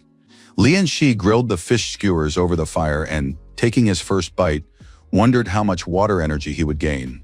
Since there wasn't much else to do, Lian Shi immediately checked his stats and was surprised to find that a single piece had given him as many as 22 points. It seemed that with such a haul, he would definitely be able to improve his water spirit, if not tonight, then certainly later, since he would have his fill of meat. The more the boy ate, the more energy flowed into him, and now the complete fusion with the water monkey was complete, and the water spirit had risen to a new level. Now Lian Shi had the river's protection, the very same ability he'd used on the day of the river offering to battle the mountain demon. Only now, after reviewing his profile, did Lian Shi realize that he had fulfilled all the requirements for the upgrade entirely by accident. Now there was only one thing left to do. He needed to upgrade the water spirit. Lian Shi wasn't going to wait another moment and immediately activated this ability. Something unusual began to happen around him. It was similar to the moment when he first received the water spirit's favor. Of course, the young man didn't really want to believe it would happen again. But once more, he couldn't stay on his feet and began to fall. He couldn't understand what was happening to him. Lian Shi struggled to keep himself upright, leaning on his palms and trying not to lose consciousness. But it turns out that this is exactly how the ascension takes place. Today it was successful. He had received a water spirit of incredible power. It enhanced all of Lian Shi's physical abilities, granted him boundless energy and endless strength, and was simply unstoppable. In addition, a new innate skill, Wave Leap, had been added. The water prison skill had been mastered, and the blessing of water had been received. Its energy nourished the body while in water. It was unclear how much time had passed before Lian Shi woke up. He felt as if his body were about to burst into pieces. Unable to muster the strength to sit up, the young man studied his profile and all the abilities he now possessed. Lian Shi was certain it had been worth it. The dragon veins and tiger bones now present in the young man's body were an excellent bonus. His energy had tripled instantly, and his strength had grown just as much. This was no longer mere strength, but true power. While his skin and muscles were still weak, he needed to use food and special hardening methods to get his blood flowing and stimulate development. But when a person reaches a new level, they can move on to internal methods, fueling external development from within and even strengthening the organs. Just recently, Master Yang had begun teaching the young man the principles of energy circulation, and now Lian Shi was experiencing this in practice. Lian Shi realized he had advanced to the bone level. His tendons were long and strong, his bones heavy, his muscles supple. Had it not been for this advancement, the threefold increase in blood energy would only have complicated the process. Lian Shi was glad that his teacher had made him practice internal techniques in advance. Today, the strength gained from the advancement allowed him to pass this stage with ease. The notification stated that the crocodile could evolve into a horned crocodile, and the catfish could become a tiger-headed catfish. Lian Shi was very pleased and decided that today he would evolve both of them. The pets were also pleased, though tense, not understanding what they would become. The evolution process was in full swing, and soon, where the crocodile and catfish had been, two large glowing eggs appeared. Soon the first egg cracked open, and the crocodile became a real monster, more like a dragon. The tiger-headed catfish looked very scary too. Now it was no longer the cute little catfish Chonky, but a real killer. Lian Shi stroked his companions, admiring their new appearance and strength. The pets were also very pleased. The difficulty of merging them increased tenfold thereafter, so spending the remaining water energy on improving them was simply pointless and unprofitable. Lian Shi decided to think big. The patronage of water allowed him to slowly accumulate water energy in the water and make up for its shortage for the evolution of the beasts. Now 2 of his pets had evolved and were content with their lives. But the others couldn't be left behind, for who knew what dangers lay ahead. Lian Shi understood that his beasts, his pets, were his trump card, one his enemies usually didn't suspect. Lian Shi understood that he had had no choice at all before, but today he decided he would take everything that was rightfully his. Morning came. Lian Shi was speeding down the river in his boat. It was what people usually call gliding over the waves. Lian Shi didn't move. He thought this control over water was truly worth it. Yet before, he'd believed he already knew how to control water. Something very unexpected had happened just last night. 2 evolved pets had suddenly gained special abilities. The crocodile was especially proud. He practically felt like a water dragon. Chonky had evolved and could now unleash something like towering waves. And the crocodile was now able to grant everyone a buff for immediate health regeneration. Lian Shi didn't forget that he was first and foremost a fisherman, so he activated a water prison, and several large fish voluntarily jumped into his boat. Lian Shi used these fish to attract larger prey. Why bother with small fry when you can catch a single giant?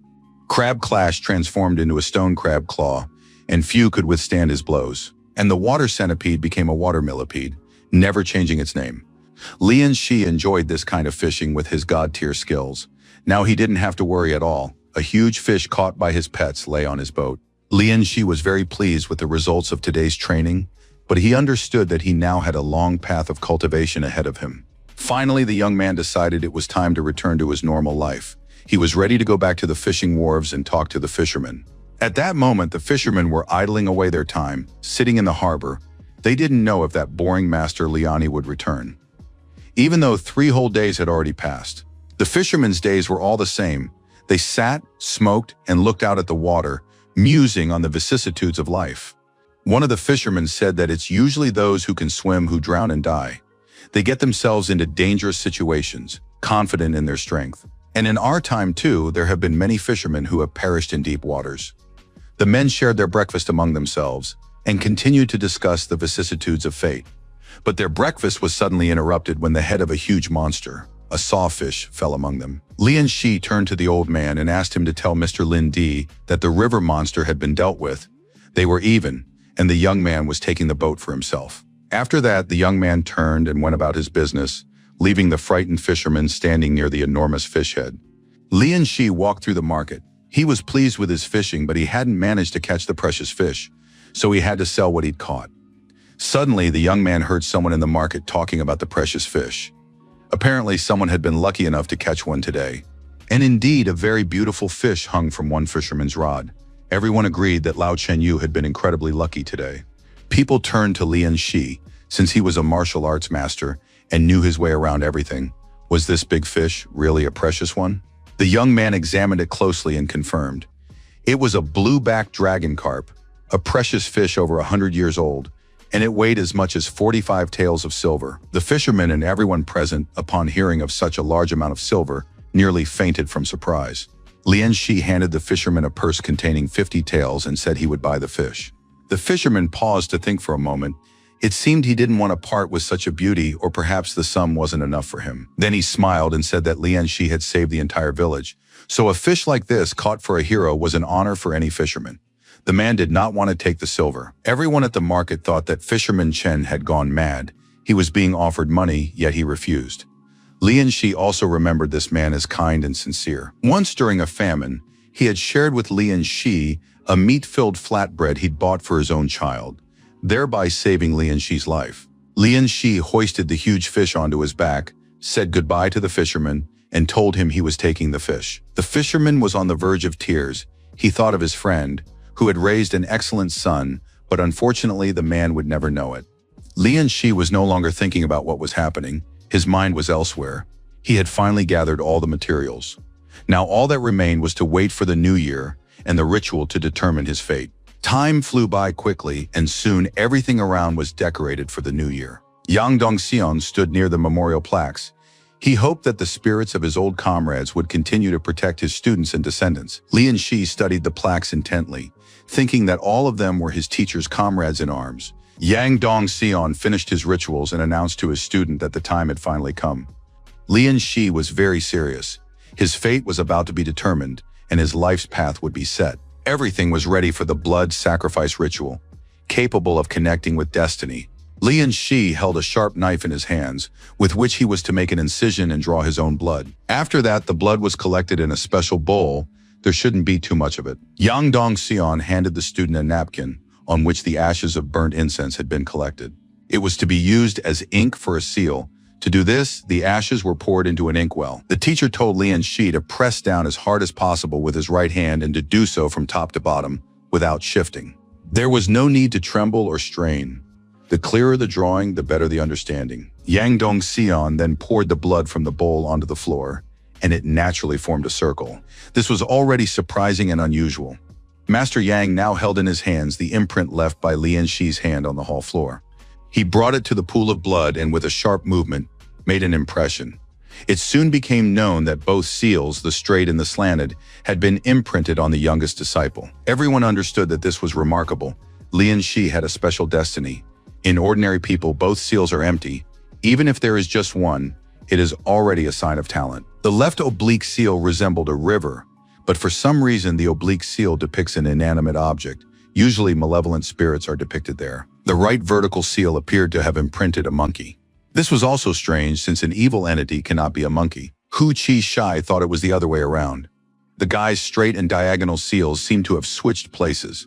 But then the idea occurred to them that perhaps they weren't seeing a river at all. If you look closely, the imprint of fate looks very much like a dragon, as if a split were occurring. All the disciples realized they were completely confused and now wanted to know what Yang Dongxiang thought about this. The master was very focused. He said he understood the meanings perfectly. They speak of the fate of a great calamity. The slanted seal points to the dragon's long stride along the great river, and it has two interpretations. According to legend, a snake transforms into a dragon in 500 years, and a dragon transforms into a celestial dragon in 1,000. This suggests that Lian Shi's youngest disciple will undergo many trials and may achieve greatness by becoming a dragon man. But another possibility exists. Someone else is striving to become a dragon, and a struggle will begin between them. One of the combatants will rise by stepping on the other's body. Everyone present did not know how to react to such words. Sadness and sorrow crept into their souls. Lian Shi raised his hand, drew attention, and spoke. Whether he is the one walking along the great river or the one swept away by the current, one thing is clear: Lian Shi will handle it all. The teacher looked at the young man with respect and gratitude. A man who fights alone against 7 is capable of soaring into the heavens. Yang Dongxian continued to study the seals and admitted that he did not yet fully understand the direct seal. He knew only that it was connected to the element of water. This meant that Lian Shi was vulnerable to evil forces in the water. But at the same time, the oblique seal is also connected to water. So one can conclude that for the student, water is not only a danger but also a source of the greatest power. Misfortune and blessing go hand in hand. However, fate is unpredictable. In any case, one must not get cocky, and downplaying the danger is also foolish. The teacher said he would forward the prince to the authorities and they would decide what reward to send. The young man thanked the teacher for giving him a name. He would remember it for the rest of his life. Now, however, the boy was absolutely certain and at ease, because he knew exactly what kind of beast was in his seal. This was no ordinary evil monkey. It was the ancient demon Wu Ji Qi, and even if many hands reached out for it, Lian Shi would be able to handle it and face the danger. Besides, as long as the boy had the vessel, no one could take away what rightfully belonged to him. In the imperial palace, they were studying the report on the dragon's long journey along the great river very carefully. The emperor knew that Lian Shi was born near the Great Lake, and this fate suited him perfectly. The only thing that remained unclear was who he was: a man walking along the river, or one who would be swept away by the current. Could his rival be that old, unscrupulous dragon from the depths of the Great Lake? The emperor was curious to see who would ultimately become the dragon. And now the emperor did not know if Lian Shi was worthy of his hopes. In the martial arts clan, everything was as usual: sweat, pain, and blood. Finally, the teacher allowed the students to rest a little. Yang Dongxiang warned the students that he would conduct a rigorous test this year because the boys had become too complacent. Chang Song and Lian Shi were the last to arrive at the school, so they had the greatest potential, and the expectations for them would be stricter. By next year, Zhang Xiong must become a true martial arts master, ideally a master of the leaping style. Zhang Song bowed his head to his teacher and promised to train hard, not letting down the hopes placed on him. Lian Shi had only trained for 1 season, so Master Yang expected him to pass 3 levels over the next year. Lian Shi wanted to tell the master that he had actually been through a lot, but the teacher cut him off, saying that the path of martial arts is perseverance. Even if the boy passed only 2 levels, that would already be an excellent result. Lian Shi began gathering energy in the water and said that Master Yang had misunderstood him. The young man admitted that he had already passed the flesh barrier. Even those who weren't present in the study gasped in surprise upon hearing the news. It sounded unreal, but in 3 months of training, Lian Shi had passed 2 thresholds. He was firm in his words and told his teacher that he was confident. In a year, he would become a true master. Yang Dongxion was very pleased. If a student had the same mindset as his teacher, he shouldn't be lenient with him. Everyone, of course, had heard of the martial arts emperor Huang Wu. He once created an invincible martial art called 10,000 Victories, but over time it broke down into many separate techniques. Later, the head restored the technique, combined it with Taoist practice, and today Master Yang will pass this new style on to a student named Lian Shi. Lian Shi had already heard about 10,000 Victories and the unity of essence. The emperor was spending time in the gazebo playing a board game. His partner noticed that the emperor was in a good mood today. This was true. The emperor was indeed in high spirits. The man said that today the emperor had abolished one county, made a village into a new county, and turned the county seat into a village. He had frightened the local elders and established a new order. The emperor laughed and said that he bestows rewards for merit and grants dismissals for inaction. It's all fair. Besides, Master Yang had restored the empire's honor, and such a reward was well deserved for his actions. The eunuch wanted to know if Lian Shi had earned the emperor's favor. At that moment, the 6th prince ran out into the garden, wanting to watch his father play chess. The emperor began to squeeze and tickle the boy. He loved the little one dearly. After playing with the child to his heart's content, the emperor turned to the eunuch and asked if he knew how many characters the 6th prince could already read. The answer was astonishing. In just 1 week of studying under the new system, the little boy had learned 500 characters. Now no one would ask why the emperor had rewarded Lian Shi. Everyone understood and agreed that the young man deserved the reward, and that the emperor was the wisest and most just. A huge ship stood in the harbor, ready to set sail. The sailors were very unhappy. They didn't understand where Commander Shu was, since it was already time to leave, and he still wasn't there.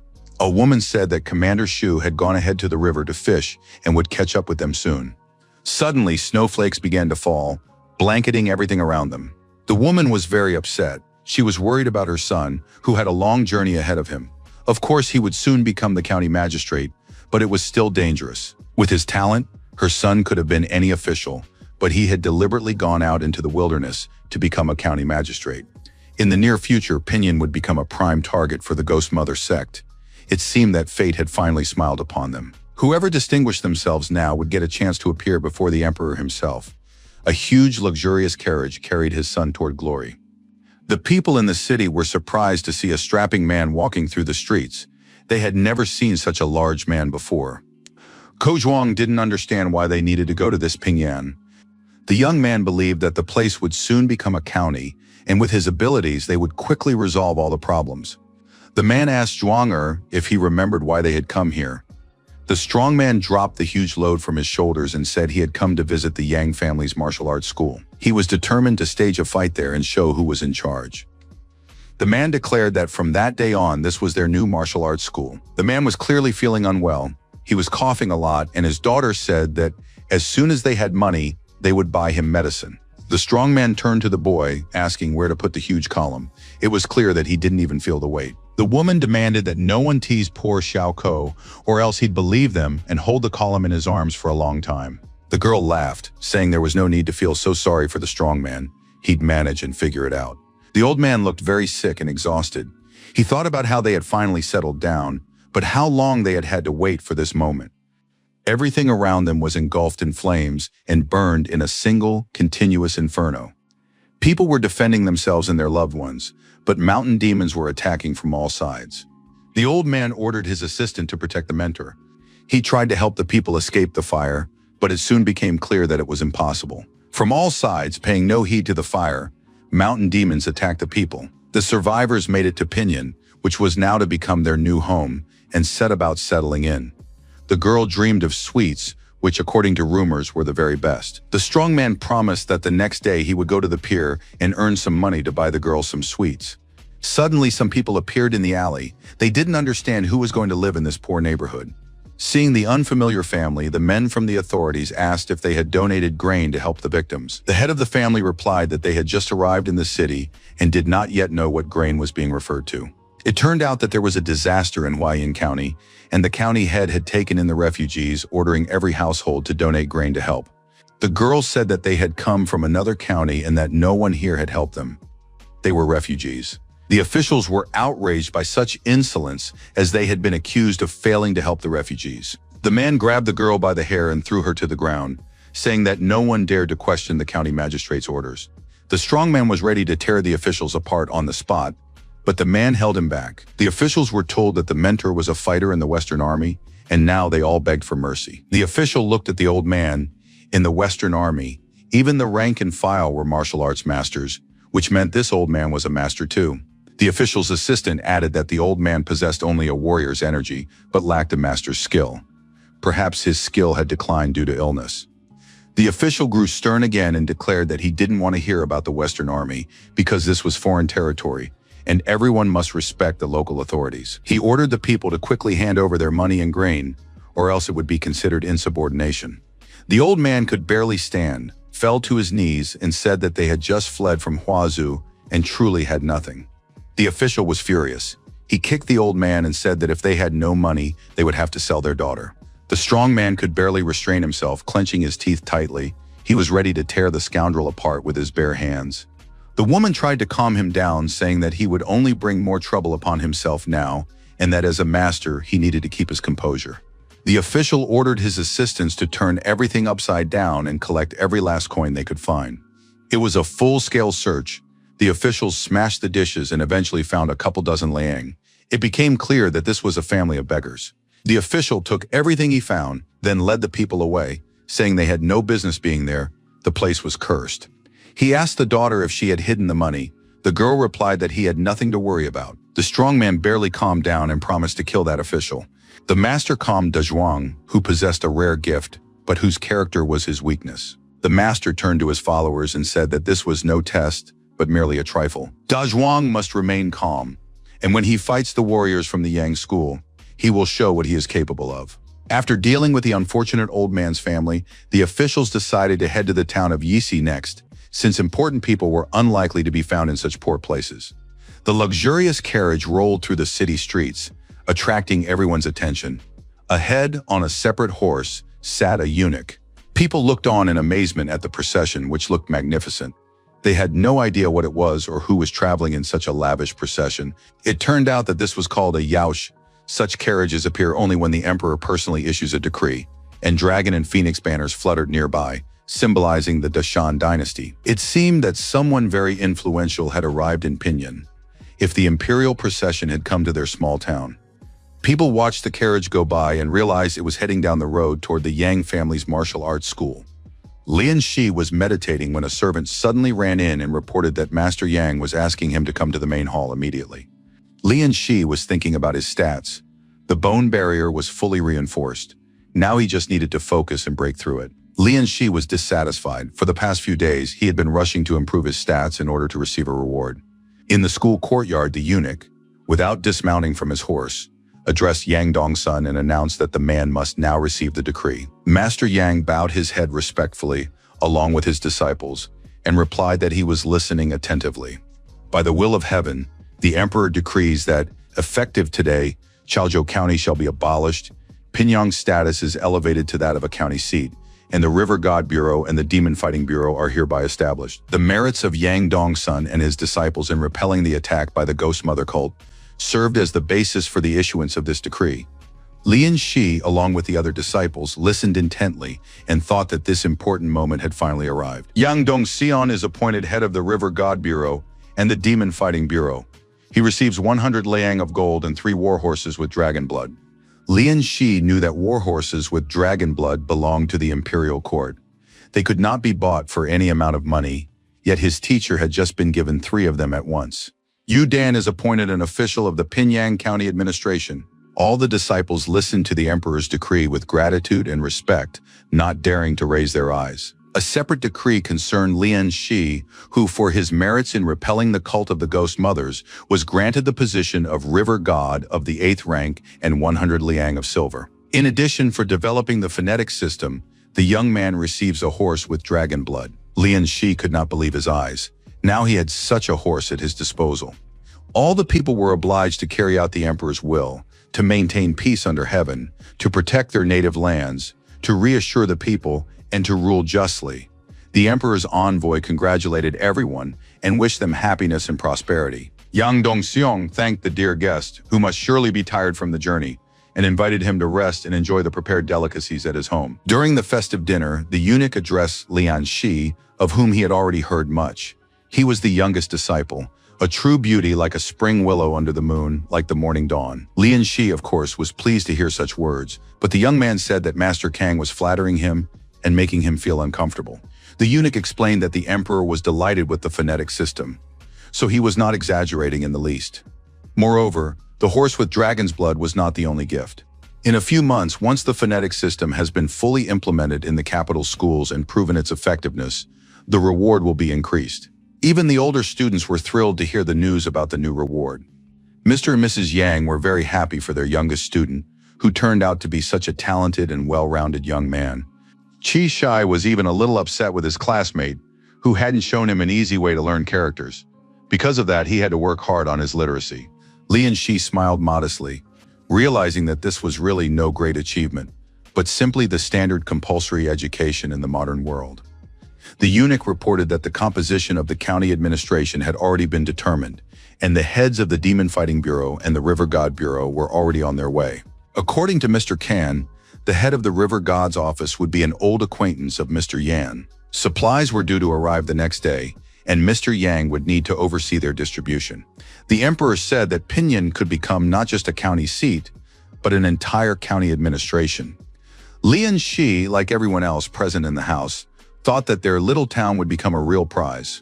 Of course, it was great that they had gone from a town to a county, and now they would even be granted administrative status. The young man sipped his wine and thought about how well everything was falling into place. Pinyin would become a grand stage for resounding success. Some Chongqi couldn't even remember the last time he'd been so scared, but now he was hiding behind a rock. He hoped no one would notice him. He peeked out from behind the rock and saw that the terrifying demonic fish hadn't gone anywhere. Chongqi began sending signals to his master that he had spotted a huge river demon. Lian Shi was walking down the street of his hometown when he noticed that many unfamiliar people had appeared, most likely refugees. Lian Shi heard someone calling his name. It was a boy from his village, who was delighted to have finally found Lian Shi. Chen Tongming could barely catch his breath. He'd been running so fast in his search and explained that his grandfather had sent the boy to find Lian Shi and bring him to the meeting hall as soon as possible. Lian Shi realized that something bad must have happened if village head Chen was looking for him, and his grandson had been running around frantically trying to find him. Official Bian announced that he had arrived by order of the county magistrate to collect grain from the people to aid refugees from the neighboring county. This order was the will of the imperial court. The village heads from the surrounding villages listened to this decree and asked how much grain they were required to contribute.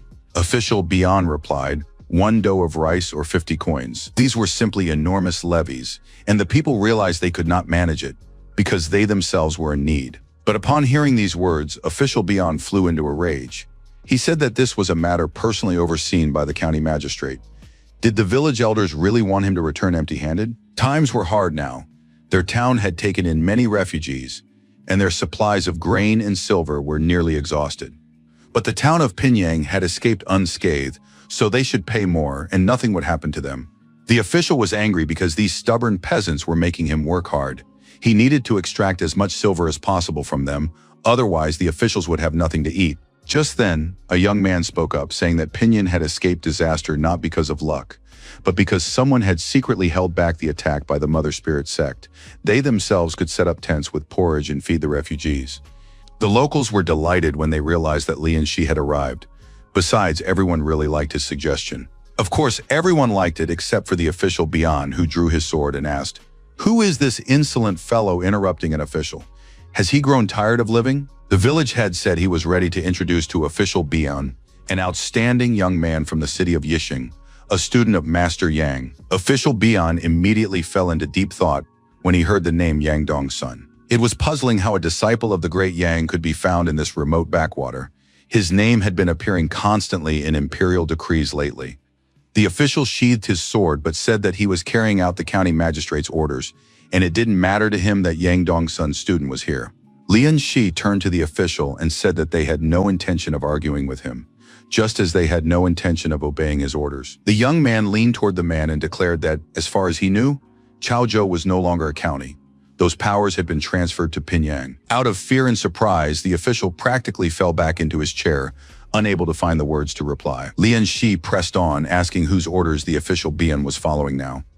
The man sensed the serious demeanor and powerful aura emanating from this boy. He tried to come up with an answer. His assistant suggested that official Bian served the great emperor and was under no obligation to explain himself to the people. Better to come up with some excuse quickly and arrest this insolent country boy. As for Yang Dong's son, there's no need to worry. Officials never interfere with their comrades. Bian thought his assistant was absolutely right. He had nothing to fear from this boy, who wasn't even a martial artist. It was unlikely that Yang Dong's son would quarrel with the county magistrate over some student. At that moment, the sound of hooves echoed through the courtyard, and a rider in full uniform appeared before everyone on a magnificent horse. Official Bian couldn't make out who it was, or whether he was about to interfere with his work. The stranger greeted the men and asked where he could find Lian Shi from the town of Yixing. The official immediately realized that he was facing a horseman from the 6 gates. The young man with whom the official had just had an argument stepped forward and said that he was Lian Shi. Bian looked more closely at the boy and realized that he had heard the name Lian Shi several times recently. Everyone knew that the 6 gates had recently been investigating everything related to the Mother Spirit sect. This boy was probably on their radar. Official Bian was very pleased, because now the boy would be taken away, and he would explain to the village elders whose orders they were to obey. Bian hoped the boy would be arrested and thoroughly tortured. Of course, such a pitiful commoner couldn't compete with officials. The 6 gates was the collective name for the 3 judicial departments that existed in the state at that time: the Ministry of Punishments, the Supreme Court, and the Inspectorate. They handled important cases, apprehended criminals, and conducted interrogations. Each department had its own military forces, and these horsemen were an elite unit, comparable in fame to the Imperial Guard. Each horseman possessed the strength of 10 mounted warriors, and now one such horseman had dismounted and stepped onto the ground. Lian Shi greeted the horseman respectfully and asked why he was looking for him. But then official Bian, who recognized the horseman, interrupted the conversation, greeted Mr. Zhang, and said he was glad to see him in good health. The man introduced himself, saying he was Bian Samoa, and that he had had the opportunity to see him when the horseman had visited the county magistrate's residence. The horseman didn't understand what this sycophant wanted from him. The official had heard that Mr. Zhang had recently been busy with matters related to a cult. As it happened, he had a suspect whom the official could link to this sect. Bian pointed his finger at the young man. Lian Shi immediately realized that this scoundrel wanted to frame him. The official pointed at Lian Shi and said that this man was indeed Master Yang's disciple. But Master Yang had hundreds of disciples. If the cultists had managed to take advantage of this young man, it was hardly surprising. The warrior listened to the official with interest and now asked what, in his opinion, should be done with Lian Shi. Official Bian asked that the traitor be handed over to him. He would throw him in the dungeon and try every interrogation method, after which the boy would spill everything about his gang. It had been a long time since the warrior had laughed so loudly and heartily. The official looked at him, unsure how to react to such a response to his words. After laughing, the warrior asked the official, did Bian understand what rank he held and who he was speaking to right now? Bian, stammering, began to say that he was merely a junior inspector of the 9th rank, while standing before him was a copper rank hunter and horseman of at least the 7th rank. The warrior gripped the hilt of his sword and asked the official if he realized how his slander would end. Bian, without taking his eyes off the sword, said that accusing a superior of a serious crime was usually punishable by death. But now the official Bian claimed that he had not lied and was telling the plain truth. The warrior asked how, in that case, Bian dared to slander and defame an 8th rank official. The sword was already practically at the liar's throat. Bian was terrified and sweating profusely with fear. He couldn't understand what 8th rank official they were even talking about. And besides, he continued to insist that he hadn't slandered anyone. The warrior declared in a thunderous voice, Bian Samoa attempted to slander an 8th rank official, the River Lord Lian Shi. By law, This is punishable by death. The warrior asked Lian Shi whether to execute the slanderer or pardon him, and it turned out that this young man was an 8th-rank river lord. The villagers who had been listening to the entire conversation from the sidelines were pleasantly surprised to learn that their own Lian Shi had become an official. All the officials immediately fell to their knees and began to beg for mercy, for they had not known that Lord Lian was a river lord. They pleaded for their innocence. Finally, the junior official remembered that Lian Shi was Master Yang's 9th personal disciple. He was no ordinary disciple. Moreover, this young man was the very one whom the emperor had personally rewarded. Lian Shi confirmed that according to the law, these men were to be put to death. The junior clerk fell to his knees and began to say that he was a wretched devil who had failed to recognize the nobleman, but that it was all the doing of his superior Beyond Samoa. Official Beyond jumped up and grabbed his subordinate by the hair, saying that he was the one who had incited him, and now he was trying to pin everything on his master. Soon the two were at each other's throats, accusing one another and listing all the misdeeds they had already committed. Lian Shi didn't want to listen to this hysteria. He kicked out, knocking both officials out instantly. After that, the young man announced that the two had forged the county magistrate's order and illegally appropriated grain intended for the poor. They must go with Master Zhang and tell the whole truth. Lian Shi was thinking, of course, how much he wanted to kill these liars right on the spot. But with the horsemen present, it was better to act according to the law. Lian Shi finally turned to Mr. Zhang and asked why he had been looking for him. The warrior named Zhang sheathed his sword and said he had almost forgotten why he had come in the first place. Zhang Zhiyun, a copper catcher with the 3 judicial departments, had come on orders from his superiors with a question. The young man took out a gold badge and asked if Brother Lian would like to join the 3 judicial departments. Lian Shi was sailing in his boat, reflecting on how the stronger one becomes, the easier it is to lose oneself in the power of one's own strength. As a man of the modern world, the young man understood perfectly well that even a hero can break the law, believing in his own might. But what path in life did he really want to choose?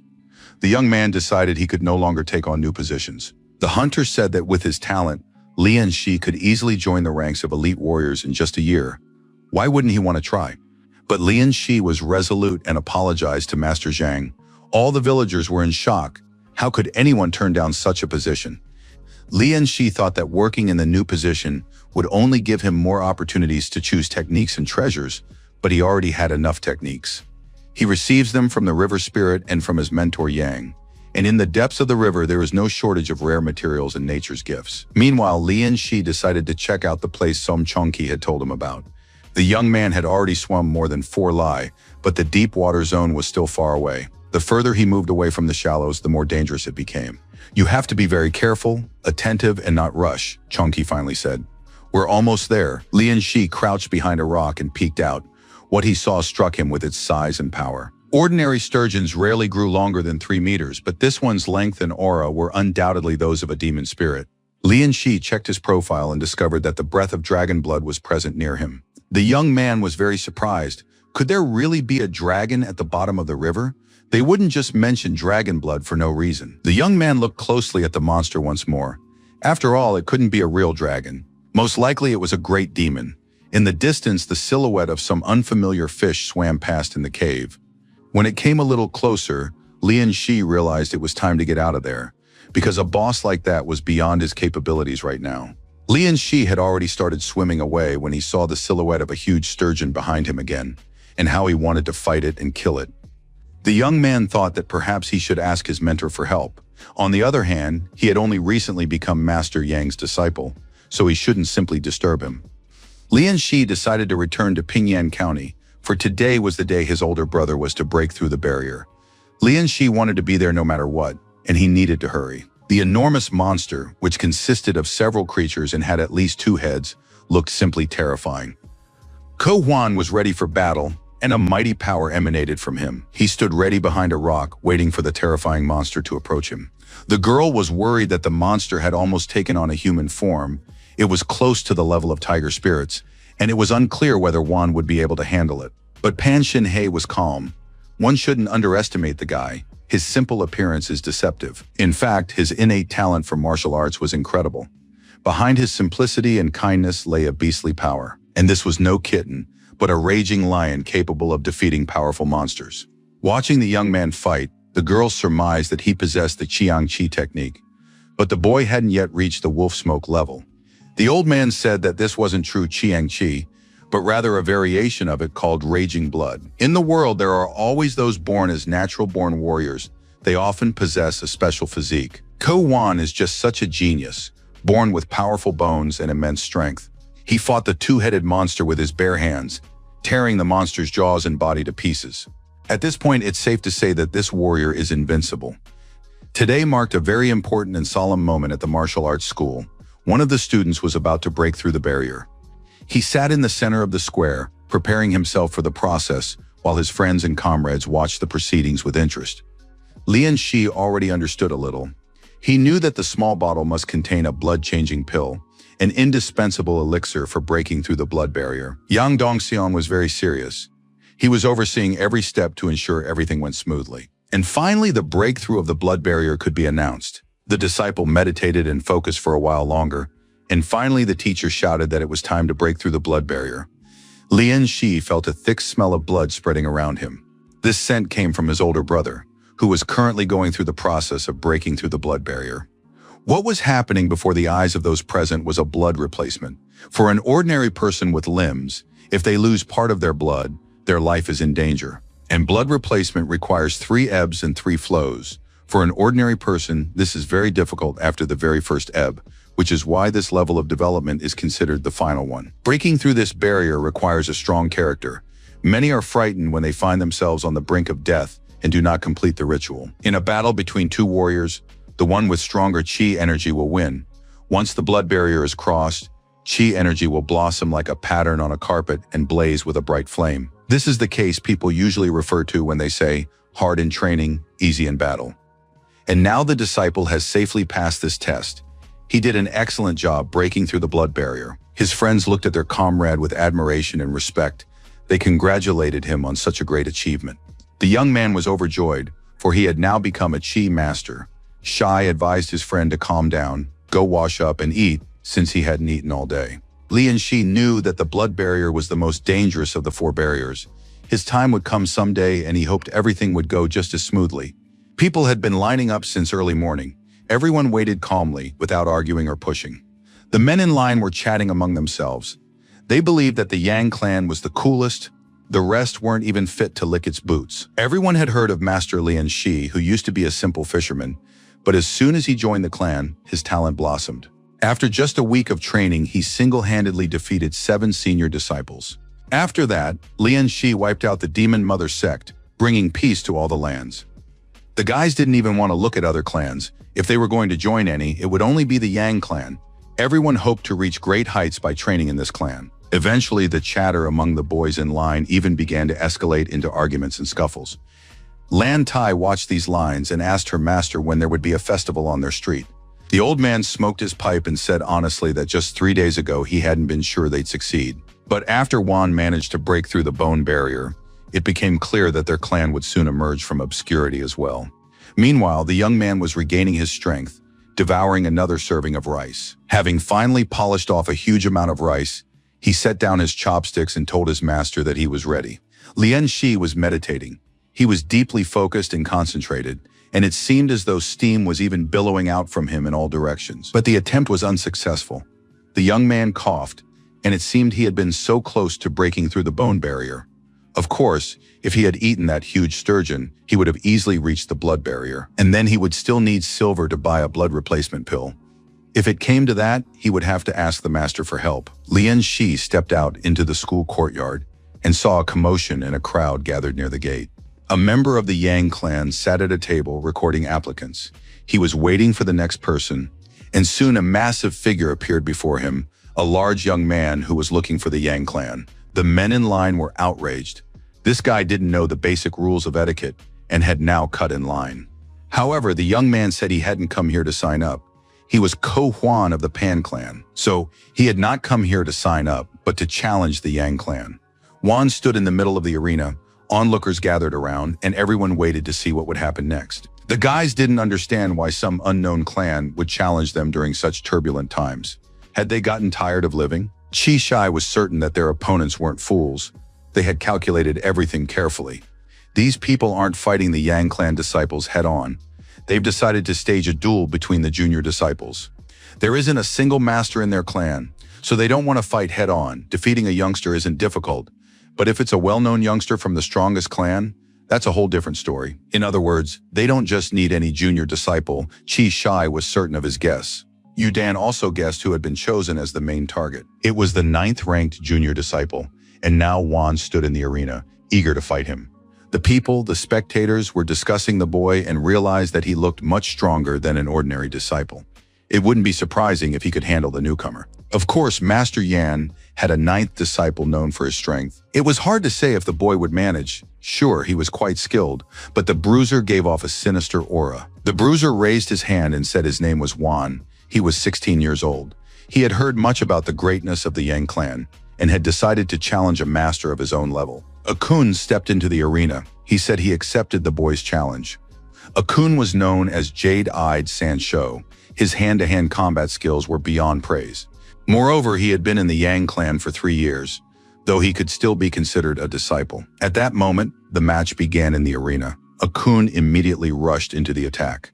He reached his opponent very quickly and even landed a blow on his shoulder. However, it did no damage. In the next instant, Juan launched a counterattack, and his opponent lay defeated at his feet.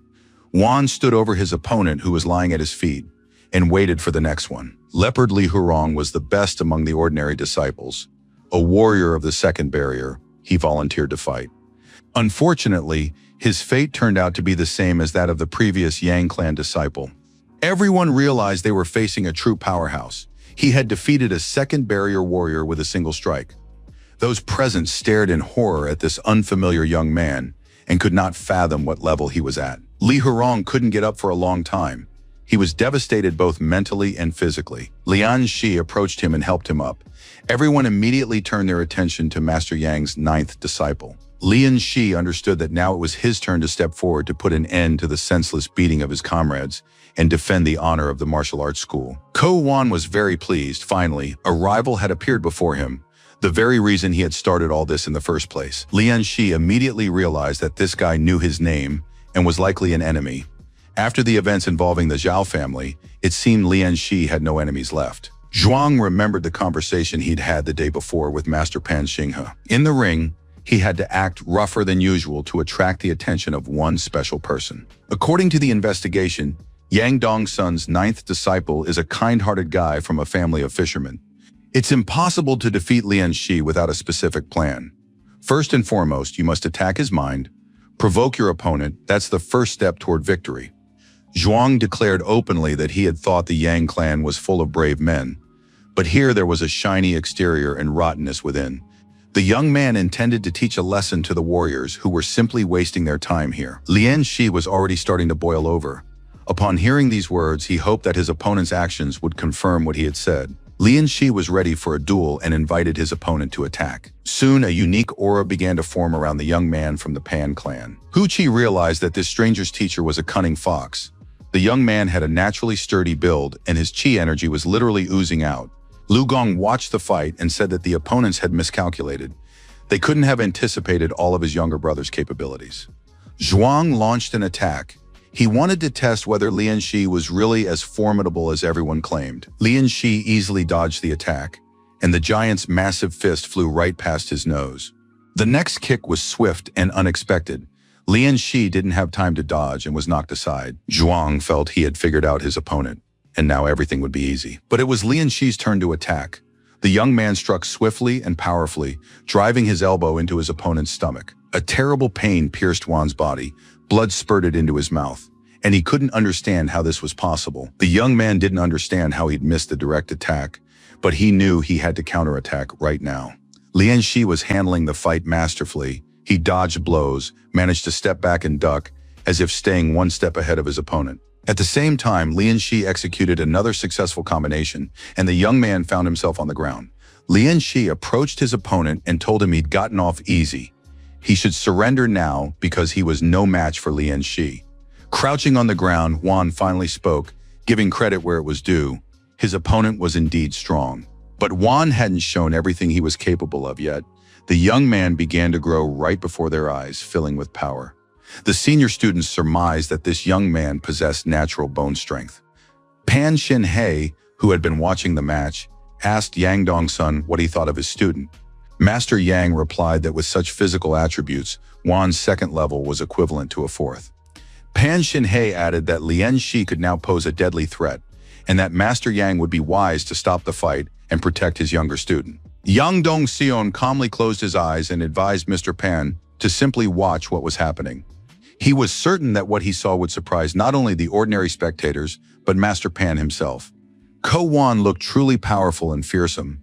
His true strength lay in an incredible power that could not be suppressed. Now he was ready to prove himself to everyone, and Lian Shi would hardly be able to withstand his attack. It certainly wouldn't be easy for him. Zhuang was certain that the outcome of the match was a foregone conclusion. He simply couldn't lose. The spectators didn't understand what had happened. The arena erupted as if several bombs had exploded there. Pan Xinghe was certain that victory would go to his disciple. Everyone waited for the smoke and dust to clear so they could see the scene. Soon a completely empty and shattered arena appeared before all the spectators. Zhuang remembered how he had approached his opponent and told him about his strong bones. He also remembered how his massive fist came down on Lian Shi. The latter held out his hand and said briefly, "I'm sorry." After that, Lian Shi added that his bones were stronger and tougher, and now he would prove it to his opponent. Wan knew that his birth had been difficult because of his large size. He had become stuck in his mother's womb, and the midwife had to cut him out. When the boy was 5, a boulder fell on his father while he was hunting. By the time the villagers found the man, half his face had already been mauled by wild beasts. Perhaps the people were right. Wan had indeed become a curse to his family. He felt guilty for his parents' deaths. He was constantly chased away and called names. When he was 12, a severe drought struck the village, and the village elder decided that the boy who had angered the heavens was to blame for everything. Like a slave, Wan was sold from family to family, forced to perform the hardest labor. The village elder claimed that this was his punishment. But the boy didn't understand what his sin was, what he had done wrong, or exactly what he was guilty of. No one provided answers to these questions. One day, bandits came to the village and killed all the residents. They took this strange, enormous boy, Wan, with them. The bandits believed they could make a lot of money by selling him to the Zhao estate. They planned to have a good time with the proceeds. The villains figured they could get no less than 5 taels of silver for such a strong man.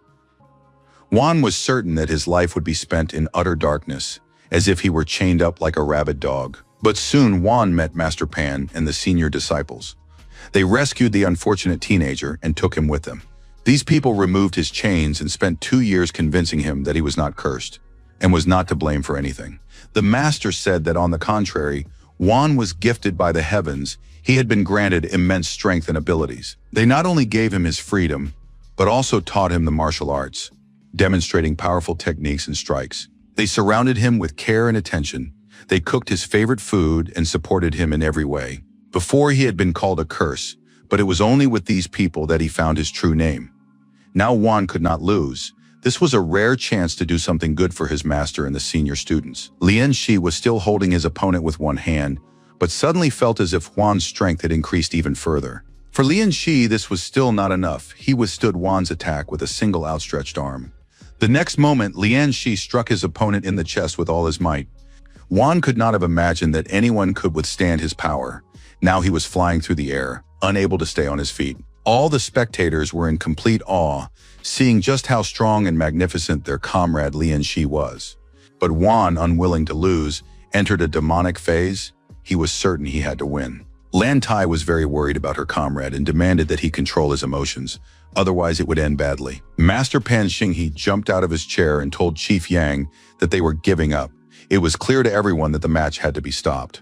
Zhuang wouldn't calm down. He believed he hadn't lost yet and had to bring glory to the Pan clan. He wanted his older sister to be able to afford her favorite buns. That required money. Besides, Master Pan needed medicine and remedies, so Wan couldn't lose. Lian Shi understood. If nothing was done, the boy would die right there in the arena. He had to influence him on a spiritual level. There was simply no other way to calm him down. And Wan had already lunged forward to attack. In his demonic form, he had no control over himself or his body. Lian Shi held up 2 fingers and decided to release a little of his aura. That should be enough to knock Wan out. He knew he couldn't use the full power of his aura. he had to be very careful. It seemed as though Lian Shi, together with the spirit of the river, had enveloped his opponent from all sides and instantly calmed him down. Lian Shi realized he had succeeded and considered himself lucky that everything had gone so smoothly. Friends and allies in the plan rushed to Wan, who was lying there, exhausted. They were all very worried about him. But the warrior himself was the most distressed. He apologized to his master for the defeat. Pan Xinghe tried to calm the young man, saying that nothing terrible had happened. The boy had done everything he could, and now they would simply move to another county. The crowd and spectators were absolutely thrilled. They liked the Pan clan, and everyone applauded the winner, Lian Shi. The losers couldn't believe it when they realized that most of the applause was for them. The poor people were used to being constantly chased away and mistreated. Young Dong Sion thanked Master Pan for the wonderful match they had just put on for everyone. He said they would be very happy if Pan Xinhe and his people settled in their county. Master Pan realized that perhaps he had made complicated plans for nothing and had been afraid of being rejected. Perhaps he could have simply come and had an honest conversation with these sincere and decent people. He thanked the entire Yang clan. Lian Shi resumed his training. The last battle had shown that he had not yet unlocked the full potential of his dragon tendons and tiger bones. Zhuang was naturally blessed with an excellent physique and was equal in strength to a fourth barrier warrior. But Lian Shi, with his own attributes, could be even stronger. Thanks to the duel, the young man earned 200 silver lian. Later, he would turn to Brother Liu for help. A maidservant reported that Master Yang was summoning Lian Shi to the stables because a dragon-blooded horse had been brought in. Lian Shi was thrilled. He couldn't wait to see his horse. He immediately got ready and ran to the stables, where he found the master feeding his horse. Yang Dongxiong said that this was a stallion specially chosen for him. The stallion was very spirited, but if Lian Shi handled him correctly, he would become a powerful ally. Lian Shi approached the horse, worried. Would he be able to tame such a spirited animal? He was also curious whether owning such a horse would elevate the young man's own status. The master said that Lian Shi would need to find himself a groom. He wouldn't be able to stay with the horse around the clock. The young man thanked the master for choosing the horse and admitted that he had a small problem. He would like to count on the teacher's help. Lian Shi explained that he had recently discovered a small lake, explored it, and found 3 mystical mackerels guarding the entrance to a grotto from which a golden glow emanated. He had heard legends about a dragon and suspected that this place was connected to a demon. Therefore, he asked the master to help him explore the grotto. Yang Dongxiong looked very interested. Dragons and everything related to them always sounded intriguing. The master immediately said they needed to go there. Lian Shi was surprised that the master didn't ask any further questions. Yang Dongxiong explained that everyone has their secrets, and Lian Shi was his personal disciple. It was time for him to stop being shy and beating around the bush, and to speak to the master sincerely and when necessary. The master called out to the surprised young man, saying that now they would catch that demon. The senior students looked with interest at the spot where, according to Lian Shi, the entrance to the grotto was guarded by 3 monsters. Yang Dongxiong noted that Lian Shi had done the right thing. He was close to the water element, which was both an advantage and a danger. The master instructed the 3 senior disciples to guard the exit. They were ready to carry out the order. Yang Dongxiong himself, looking as if he had grown younger, drew his sword and said he hadn't felt its power in a long time. Lian Shi watched the master with interest. It was rare to witness the full power of the Tiger Master.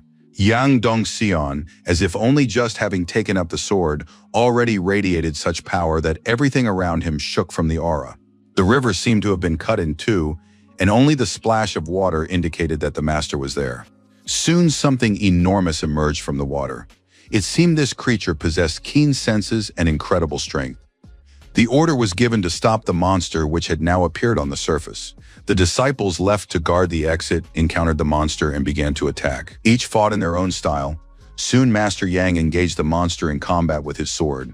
The disciples had barely had time to realize what had happened when Yang Dongxiong announced that it was all over and sheathed his sword. The legendary demon had been slain, and it seemed almost too easy. The master noted that the monster possessed no combat skills. It had merely been soaking up spiritual energy for a long time. It was necessary to extract its tendons from the body, as they could be of great use to the disciples. When they began to extract them, it turned out that the tendons were not white as usual, but golden. This indicated that the tendons might belong to a dragon-type aura confirmed this. Legends of dragons inhabiting the waters of Zhanghai have existed for centuries. Therefore, sturgeons, which closely resemble dragons, have always been considered a good omen among fishermen. Yang Dongxian admitted that he hadn't expected to find real dragon tendons in this monster. Everyone knew that dragon bones and tendons were highly prized even among the great masters. Because of the dragon's emanating aura, the locals were thrown into a frenzy. The coast was swarming with fish that had been drawn to the area. Lian Shi noticed that the system had even sent a notification about the dragon's aura. This was clearly something unique. Master Yang called his disciples. Now they could head to the grotto, where other treasures might be waiting. Lian Shi remembered the way well and quickly led his companions to the underwater grotto, previously guarded by a huge monster. The mackerels were gone. It seemed Master Yang's aura had scared them off, and now the disciples calmly entered the cave. Apparently, a great demon had lived in this place. There was enough oxygen here to breathe. Everyone knew that the lake's waters were full of strange places, but soon real treasures appeared before the disciples' eyes. They were dragon bones. It seemed the creature had fallen asleep and then shed its flesh. Master Yang said that if the bones were real, it would become clear where the dragon tendons came from. It was a very valuable material. The sturgeon, which had likely been killed recently, had grown to enormous proportions by drawing energy from those bones. It would have taken only a few more months for the sturgeon to become bold enough to venture into open waters. It's a good thing the guys found it sooner. Everyone thought Lian Shi was lucky, but he knew it was all thanks to some Chonki. Yang Dongxian noted that they wouldn't find anything interesting further on. The students were satisfied. Ahead of them lay the task of butchering their catch. Horses pulled the cart on which the single fish lay, but this was no ordinary sturgeon but a true monster. The townspeople had never seen such a beast before. The master and the lady divided the meat into 3 parts. One was sent to the estate's cellar for future storage. The second portion was prepared. They cooked many delicious dishes and served them to the apprentices. The third part of the enormous fish was sent to harsh regions to help the local residents survive the cold. As for the tendons, Lian Shi received a piece 2 zhonglong, and the master took the rest. The bones were given to Brother Lu Gong so he could improve the disciples' weapons. Lian Shi held the tendon in his hands and watched as the centipede reacted to the dragon's aura. The young man decided to test the effects of the dragon tendons and began to use them. With every bite, Lian Shi's water essence grew stronger. It felt as though his back were burning with fire. He surmised that he had reached the blood barrier. Soon, the system notified him that the dragon aura had been absorbed, and the Yinlong mark appeared on the young man's back. He had heard of the Yinlong mark, but hadn't expected it to appear on him. Suddenly, the mirror he had just been looking into cracked and shattered into tiny pieces. Lian Shi didn't understand what was happening or how to deal with it. Images of various places and events emerged from the shards of the mirror before him. The images changed constantly, appearing and disappearing, transforming the space in a chaotic jumble. The next moment, he found himself on the edge of the roof, not understanding how he had gotten there. At that moment, the system notified him that he had received a significant amount of the river's favor. Lian Shi understood that upon reaching the blood barrier, something would change when he re-entered the river's waters. Chonky the catfish was swimming calmly in the river when he found a toy someone had lost. But suddenly the water swirled into a powerful whirlpool and swept the catfish away. When Chonky finally sank, he found himself at the bottom of a deep gorge and heard a voice calling out to him. The voice belonged to a huge toad that had once fought the bird. She wanted to know what trinket Chonky had brought this time. Chonky gave the monster the toy, and the toad let him choose any reward. The place was full of gold and jewels, but Chonky's gaze was drawn to a red, sparkling object. He told the host about the whirlpool leading to the toad and how he had traded the toad's feather for a toy. The feather belonged to a red phoenix. Lian Shi guessed that the toad was one of the demons he had once seen. The whirlpool leading to the toad was most likely created by its power. Lian Shi thought it was an amazingly profitable deal.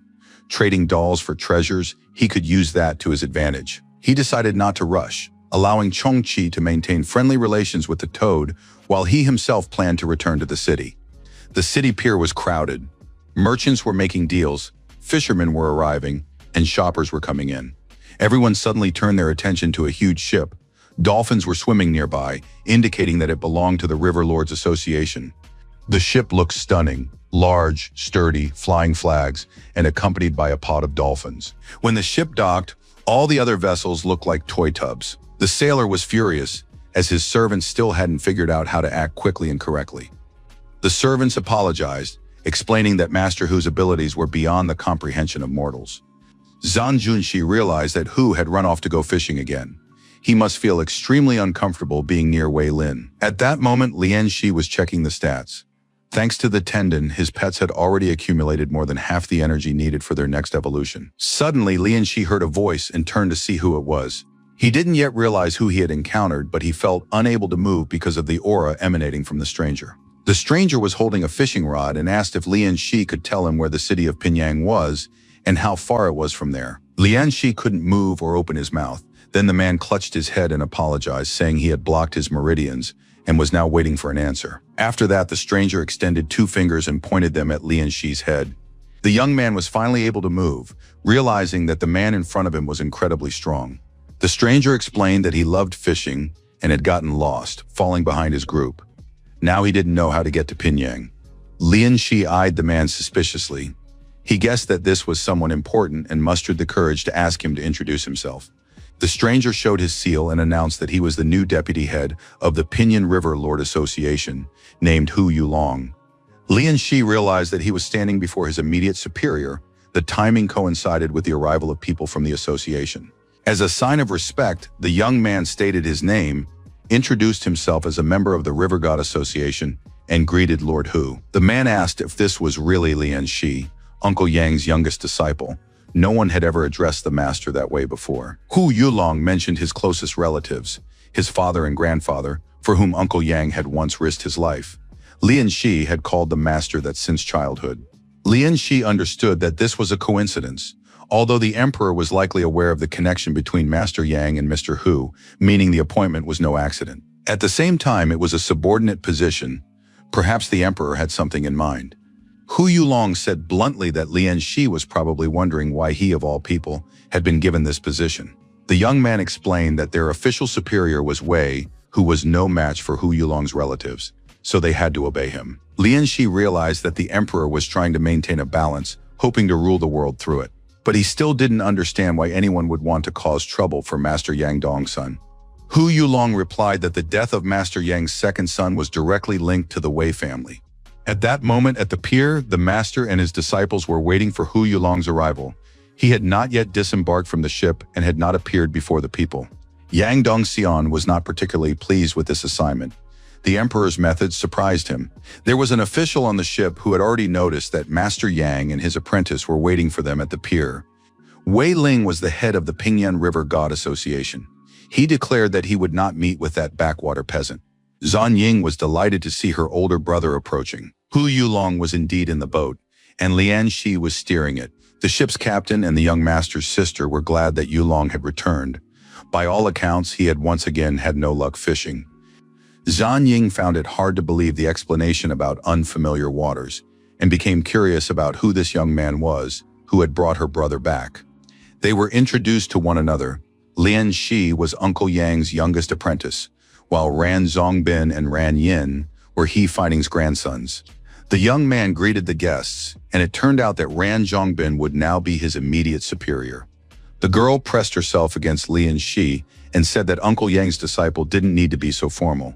He could just call her older sister Ran. She also realized that the guy standing before her was the very one who had invented the new phonetic system, and she scrutinized him closely, checking to see if he was a demon in human form. Hu Yulong asked the girl not to be so rude and insolent. He instructed Zhong Bin to give Lian Shi a tour. Hu Yulong announced that he was going to visit Uncle Yang and left everyone at the pier. Zhong Bin led his subordinate along, saying he would show him everything there.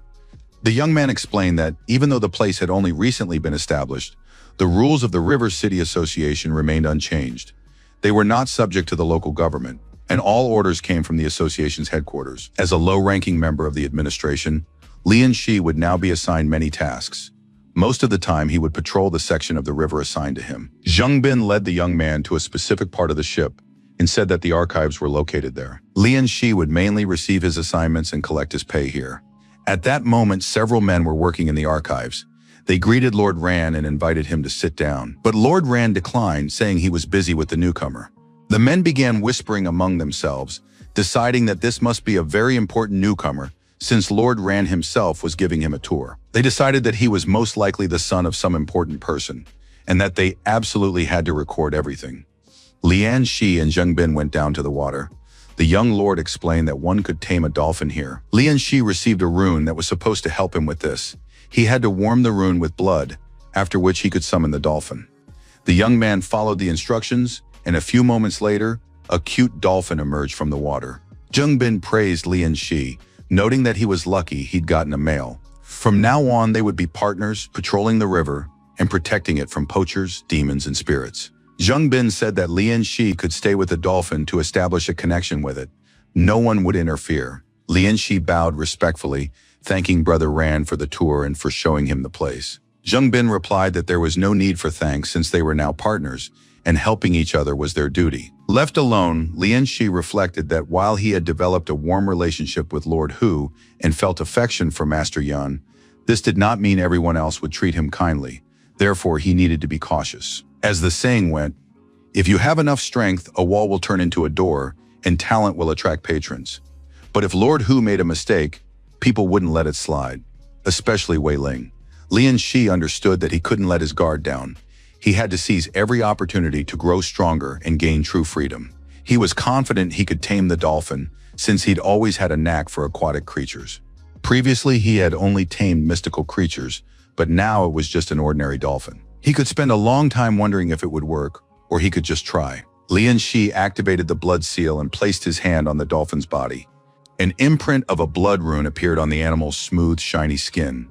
It was clear that the taming had been successful. Now the boy could gather the necessary amount of water essence to evolve the river dolphin into a river dolphin king. Soon, instead of a single dolphin, a whole pod appeared before the young man. They all looked at him as if they wanted to say something. It turned out that the tamed dolphin had brought his wife and child. Altogether, they now wanted to be tamed by Lian Shi. It was wonderful. Having even a single dolphin was already considered a huge advantage. And Lian Shi now had 3. Lian Shi said goodbye to his brother Ran, explaining that he still had business to attend to and would begin his duties tomorrow. The young man walked through the city streets, leading his horse by the reins. Nearby, a lively trade in food and goods was in full swing. Lian Shi, still young, watched with interest as a street magician drew a crowd of onlookers. A passing servant recruiter admired the young man's horse and asked what its name was. Lian Shi was pleasantly surprised by the compliments and said the animal's name was Kishan. He had named the horse a few days earlier. Realizing that the young man was looking for a servant, the man offered to help. Lian Shi confirmed that his new house was finished and that he wanted to hire a stable hand and a cook. The man was curious about where the young man's residence was located, how large it was, and whether the young man would mind sharing servants with other masters. Lian Shi explained that his residence was in Yanxin and consisted of 3 courtyards. He had no intention of sharing servants with anyone. Suddenly, the man realized, repeating to himself the Lian family of Yanxing. He understood that the young man standing before him was Lian Shi. Lian Shi already understood that his fame did not always bring only benefits, and now he was trying to gauge how kind this stranger was to him. The man bowed his head in a deep bow and began to thank his benefactor. He pointed to the girl who was his daughter. 6 months ago, Lian Shi had saved her, and if not for him, the man would have lost his daughter forever long ago. Lian Shi also recognized the old man who had been in the cult's citadel and whom he had managed to save during the brothers' invasion. The young man replied that he didn't need any thanks, for he had merely been doing his job protecting the weak and the innocent. Be that as it may, the man promised to select the very best people from among those at his disposal. They would be the finest workers in the entire district. Suddenly, a cry of admiration rang out in the market square. Here comes an official, he's simply magnificent. People turned to look. Lian Shi noticed the strange horses. The servant recruiter explained that they were Qinzhou horses. They were huge with broad backs, and therefore suitable only as pack horses. Lian Shi recalled that Mr. Hu had mentioned that the county magistrate was from Qinzhou. Hu Yulong had said that the city of Pinyang was expanding and might soon become a separate prefecture. That was why many important people, including the county magistrate, had been sent to Pinyang recently. Lian Shi wanted to find out exactly who would be serving as their county magistrate. It turned out to be Qian Zhongyi, a young prodigy. At the age of 21, he placed second in the imperial examination and is a master of the zither, Go, calligraphy, painting, poetry, and singing. As a child, he had taken a dragon python pill, so his martial arts skills were at a very high level. By the age of 34, he had reached the tiger level. Qian Zhongyi's primary technique was Han Shou Gong. Lian Shi wondered why such an exceptional person had been appointed to the role of a simple county magistrate. Pinyang had become a prize. When it became a prefecture, it would matter who became the prefect, and the transition was impossible without a county magistrate. Hu Yulong explained this to his young comrade, but advised him not to get too close to Qian Zongyi. Yulong's grandfather had once met this young man in person and described him in a single phrase. Buddha and demon fused into a single twisted being in white robes stained with the blood of the mortal world. Moreover, this genius was an extremely wicked man. At that time, several interesting people were riding in the carriage that had brought the county magistrate. The Lama reported to his master that he had fulfilled his mission. It had taken him 107 days of continuous work to prepare it. The artifact is capable of uniting earth and heaven. After careful polishing, the skull became a truly precious relic, worthy of the title of a flawless relic. The master was busy with beautiful young women, but he still thanked the craftsman for his work. The new county magistrate, Qian Zongyi, was handsome, strong, and educated. He never denied himself any pleasures, and now several charming creatures were accompanying him on his move. The young man informed the Lama that as the new county magistrate, he had been ordered to deal with the cult of the Mother of Demons, and asked how the Great Mother differed from a Bodhisattva. The Lama listened to the question and said that she did not even come close to his Buddha. The destroying Yin matron was the embodiment of the untamed, poisonous qi created by the followers of the cult of the Mother of Demons. Their pearls of immortality are not meant to cultivate powerful masters, but to nourish the Mother herself. A goddess born of hatred, without form or substance, is by nature inferior to the true enlightened Buddha. Wei Ling was a tyrant, Hu Yulong a slacker, and the demon-hunting division incompetent in naval battles. The county magistrate understood that dealing with them would be difficult. The Lama looked out the carriage window and noticed a young man with a beautiful horse in the crowd. The old man studied his physique closely and noted that it was perfect. Qian Zongyi also looked out the window to see who the master was talking about. The Lama explained that the young man's bones resembled those of a tiger. His skull would make a perfect ritual cup if the county magistrate accepted his teachings. The better the ritual vessel, the more powerful he would become. Moreover, the future ritual vessel had a horse of dragon blood. Qian Zongyi understood that such a horse could only be obtained through an official title or an imperial award. Therefore, one had to be careful with this young man. The Lama smiled predatorily.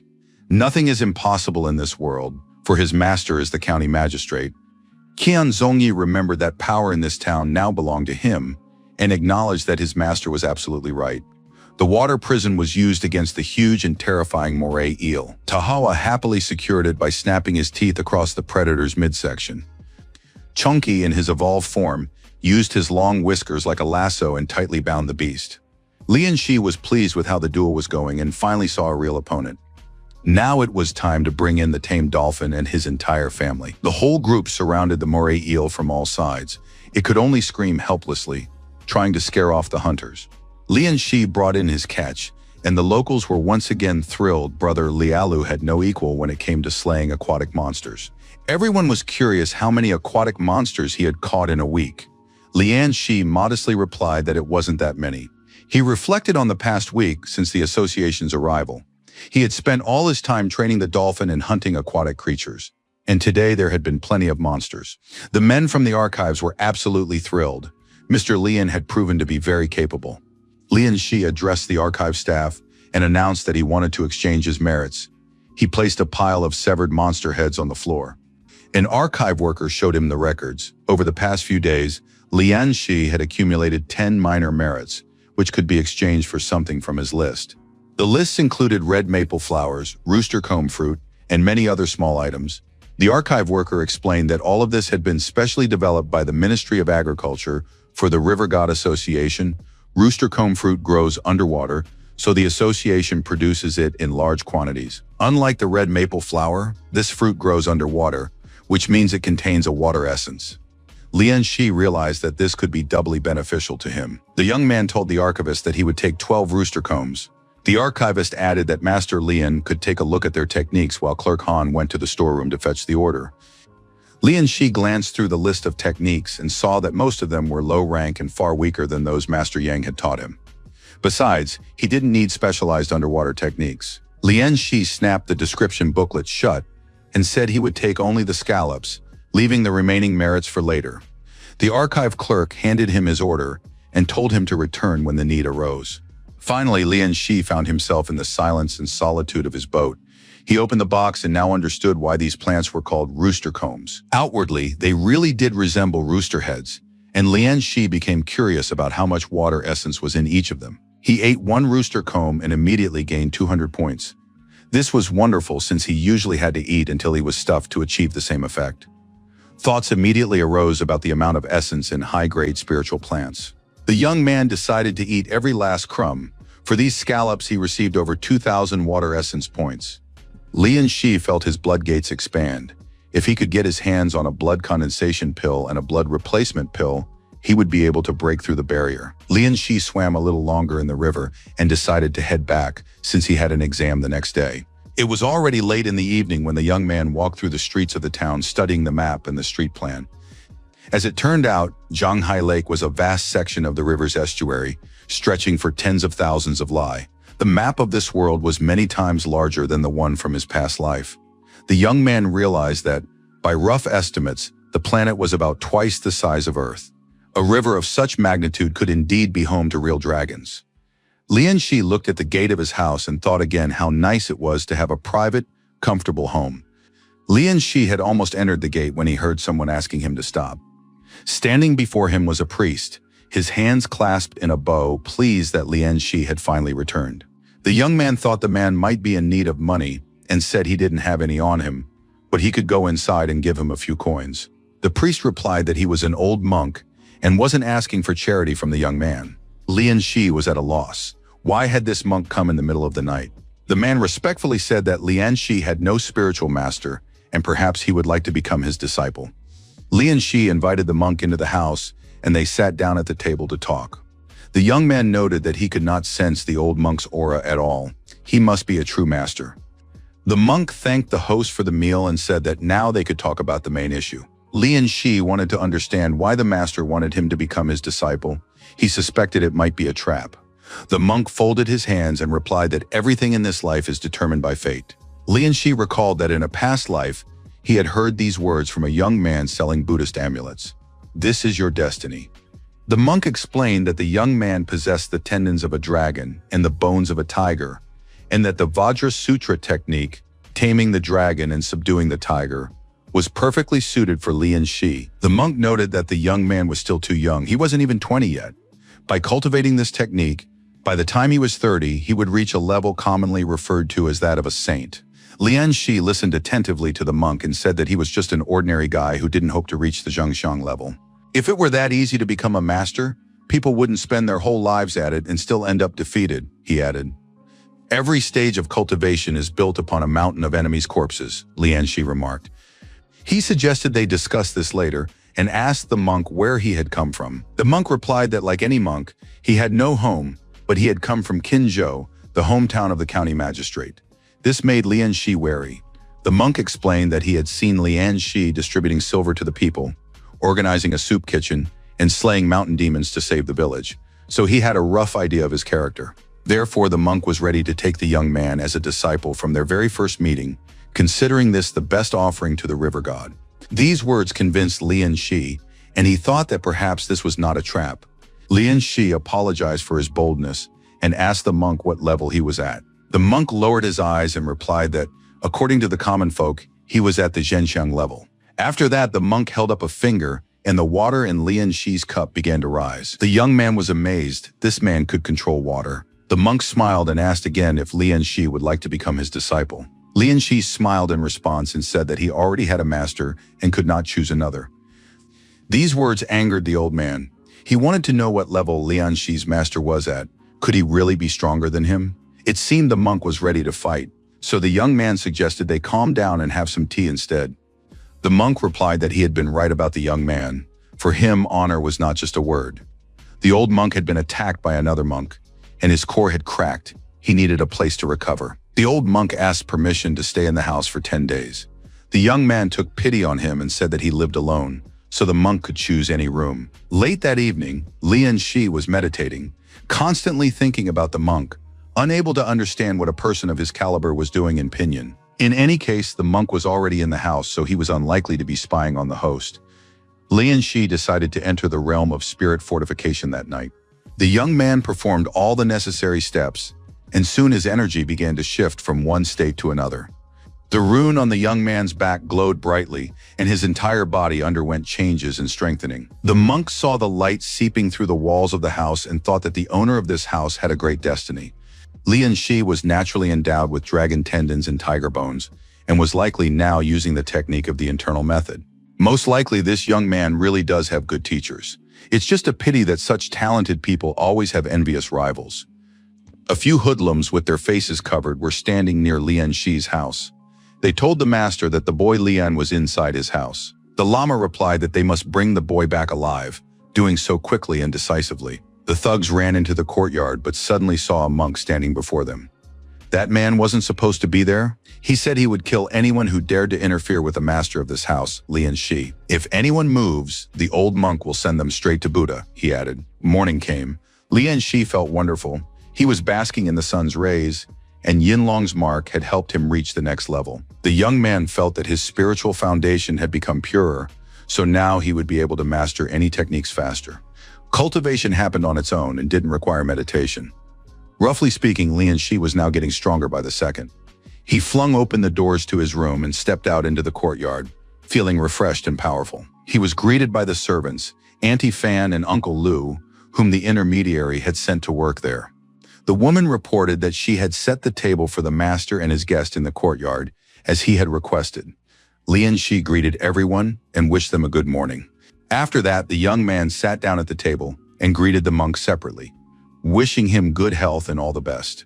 The monk replied that it seemed Lian Shi had worked very hard that night because he looked simply wonderful now. Lian Shi was hungry when suddenly a servant reported in surprise that Head Zhao from the academy had sent a message. The academy representative reminded him that he needed to arrive before noon for the exam. Lian Shi had become so engrossed in his cultivation that he had almost forgotten about it. The new county magistrate had arrived at the local academy to assess its standards. Qian Zongyi said that the academy lived up to its reputation as the best in Pingyang. At first, everything looked fine, but then the county magistrate noticed one problem. The academy was too small, though this wasn't critical. After that, he handed over a banknote for 1,000 liang, a donation for the academy's needs. The head of the academy and his assistants were surprised. A typical county magistrate wouldn't give that much money even in a year. The head of the academy began to thank the judge, saying that such a large donation was unnecessary, but the judge said the amount was insignificant. The head of the academy was somewhat embarrassed, for the gift turned out to be too impressive. The tour of the academy continued, and the new county judge mentioned that he had heard of a talented young man who had created a new phonetic system. The judge wanted to meet this young man in person, and Lian Shi immediately tensed up. He understood that the county magistrate wouldn't just be casually visiting an ordinary school.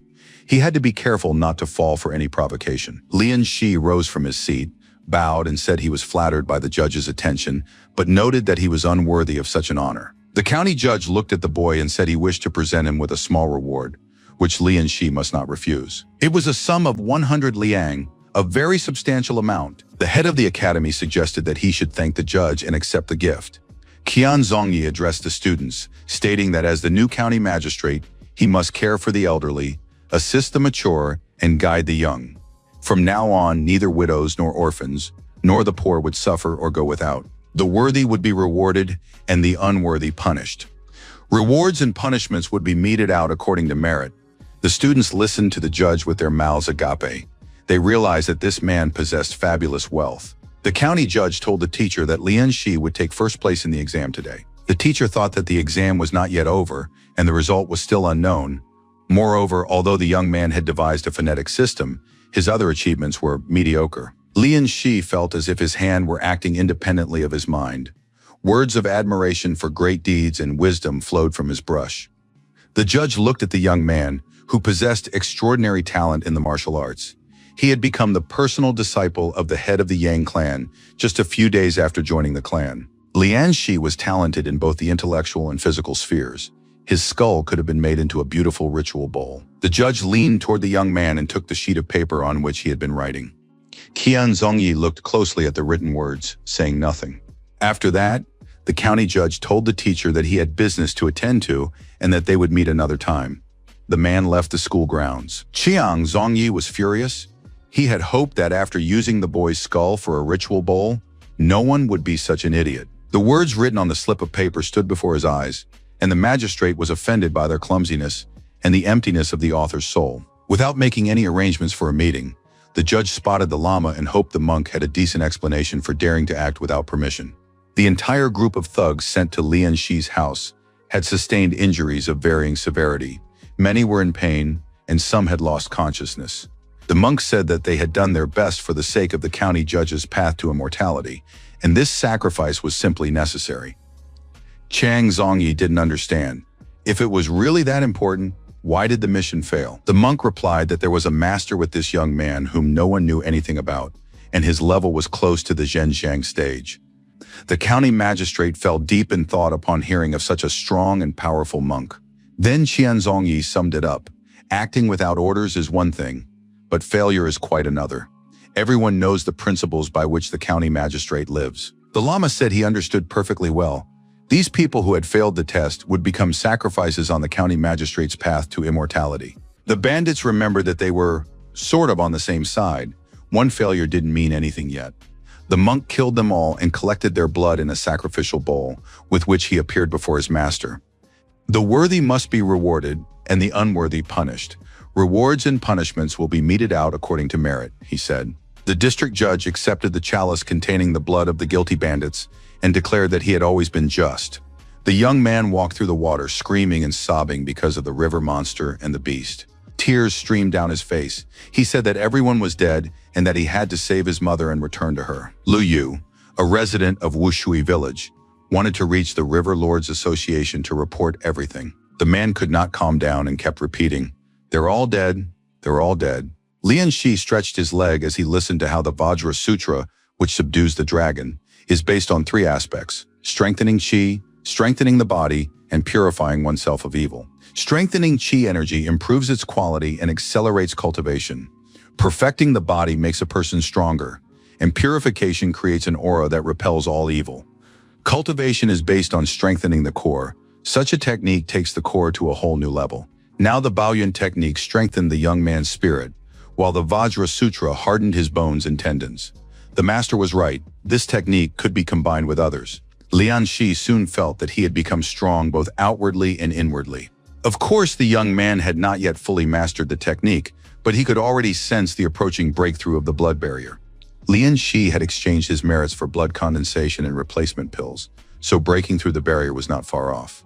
A few days ago, Lian Shi was lying down with a book and asked the archivist to prepare a list of items he could trade for.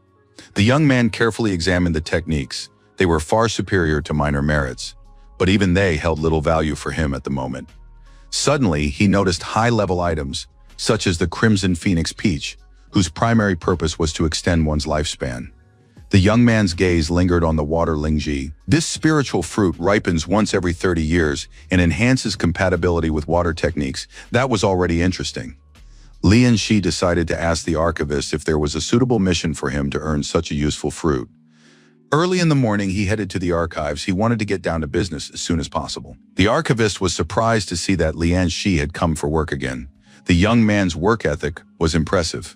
Today, Lian Shi came bearing a treat. He gave the archivist a pinyin meat pie, which deeply touched the man. While the archivist was enjoying the bun, Lian Shi asked where he could earn major merits.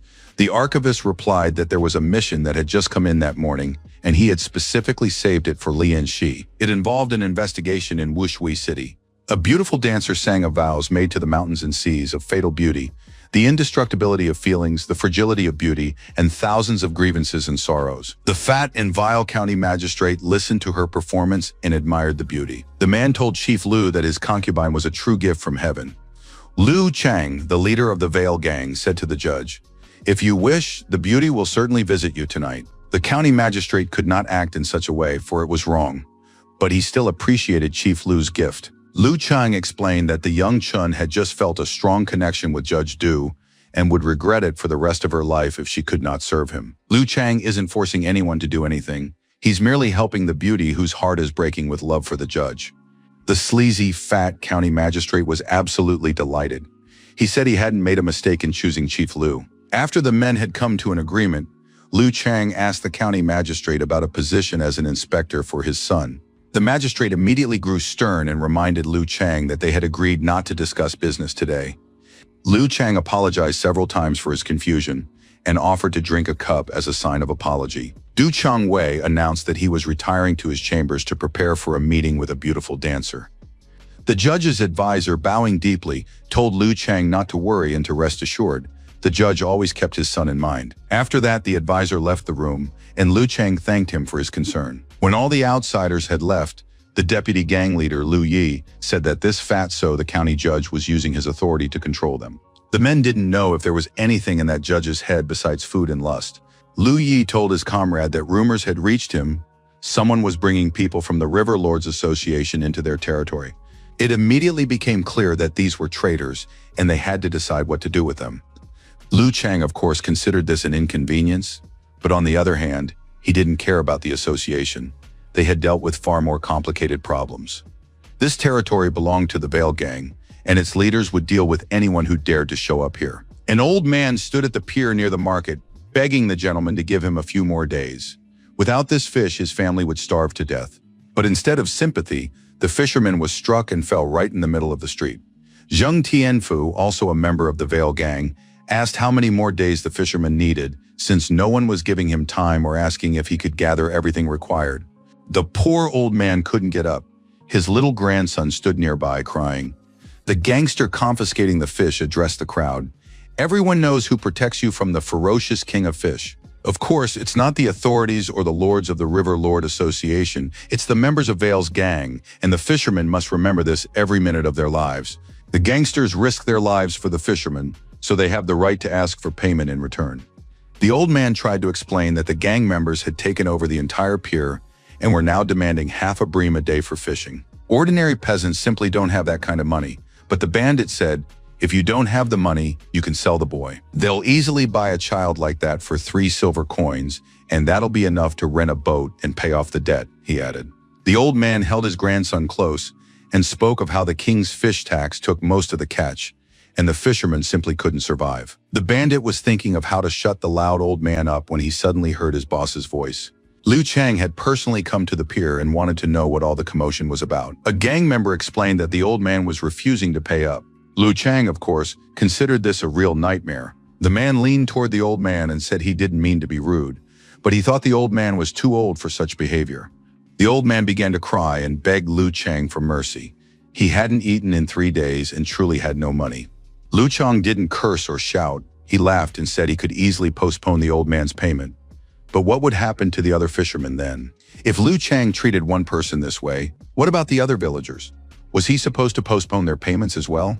That would be fair, but who would then feed the members of the Veil Gang and protect the villagers from monsters? Who would take responsibility for the safety of the locals? Perhaps Old Man Hu would take care of it? The poor old man could barely stand, trembling and shaking with terror, not knowing how to answer the gang leader. Liu Chang said that the Fish King's tax had been personally established by the county magistrate.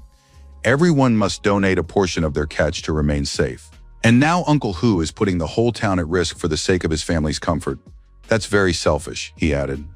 Old Man Hu tried to say something in defense, but suddenly a huge rock struck him in the head, and blood spattered all around. One of the women had thrown the rock.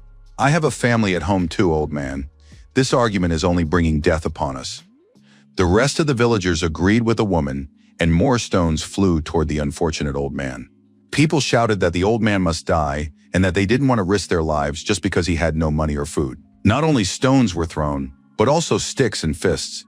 The old man tried to shield his head and hide his sobbing grandson beneath him. The gang members left the pier, leaving the locals to deal with the old man.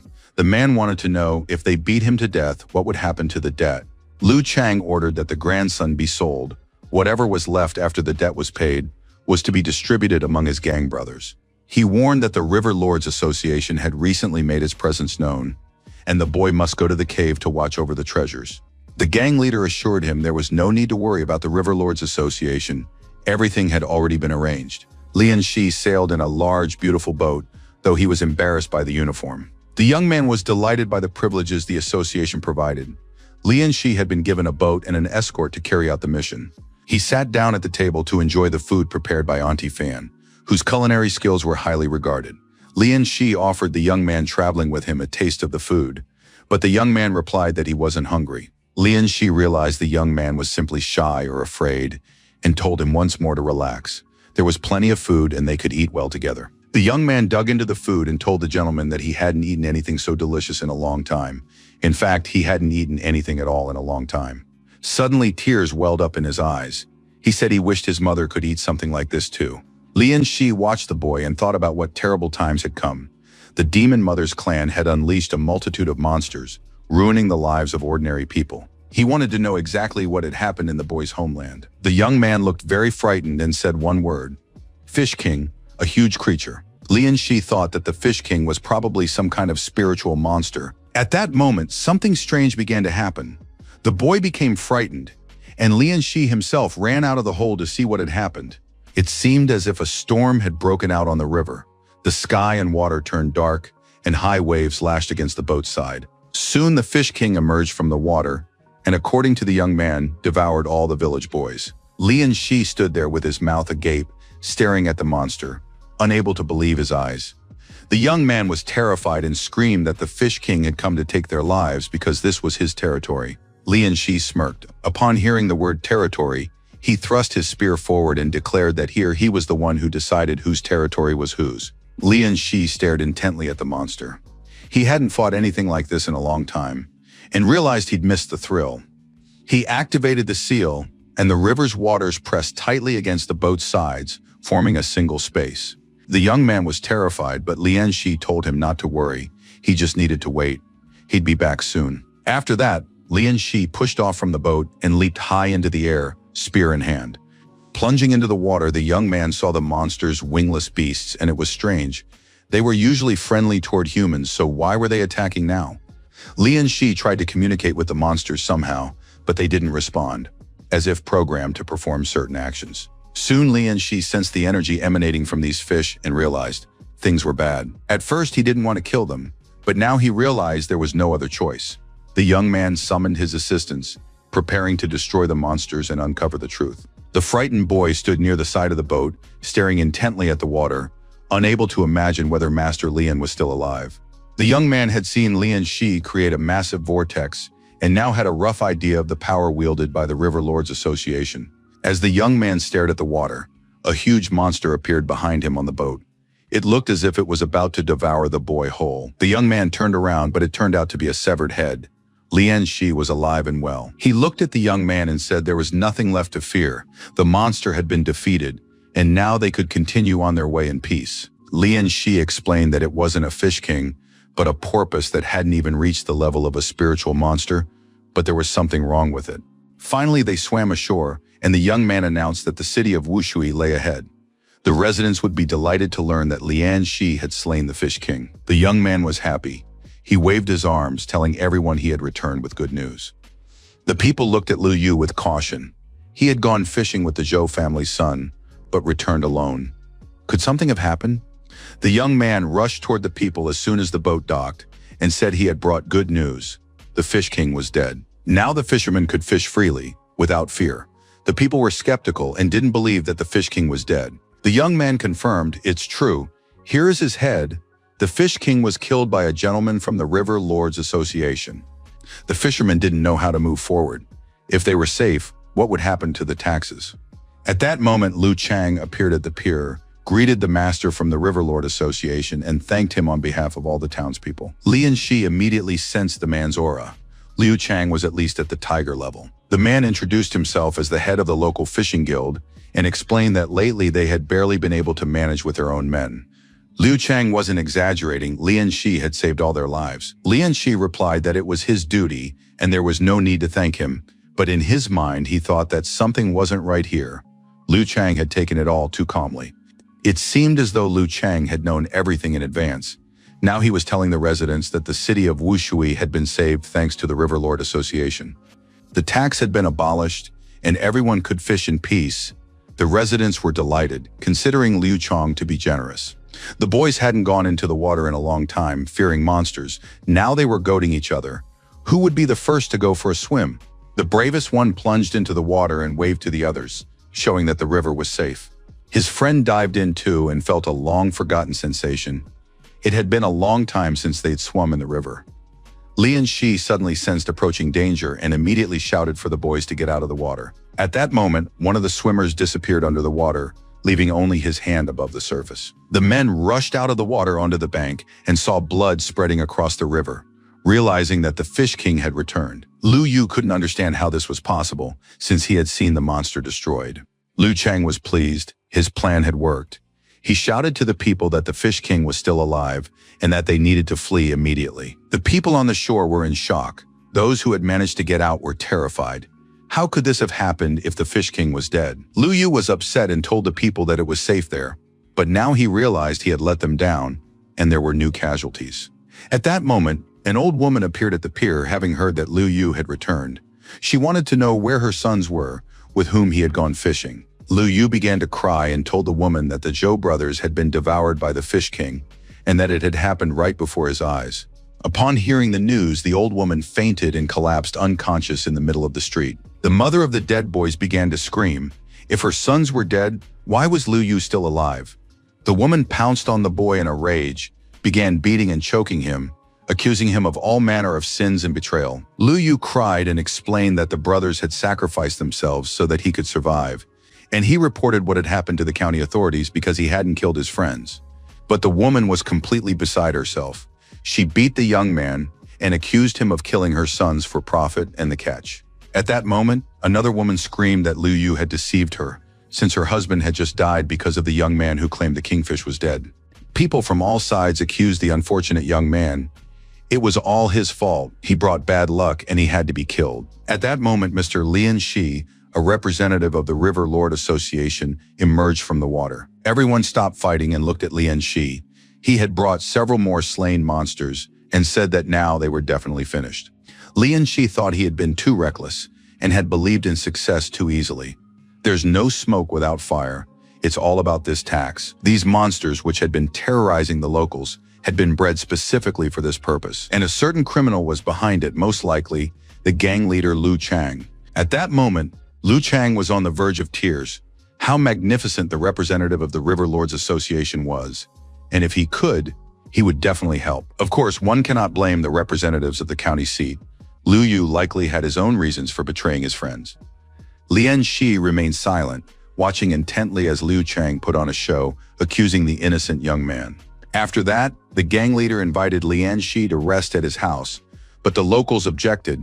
When the monsters were killing their fellow villagers, the association had offered no help. Now the representative of the authorities had arrived too late, and more people had died. The residents were afraid to let Lian Shi in, thinking that he was the one who had summoned these creatures.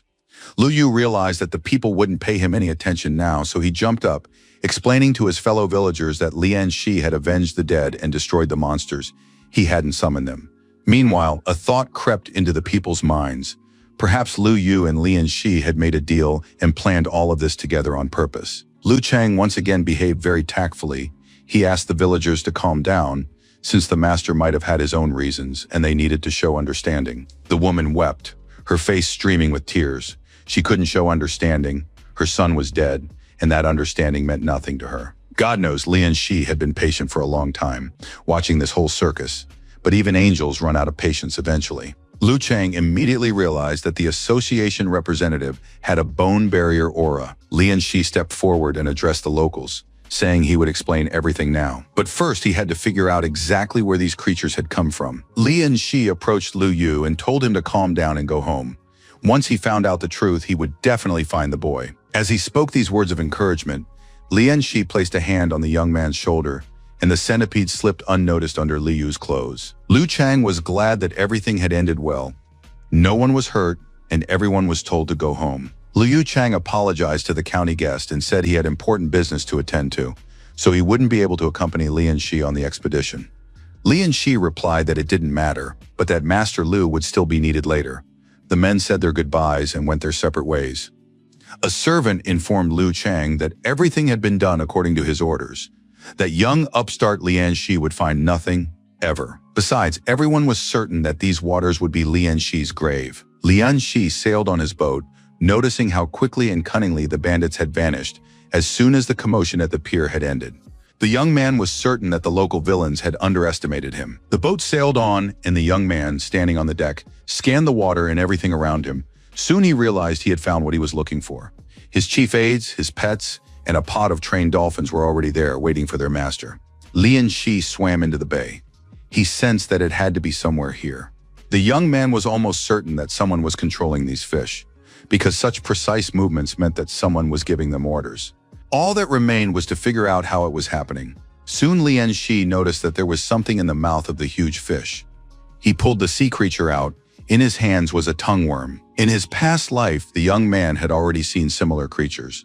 They were parasites that controlled underwater creatures. This was likely how the killer fish were being controlled. Controlling aquatic creatures without the association's permission is already a crime. But using tongue worms to harm people for profit is genocide and punishable by death. The man was holding a disgusting woodlouse, and his friend told him to handle it carefully, since every creature was worth a silver coin. The young man was frightened. His uncle said that if anyone saw him tormenting the woodlouse, trouble would be inevitable. These bandits had already fed a fisherman to the monster for a mistake, but they had to keep going to save up money and cure the boy's mother. The young man asked his uncle if the bandits weren't afraid that everything would soon be exposed. The young man pried open the porpoise's mouth with a metal tool and shoved the tongue-shaped woodlouse down its throat. The man said that the Veil gang couldn't handle the monsters on their own. It was all the work of a master who was far away. But the young man was frightened and told his uncle that the heavens would punish them for their misdeeds. His uncle wouldn't listen. Survival was hard. So worrying about others was foolish. They didn't kill people. They just raised parasites. At that moment, the third leader of the gang appeared near them. He didn't understand why there was such a commotion in the morning. Did they really want to be fish food? The man was very frightened. Upon seeing the third leader, he hoped he hadn't said anything he shouldn't have. The gangster replied that he wasn't obligated to tell the workers where and when to show up. It was none of their business. Suddenly, the third gang leader's expression twisted. He realized the boy had killed a parasite. The thug grabbed the boy and began shaking him back and forth. He said that it seemed this fool had missed everything that had been explained to him before. The man tried to stand up for his nephew, begging the third in command to have mercy on the boy, who didn't even know what he'd done. But the gangster said that the parasites were the gang's property, and he couldn't just let this slide. The man got down on his knees, swearing he would pay for the parasite, begging only that they not kill the boy. The third in command of the gang shoved the young man aside, saying he was lucky to have such an uncle, and now they would discuss compensation. The man was very frightened. He said that the tongue parasite was worth a pound of silver.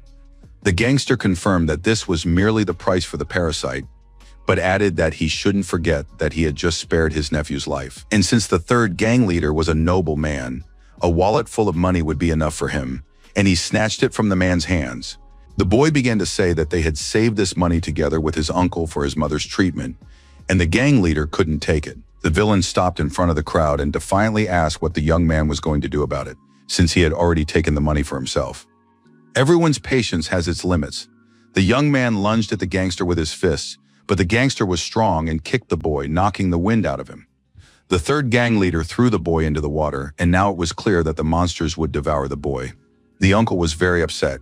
He truly loved his nephew and understood that the boy had acted very foolishly, and now nothing could help him. And the gang leader mocked him, saying that the boy was finished because those creatures would certainly not let him go.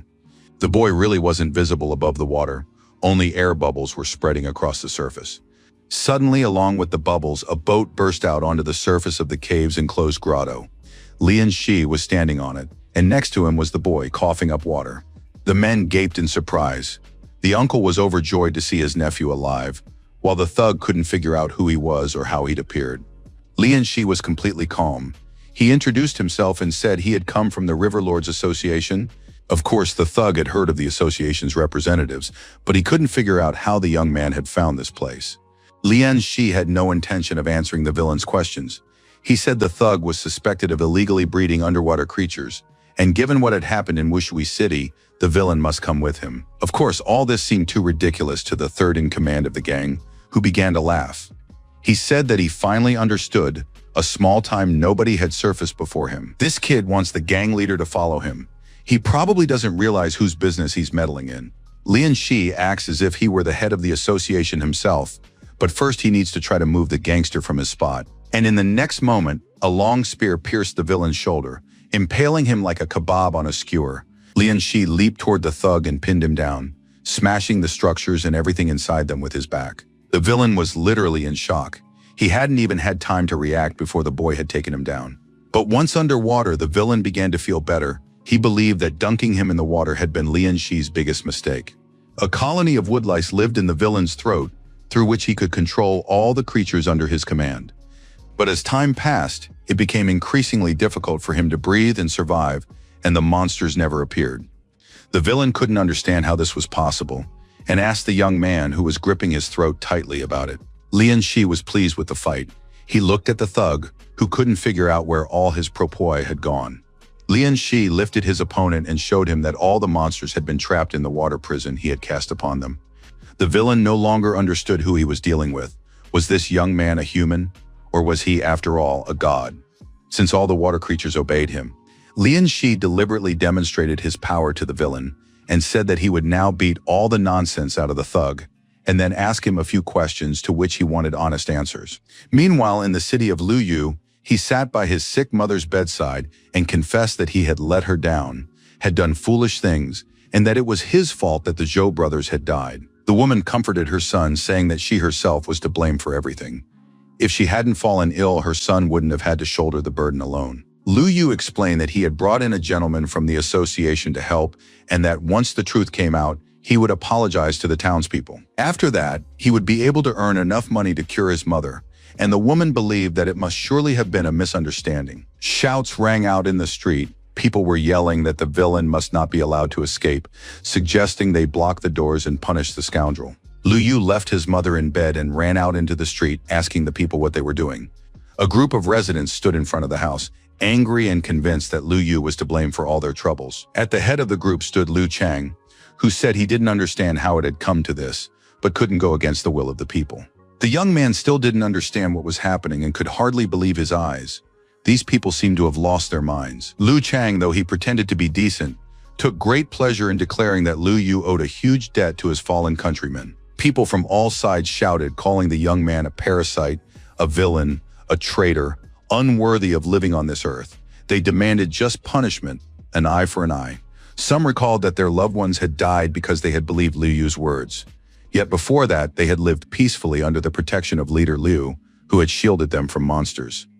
People recalled all their misfortunes and now saw this young man as the main source of their misfortunes, holding him responsible for the deaths of the townspeople. Liu Chang looked at the young man with a smirk and said that he needed to explain himself to the townspeople, since people wouldn't just slander a good person for no reason. At the same time, Mr. Liu Chang was certain that the people would never let a bad person go, and that he would receive just punishment for his crimes. Liu Yu couldn't find the words to explain himself, for he was the true victim of the situation. Yet now he was being blamed for all the sins, and no one wanted to listen to him. Moreover, the villagers were convinced that this boy from the association might have colluded with the outsiders for personal gain, or perhaps he wasn't even from the association at all. Liu Yu was terrified. He shouted that none of it was true, and that he had never thought of or intended to deceive his friends, just as Lian Shi had killed the kingfish, which were probably hiding somewhere off to the side. Liu Chang said that the boy didn't believe his own words, wasn't sure of himself, and didn't understand how he expected all the residents to believe his guesses, since there were absolutely no facts to back them up. Soon, a rumor spread among the residents that a real conspiracy was behind all this, and how fortunate they were to have Mr. Liu Chang, who always cared about them and whom they could rely on. A little girl, who had also been dragged here for this special occasion, was crying, pointing at Liu Yu, calling him a bad man, and begging for her daddy back. Liu Chang addressed the crowd and said that they had all witnessed the monster's ferocity, so now they needed to perform the Fish King ritual to appease their wrath. Liu Yu fell to his knees before the villagers and said that he would catch the fish himself to offer it to the monster on behalf of everyone in the town. But Liu Chang said that this time, a single fish would not be enough, and such a sacrifice would not protect them. In the current situation, the fish monster's wrath was so intense that Liu Yu himself must be the offering. The young man fell to the ground in fear. He couldn't believe his ears. Did these people really want to kill him? The door of the house swung open, and a sick woman appeared in the doorway. She demanded that they not touch her son. If they needed a human sacrifice, let them use her, because she was a sick and useless old woman. Liu Yu wouldn't even listen to such words. He told his mother to go back inside quickly, because this had nothing to do with her at all. Now the people didn't know what to do because, in principle, they could take the woman. It didn't matter to the fish which person they ate. But then the instigators shouted that all this was very wrong. Someone in every family had died, and Liu Yu might get off scot-free. Perhaps the Fish King had chosen him, and if they didn't sacrifice the young man, peaceful times would never come. And once again, the people were ready to sacrifice the young man, because they too had no relatives. No mothers, fathers, brothers, or sisters, and no one would bring them back. The people continued to discuss it, and eventually decided to seize the boy. They had to appease the Fish King's wrath and offer him exactly this sacrifice. The people seized the young man who had no intention of running away. He was worried that his mother might suffer. The woman looked at her beloved son and shouted that she was fine, and that he should think of himself. And just when it seemed that everything was decided, a centipede jumped out of the young man's clothes and onto the arm of one of the men. Soon it crawled to the ground and began to grow in size. People shouted "monster" and scattered in fear. Liu Chang saw that the boy was holding the monster close, even though he himself had said he hadn't spoken to anyone. At the same time, it was a spiritual being. Liu Yu rushed to his mother, whose face was covered in blood. The young man wept, holding the lifeless body of his beloved, hoping that his mother would wake up soon. One of the men shouted that this scoundrel, Liu Yu, was still pretending, and that he absolutely had to be captured and taken to the King of Fish. But suddenly a calm voice rang out, saying only, "Try doing that." The men immediately recognized the man as Mr. Lian Shi from the River Lord Association. People didn't understand how he had ended up here, since the young man had set out in search of monsters. The man said that the association was concerned with matters of the water, but now they had business on land. Lian Shi held his tongue after listening to this nonsense and calmly told the people that Liu Yu was a valuable witness brought in to assist with the investigation. In other words, the young man was under the protection of the River Lords Association, and if anyone had any objections, they could voice them now. Several women rushed over to Lian Shi, saying that the gentleman had arrived just in time to stand up for Liu Yu. Liu Chang was right there. He said he trusted Lian Shi and hoped that the association's representative would not disappoint them. Lian Shi announced that he would hold the Fish King's ritual the following day. The young man said he had prepared fine wine and refreshments and would be waiting for everyone on the viewing boat. And now these despicable little people, who had been spreading nothing but hatred around them, had to leave, because Lian Shi was barely holding back from killing them. Liu Chang led everyone away, wishing the master a good night, and they agreed to meet the next day for the grand ceremony. Liu Yu continued to sob. He said he hadn't hurt anyone. He needed money to treat his mother, which is why he went fishing despite the danger. Lian Shi began to calm the young man down. He apologized for being late, but said he had already figured everything out. However, they couldn't act impulsively, because all the townspeople might suffer, and the truth would be buried forever. Lian Shi added that he swore he would clear Liu Yu's name, but everything had to be done calmly and wisely. According to information provided by the gang's third-in-command, Liu Chang was a Skakun-level warrior, and his chief deputy, Liu Yi, had already broken through the blood barrier. Lian Shi realized that he didn't have enough strength to handle such opponents, so he took out the preparations he had readied in advance. The young man decided that the time had come to break through the blood barrier. He sank to the bottom of the river and initiated the process. Gradually, his mind cleared. Lian Shi felt power filling him. When the time came, he swallowed the pill. The danger of the blood gate consisted of 3 ebbs and 3 flows. Each blood replacement was like walking along the edge of a hellish abyss. All the blood left the body and lingered at the previous 3 gates, and from there on, the individual's willpower had to take over. Lian Shi had to expel all his blood and then draw it back in. This process was repeated 3 times. In the end, Lian Shi was very pleased. He had succeeded, and now the young man had become a warrior of the 4th gate level. The young man felt perfectly fine, petting his pets and getting ready for the next day. It was time to get started and settle the score with the villain, Liu Chang. The next morning arrived. The weather was excellent. Liu Yu was drinking tea with his gangmate Liu Chang. They were discussing what would happen when the boy from the association arrived. Liu Chang said there was no need to worry. The boy wouldn't go anywhere. He'd have to listen to them. Liu Yi agreed with his brother, because the officials would never let it go until they got a kickback.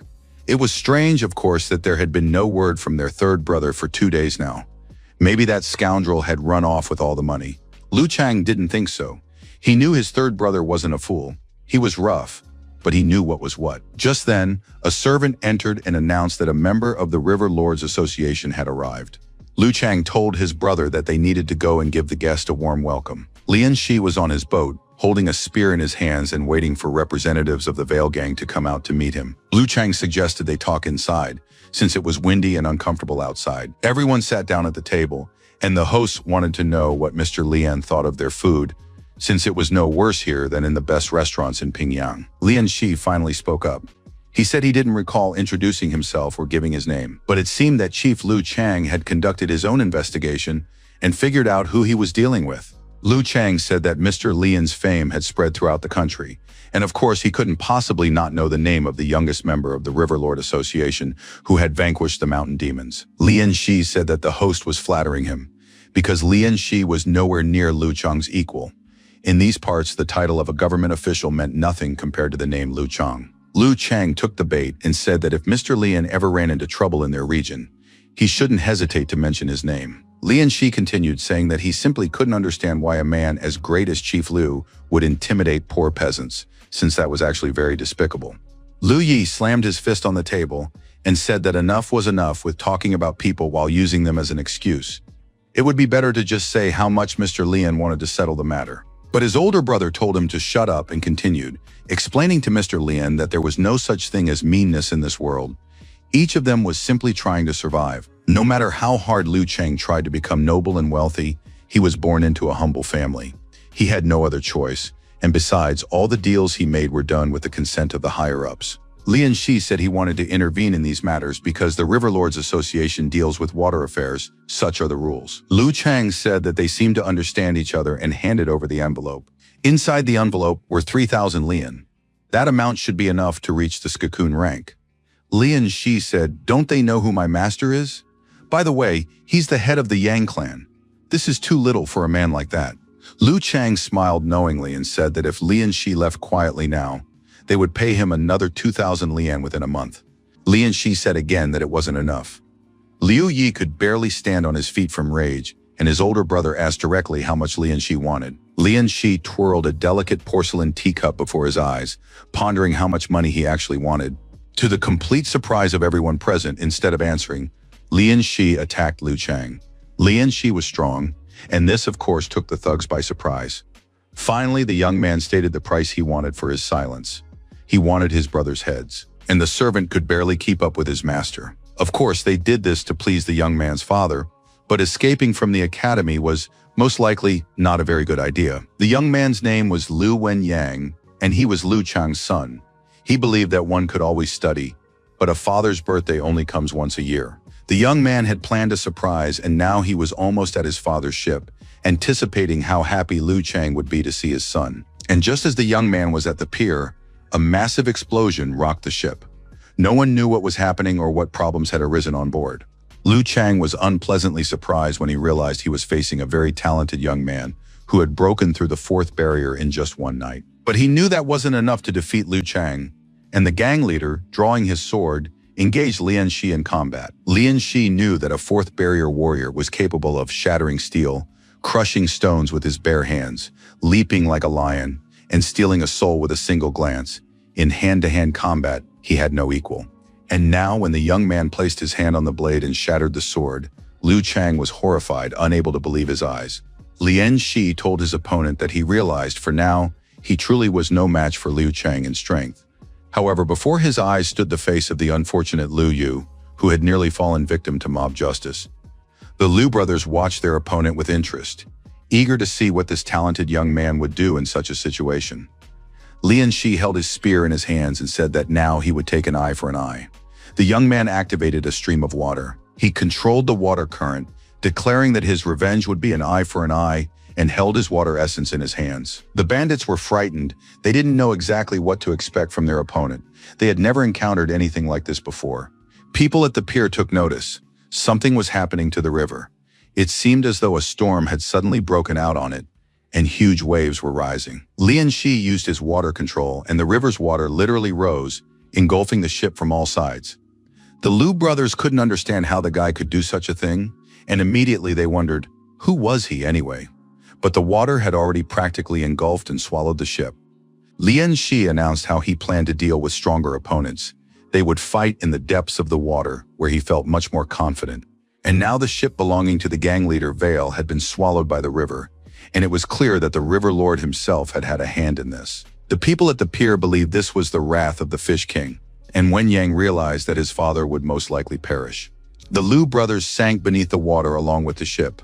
They couldn't use their power underwater, but they were certain their enemy was in the same situation. Liu Chang drew his sword. After all, he was a Skakun-level warrior. Holding his breath for half a day was no problem for him. If he acted cautiously, the advantage would remain his. Liu Chang felt solid and elusive, ready to fight even underwater. Grabbing his sword, Liu Chang seemed to have sliced Lian Shi in two, but the young man had a different opinion. Mocking his opponent, Lian Shi said that Skakun couldn't even hope to hit him in the water. Liu Chang couldn't believe his eyes and didn't understand how he could have missed so badly, since his opponent was right in front of him and nothing was in the way. Unexpectedly for the villains, a monster, the crocodile Tahua, joined the underwater duel. It opened its toothy maw and lunged at the men. Tahua's tail grazed Liu Chang lightly, but the man was already lying at the bottom of the river, blood flowing from his throat. Liu Yi stared at his brother with horror and fear. The villains realized that Lian Shi could control the underwater monsters. At that moment, his little friend Chongqi appeared beside the boy in a terrifying and menacing form. Liu Yi managed to launch one attack, but Lian Shi's spear blocked it. He had no intention of letting his opponent get close. Liu Yi tried very hard to break through the defense, but he realized that the water did not hinder Lian Shi's movements at all, and he remained very fast and agile. Liu Chang was busy fighting the crocodile just as his younger brother lost the battle, and Lian Shi's spear pierced his body. Lian Shi was finishing off his younger brother. Of course, Liu Chang desperately wanted to join in and protect Liu Yi. But at that moment, a water prison was cast upon him. Liu Chang found himself completely immobilized. He reflected on how all forms of martial arts originate within a person, influencing the outside world. At that moment, the spear struck down his younger brother, who died before the eyes of Liu Chang, trapped in the water prison. Lian Shi looked at the elder Liu Chang and said he was next. Liu Chang was of course crushed mentally and emotionally, but he was still a Skaken-level warrior and had no intention of giving up or losing easily. The opponents moved toward each other, and the people on the pier could only see that the river was literally boiling. They assumed that someone was fighting below. It was unknown who could fight Master Liu on equal terms, since he was at the Skakun level. Someone in the crowd suggested that it was probably that very gentleman from the River Lord Association who had killed the King of Fish the day before.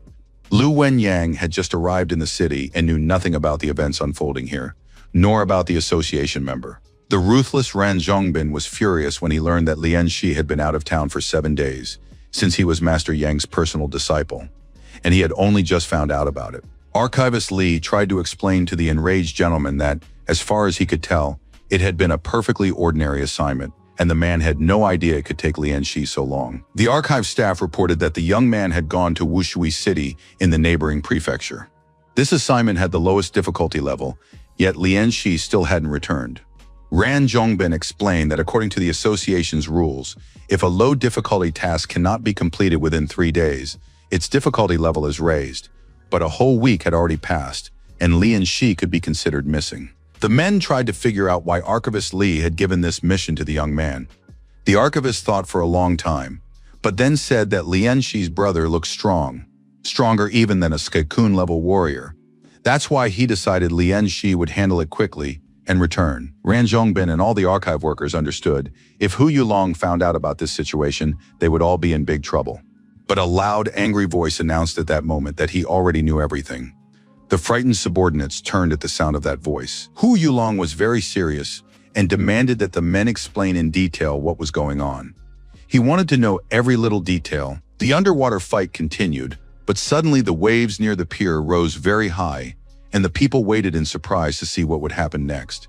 When the water receded, everyone present saw the defeated Liu Chang and the young man from the association standing beside him. Lian Shi stood holding a spear in his hands and addressed his opponent, asking, "Does Liu Chang have anything to say to the people?" Liu Chang already knew he had lost and that no one could help him now. He hoped that Lian Shi would pay for everything later. A new brilliant idea came to the villain's mind. He rushed toward the common people and began shouting that this outsider was a corrupt official, a murderer who controlled the Fish Kings and now threatened Liu Chang and intended to kill all the villagers.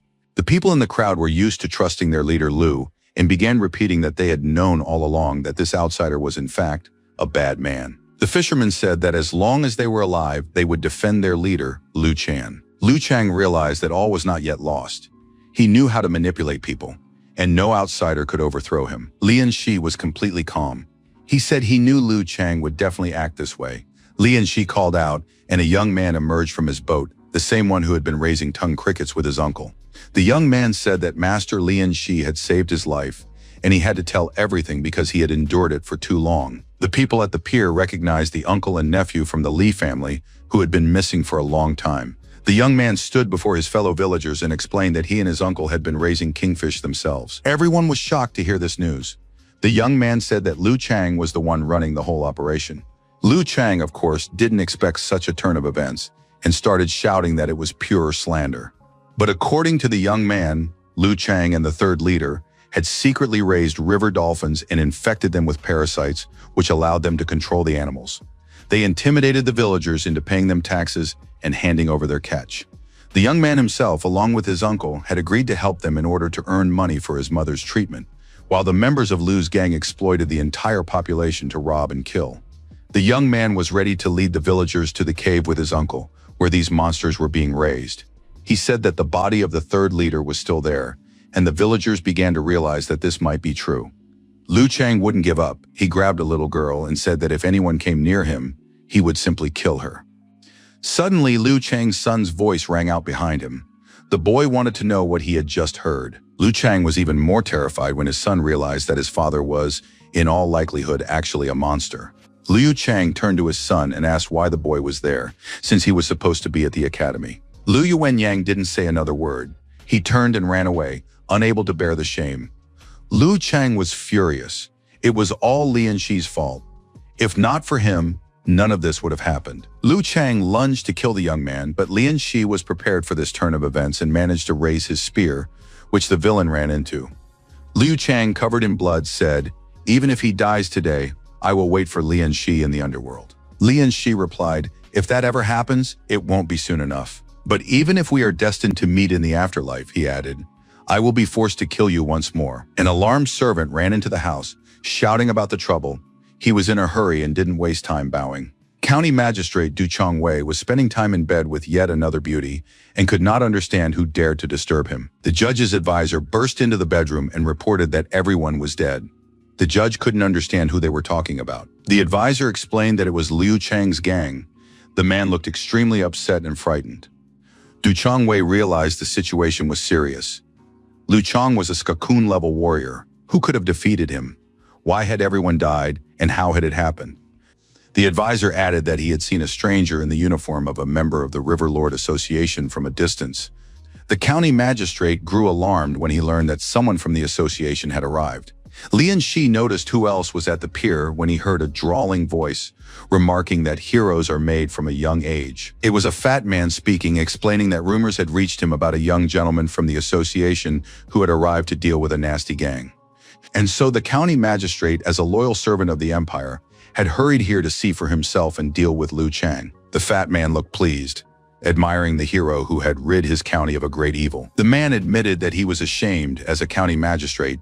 He had failed to fulfill his duties and had brought disgrace upon the title of a government official. Lian Shi was tired of hearing this talk. He said he was a straightforward man and not used to intrigue, so Judge Du had better not put on a show for him. The River Lords Association protects the Great Zhenghai River. If water monsters harm the people, Lian Shi will destroy them with his own hands. If it is the fishermen's gang doing this, their fate is sealed. As he left, Lian Shi said he would not overstep his authority or break the law. He is no hero saving the world, and he is certainly not noble enough to sacrifice himself for others. Lian Shi doesn't want to get into unnecessary trouble or create additional complications for himself. But there is one but, and of course the county magistrate wanted to know exactly what Lian Shi had left unsaid. The River Association has no authority over the state magistrate, but Lian Shi said he would hand over the cases and accounts of all members of Liu Chang's gang to the judicial chamber. Judge Du Chongwei realized that this petty little scoundrel dared to threaten him and could cause trouble. He gave a signal, and the magistrate's men blocked Lian Shi's path, saying that the judge would not let him go. Lian Shi was in a bad mood, tired on top of that, and didn't want to deal with officials. He demanded that the men get out of his way, and they were frightened.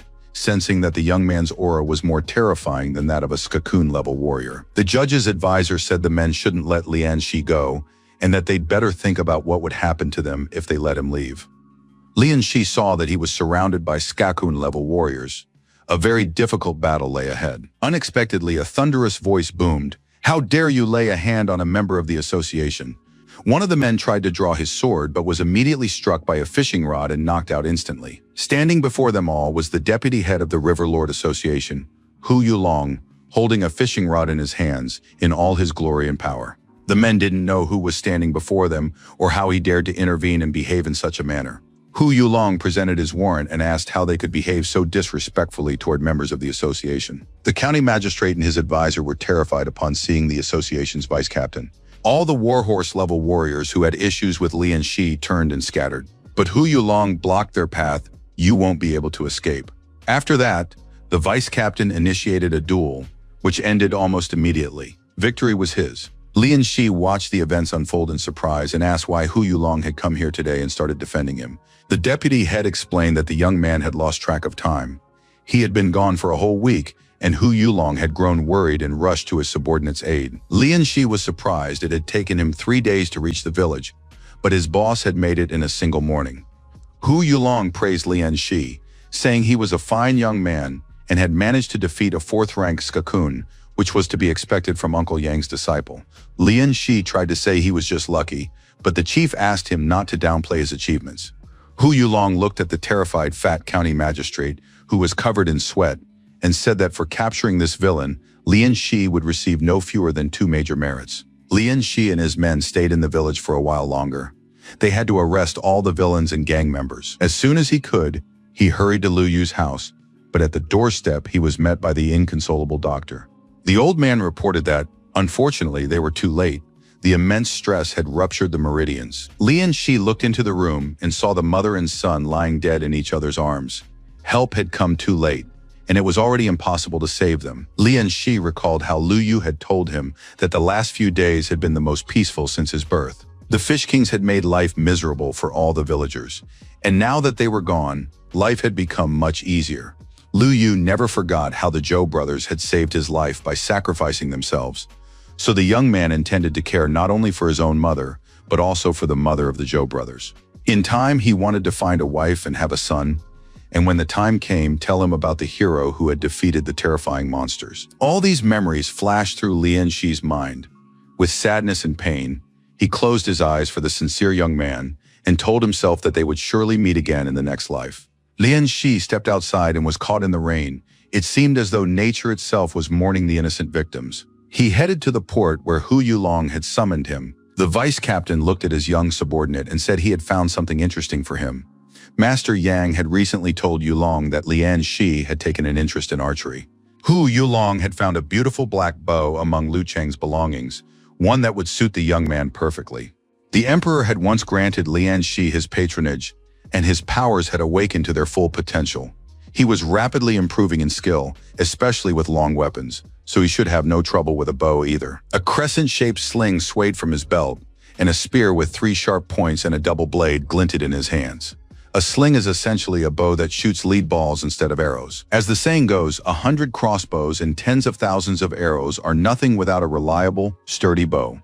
The quality of the weapon is what matters most. Lian Shi had to hold the bowstring taut for at least 3 breaths to make sure he could use the weapon. Hu Yulong watched the young man twirling the gift in his hands and said that not everyone could hold a bow weighing half a ton. Lian Shi was shocked himself. Standard soldiers' bows weigh about 18 kilograms, and he realized he'd been lucky in the underwater fight with Liu Chang. It would have been harder to manage on land. The young man told his commander that it was flattering, but he could only hold the bowstring for a single breath, and there was still a long way to go. Lian Shi was surprised that Hu Yulong wanted to simply hand over the criminal's weapon to him, and then a small trick became apparent. It turned out that the report said nothing about Liu Chang using this bow in battle, which meant that Lian Shi had originally brought it with him, but hadn't used it. Lian Shi was honest and straightforward and thought that this might eventually backfire on them. Hu Yulong confirmed that this was indeed possible, and very easy after all. Appropriating another's property had been a lucrative business since time immemorial. But the vice captain advised the young man not to try to be perfect. It's always okay to have a few harmless sins. There was no need to shoulder all the responsibility, but one shouldn't be indifferent or cruel either, for Lian Shi was, after all, just a man, not a god. The young man hadn't fully processed all the information yet, and stood with his mouth agape when he heard the next question. Hu Yulong asked around and found out about a popular candy shop. Maybe they'd try some together. Tahua and Chongqi had become true friends and often spent time exploring the riverbed in search of something interesting. Right now, the pets stood frozen, staring at a huge shell of unusual shape and size. The catfish and the crocodile were terribly frightened when the shell spoke, asking what the fat fish wanted from it. But the pets were even more surprised when they saw a little man crawling out of the shell.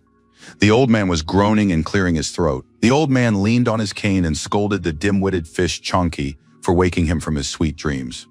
Lian Shi walked through the streets of his native village, tired but happy, finally home where he could get some proper rest. For several days, Chongqi the catfish had been sending him messages about some kind of treasure, and Lian Shi had been trying to figure out what it was. He entered the house, but it was silent. Everything was locked up as if no one were there. The servants hadn't come because they didn't know when the master would return. It was unclear where the master had gone. Lian Shi walked over to the pond in the courtyard. During the estate's renovation, it had been discovered that the great river was connected to this place by underground streams. He had set up the pond for his pets, and now they were having a great time, taking advantage of their master's absence. Lian Shi told the animals that he was fine, though it seemed the pets were angry at him for his long absence. He looked around the pond and noticed a large mussel that clearly hadn't been there before. The boy didn't understand where it had come from. A voice shouted that Lian Shi was a real fool. This wasn't a simple mussel, but a giant clam. Lian Shi was in shock. The mollusk was explaining who he was and why he had sent the fat fish to kidnap him. The young man didn't understand what the accusations were or who was making them. He apologized for his pet, who had gotten carried away and insulted the mollusk, and promised to find a suitable place for it the next day. To Lian Shi's surprise, the mollusk acknowledged him as well-mannered and courteous. The young man thought that this world never ceased to amaze him. Even the clams here could talk, which meant they had vocal cords. At that moment, the clam's shells parted slightly, and Lian Shi saw the head of an old man who began sneezing nonstop. The old man crawled completely out of the clam, and looking at the young man, asked his name. Lian Shi had seen a lot in his life, but he was shocked to see the little man who had crawled out of the shell. He quickly realized that it wasn't the mollusk itself speaking, but the old man inside it. Still, the young man didn't understand how this creature could hear and see. It was probably the work of Zhe Ding. By this point, the old man was angry again and demanded to be released, declaring that Lian Shi and the fat fish were two of a kind. Lian Shi surmised that the old man could not survive on his own. The little man replied that he had simply taken on the form of a spirit. To put it mildly, this answer did not clarify the situation, and it remained unclear what it meant. Lian Shi had read before that any object was capable of giving birth to a spirit, that is, of gaining consciousness. But the conditions for this were extremely harsh, and the secrets were hidden. However, there is one object that is certainly capable of awakening consciousness. This object was a spiritual weapon, but it was still unclear how a mollusk, even if a giant one, managed to give birth to a spirit. The crocodile Tahu swam up to his master and nudged his hand with his snout. Then the pet opened its mouth wide and a strange object lay on its tongue. Lian Shi took it. It looked a bit like a silkworm cocoon, but at the same time it was something else. The young man didn't understand what the crocodile was trying to say. The little man from the shell was very surprised. He recognized the object in the young man's hands. It was a mirage beetle. Lian Shi realized that the old man knew what the object was, but didn't want to explain. More precisely, he wanted to be asked. The young man understood the approach and said, "The student humbly asks the elder to help him broaden his horizons." The old man replied that he would not forget the insults inflicted by the fat fish, but he would tell him what he asked for since the young man was so eager for knowledge. According to legend, there are the islands of the immortals. Each of the 3 islands is inhabited by countless strange creatures. Penlai Island is shrouded in a white mist, and this fog gives birth to a unique creature known as the mirage beetle. It can be recognized by its jade-white color and markings on its sides. The smoke it emits causes anyone who inhales it to fall into an endless sleep. Unfortunately, the little guy didn't know how to use the mirage beetle, because it was just a legend and, most likely, useless. Although Lian Shi was a little disappointed, he decided to learn as much as he could about the beetle anyway. However, he would deal with that later. First, he needed to rest. Before parting, the short man reminded the young man not to forget about him under any circumstances. Lian Shi lay down and fell into a deep sleep. It had been too long since he'd been able to rest properly. The mirage beetle lay on the nightstand and began to emit smoke, which gradually enveloped the sleeper.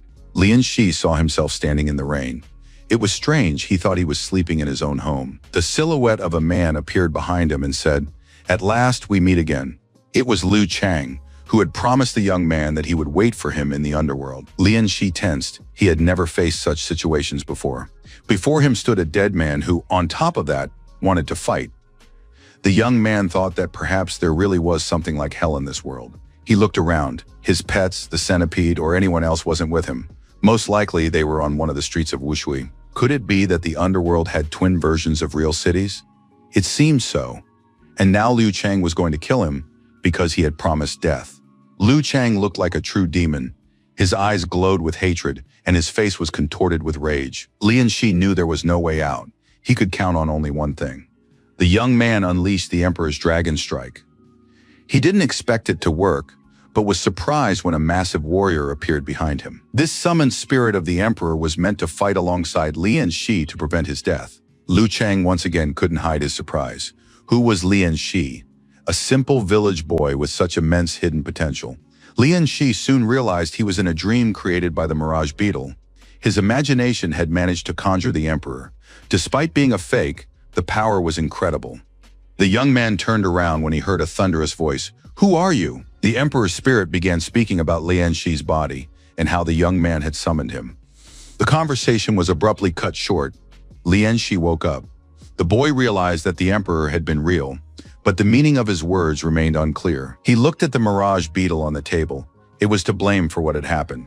Lian Shi knew he was lucky. He had managed to wake up. Next time, he shouldn't summon the Emperor so carelessly. However, this subconscious state turned out to be ideal for training. Lian Shi felt the tension in his muscles after the fight. A servant's voice came from behind the door, asking if the master was awake. Someone had asked to have a package delivered. Lian Shi assumed these were the items he had exchanged for his merits, and sat down on the veranda, ready to open the box. Hu Yulong had advised him to use his merits specifically for these water lotuses. According to the instructions, Lian Shi was supposed to hold a petal in his mouth and concentrate on cultivation, which he began to do. He felt two streams of energy spreading through his body, one burning, the other freezing. It was a pleasant sensation. The little spirit and all the pets watched their master, seeing how hard he was trying. The old man said that it all looked beautiful, but was completely impractical. Lian Shi could have asked him for advice, since the old man knew a thing or two about cultivation. The young man felt the water essence in his chest growing and expanding. At that moment, the old man began to shout.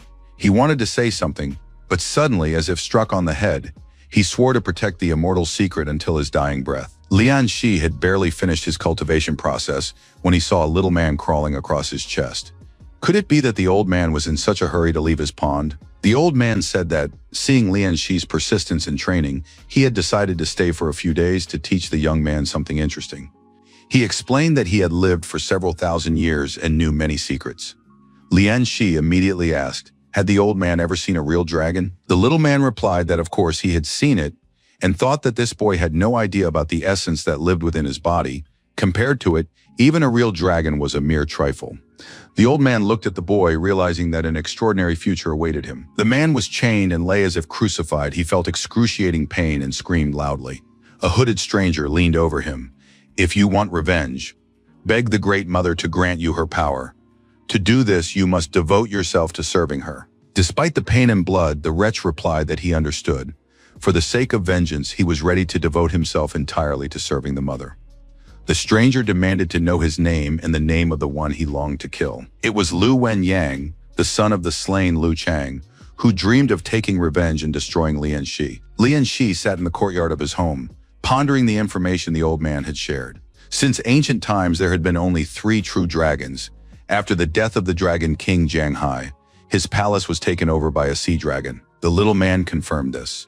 Lian Shi didn't understand how the old man knew such things if he could barely move. The old man replied mysteriously that he simply had good connections. He couldn't very well say that he'd heard it all from the little fish and shrimp swimming by. Just then, guests appeared at the doorway, and there was a knock at the door. It was village head Chen Zhaoang, who had come to discuss the upcoming sacrificial ritual. Lian Shi was genuinely surprised that the village head wanted to discuss this with him specifically. The men sat down at the table and prepared to drink tea. Lian Shi believed that such matters were usually decided by the village council. He handed the village head some tea and said he couldn't even imagine how he might be of use.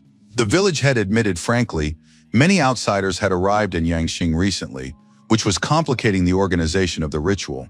If everyone wanted the newcomers to contribute to the sacrificial offerings, they would have to rely on Lian Shi. Lian Shi said that his membership in the River God Association did not grant him such authority. But the village head had something else in mind. Chen Zhang addressed the young man on behalf of all the residents. They wanted Lian Shi to conduct the sacrificial ritual. The emperor loved playing Go and was pleased that his partner had found the time to play with him. It was interesting that the newly minted Holy Master was in no hurry to announce himself to the world, but instead was hiding in the palace and playing with the emperor. Wei Ninghao asked the emperor not to joke around. If word got out, all the little bugs would hide immediately. And if that happened, the emperor himself would have to deal with it. The emperor said he'd heard the rumor. Wei Ninghao's men had tracked down the yellow branch of the mother cult. The man confirmed the branch had become active in Pinyin, so he had sent people to investigate the situation. Wei Ninghao admitted that he hadn't expected to encounter such audacity in this city. The emperor was closely following the matter and wanted to know what was going on there. His partner in the game of Go said that these people were trying to uncover the secret of immortality. The emperor wanted to understand how well they were succeeding and what stage they were at. Wei Ninghao explained, a Skakun-level warrior can only live to be a little over 100. An elephant-level master can cross the 300-year mark. Even a heavenly dragon saint does not live longer than 600 years. Longevity is a forbidden topic. Whoever delves into these secrets seeks their own death. Such is the order of nature. The emperor wanted to know if these people were a threat. Wei Ninghao replied, aside from the 2 elephant-level masters, the other cult members aren't even worth mentioning. The emperor knew there were no warriors of that level in Pinyin. Therefore, he needed to consider his options and take action. Wei Ninghao reported that he intended to send men from his personal squad there to launch an attack in about half a month. He was now only awaiting the emperor's personal permission. Hearing this, the emperor laughed. If his servant was willing to help, he would not stand in his way. The emperor believed that all remnants of the previous dynasty must be destroyed. Wei Ninghao bowed before the emperor and confirmed that he would carry out the order. After that, the emperor left the pavilion where he had been playing a game of Go. No one else was left in the pavilion, and after a while, an ant accidentally crawled onto the board. One of the tiles began to crack under the ant's feet. The cracks quickly spread across the entire stone table where they usually played Go. The huge stone slab crumbled into tiny pieces. A huge ship unfurled its sails, and sailors bustled about the deck. They urgently needed to hoist the sail and raise the anchor. All key crew members were urgently summoned to the control room. Lian Shi was alarmed. He asked the captain what had happened and why there was such a rush. It turned out to be an extremely important matter. Their alliance, 3 judicial chambers, and a demon hunting squad would be participating in the operation. Lian Shi immediately realized if so many organizations were being involved, it was probably related to the cult. Ran Zhongbin added that they had discovered the lair of one of the cult's branches and were planning to destroy it with a single powerful strike. This cult has grandmasters at the elephant level, but they are no longer young. These old men are at least 100 years old. Their strength is dozens of times weaker than it was in their youth. Moreover, all the opponents were well prepared. 2 sacred weapons were summoned, the dragon blade subjugation of the elephant and the Jinghai spear. Lian Shi knew that sacred weapons were imbued with the life energy of celestial dragon warriors. They possessed consciousness and were capable of decapitating an enemy from a distance of 1,000 miles. The young man didn't understand why members of the Chamber of Commerce were present in their army, or what their role was. It seemed that these people could not be of much help on the battlefield, since trade was not usually their direct field of activity. Mr. Ran replied that thanks to the representatives of the Chamber of Commerce, the operation was practically guaranteed to succeed. Their joint mission is the perfect opportunity to demonstrate the Emperor's power and strike fear into the hearts of all other criminals.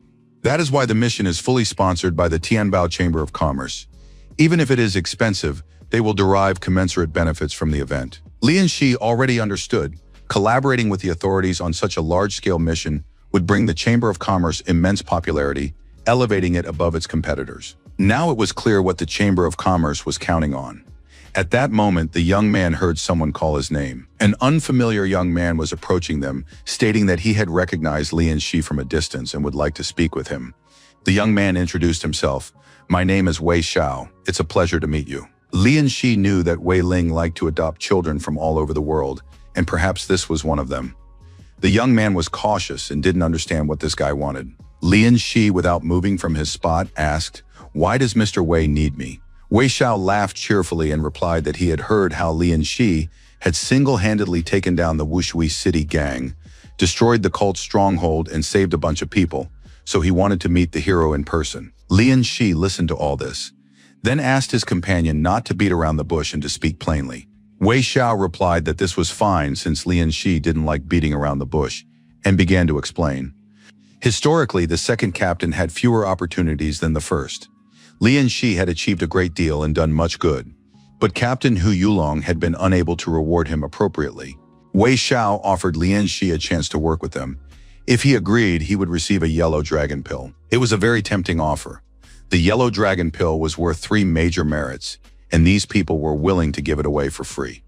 Lian Shi smiled and said that as soon as Master Wei gave him the pill, he would immediately start working for him. Wei Xiao realized the boy was mocking him and asked this, barely holding back his anger. Lian Shi smiled sweetly in response and said that they were the ones who started this conversation. Wei Xiao, being no fool, understood everything at once. Captain Hu had found himself a fine subordinate. Lian Shi replied that his companion's father, Wei Ling, had handled the task even better. Wei Xiao said that luck runs out sooner or later. The problem is that many people overestimate themselves and don't know their place. Ran Zhongbin, who had been silent for a long time, couldn't hold back. Did Wei Xiao really come here just to make a fool of himself? He noted that what was happening right now looked exactly like that. By trying to insult someone else, you only dig yourself into a deeper hole. Ran Zhongbin suggested that Lian Shi spar with him, reminding him that the ship didn't belong to Wei Lin. But Wei Xiao really wasn't stupid. He told Lian Shi that he was joking, but the offer of cooperation still stood. If the young man agreed, his career would take off. Otherwise, during the operation with this handsome guy, Lian Shi might get into trouble. Ran Zhongbin was literally seething with rage. Had Wei Xiao really threatened them right there on the ship? Lian Shi placed a hand on his boss's shoulder and said it was a trap. He stepped forward and announced that he would give Wei Xiao a clear and definitive answer. It was impossible to work for him. Of course, in response, he heard a threat that he would regret it, but it would be too late. Wei Xiao turned around, ordered his men to leave, and left the ship. Ran Zhongbin was very upset. He couldn't understand how this insolent man dared to treat an employee that way right in front of him. Wei Xiao left satisfied, confident that Lian Shi would pay for today's choice, and everyone would see who would have the last laugh. Ran Zhongbin said that the Chamber of Commerce was holding an event today, and Lian Shi needed to hurry to get a good seat. The young man didn't know what he was talking about, but it turned out to be the Yonghai auction. That evening, an auction was held on the ship, and all the wealthiest people had gathered. The auction hall was packed, and the event was declared open. Xu Bingcan, a representative of the Chamber of Commerce, was the auctioneer. He welcomed all the guests and thanked them for coming. The man said there would be no delay, and the auction would begin. The first lot was a jade and rainbow tree, the symbol of the Chamber of Commerce. An assistant brought out a ceramic vase containing this lot. Everyone looked at the jade rainbow tree in amazement. No one knew what kind of plant it was or how valuable it was. Ran Zhongbin confirmed that it was indeed a rare plant, but unlike others, it was not nourished by water. The tree's growth relies on the blood of a saint. At that moment, the girl dripped the liquid onto a seed lying inside the box, and immediately, a huge tree grew right before the eyes of the astonished crowd. It was bright, shiny, and drew everyone's attention. This was a case where you shouldn't judge a book by its cover. Inside, the tree was much more spacious than it appeared from the outside and held many treasures. Moreover, the tree could transform back into a seed, preserving everything inside it. Simply put, it was the perfect storage space. The tree had only one drawback. To activate it, the blood of a saint was required, which was extremely difficult to obtain. Everyone understood that this was an extremely useful treasure, but one with a very complex condition for use, almost like a sacred weapon. The auctioneer said that it was a jade birch, and that luck would never cease to smile upon the owner of this marvel. The plant possessed healing properties, and all sorts of remedies could be made from it. The auctioneer announced the starting price, 300 lanas, and asked who would bid higher. The bidding was lively. The price for such a rare item kept rising, and in the end, the tree was sold for 1,400 lian. The lucky winner was Mr. 32 from the River Lord Alliance. After that, the auctioneer addressed the guests and reminded them of the auction rules. According to the rules, if two bidders are competing for a lot and neither is willing to back down, a duel is held. But this is only possible with two competitors. The next lot was a sacred golden disc. Lian Shi was attending such an event for the first time and was in shock. He saw the rich handing out huge sums of money with a single wave of their hand. Ran Zhongbin asked the young man if anything had caught his eye. Lian Shi smiled sweetly and said that he hadn't found anything he liked yet. He still had some money left over, though it wasn't much. He might be able to buy something for himself. The auction was coming to a close, and the auctioneer announced the final lot. This item had been acquired by the Chamber of Commerce in the central region of Jianghai. A cart was wheeled onto the stage, carrying an item covered by a cloth. The auctioneer pulled back the cloth, and before everyone's eyes appeared a pair of golden eyes belonging to a fully grown golden-eyed monster. Lian Shi jumped in surprise. He had never seen anything like it. But the strangest thing was that his inner Ji-Ding seemed to respond to those eyes. Could these items be connected in some way? As is well known, a golden-eyed beast can be ridden. It will effortlessly soar through the heavens and seas. Its eyes shine like the sun, capable of distinguishing loyalty from betrayal, dispelling any illusions, and revealing the truth to the world. Now these eyes were being sold in perfect condition. Their essence had not yet been extracted. Lian Shi realized that this was visual cultivation, which grants superhuman power. The young man immediately realized that he desperately needed these eyes and began bidding. However, very soon the price exceeded his means. Wei Xiao offered 1,200 lian for the lot and looked at Lian Shi with a mocking smile. A visual duel began between them, but Lian Shi knew he would most likely run out of money. At that moment, Yang Dongxiang was present at the auction along with his second disciple. Of course, they didn't know that Lian Shi practiced visual techniques. Yang Dongxiang used telepathy to tell his disciple that Lian Shi should not be afraid and should continue bidding. Master Yang would help purchase the item. Wei Ling used telepathy to demand that his adopted son, Wei Xiao, also continue bidding. Now it became clear. This was no longer just the purchase of an interesting item, but a real battle between distant rivals. Wei Xiao kept raising the price, confident that the eyes would under no circumstances go to Lian Shi. Everyone present understood.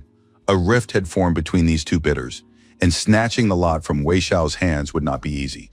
The brothers from the martial arts school were also sitting in the hall and suggested there was another method, a duel.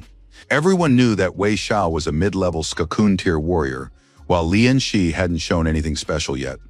Ran Zhongbin advised his assistant to let the bidding go and then ask Hu Yulong about a similar item. But Lian Shi asked Ran's brother not to interfere. He was too focused. Lian Shi stood up and said that his master had taught him, "Honor is the only thing that cannot be taken away from a warrior. A warrior must fight against the heavens, the earth, and all rivals in his path. Above all, he must fight those who try to rob him of his honor and dignity and seek to humiliate him." Lian Shi stepped onto the stage and addressed Wei Xiao. "Surprisingly, we both want the same item." The young man proposed a duel to determine who would get the lot. The audience thought he had lost his mind, challenging Skakun. Many had heard that Lian Shi had defeated opponents of this caliber in Wushu, but everyone knew that Wei Xiao was far stronger. Lineage mattered a great deal. Even if Lian Shi was at Skakun's level, their combat skills would certainly be on different levels. The spectators tried to predict the outcome. Wei Xiao addressed the young man.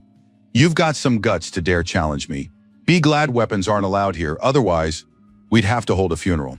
Lian Shi knew that just 2 weeks ago, he wouldn't have been able to handle such an opponent, but now he had the Mirage Beetle, and the situation had changed. Every day he fought against Liu Chang and other Skakun-level masters in his dreams, gaining combat experience. By hunting sea creatures, Lian Shi earned merits that could be exchanged for treasures and used to increase his fusion level. Now Lian Shi desperately needed a real fight to understand just how much stronger he had become. The start of the match was announced, and Wei Xiao rushed into the attack, hoping to quickly punish the weakling. To everyone's surprise, Lian Shi was ready. He deftly dodged the attacks and prepared to strike back. His very first counterattack succeeded. Blood flowed from Wei Xiao's mouth and the spectators froze, realizing that the young man had managed to knock his opponent back.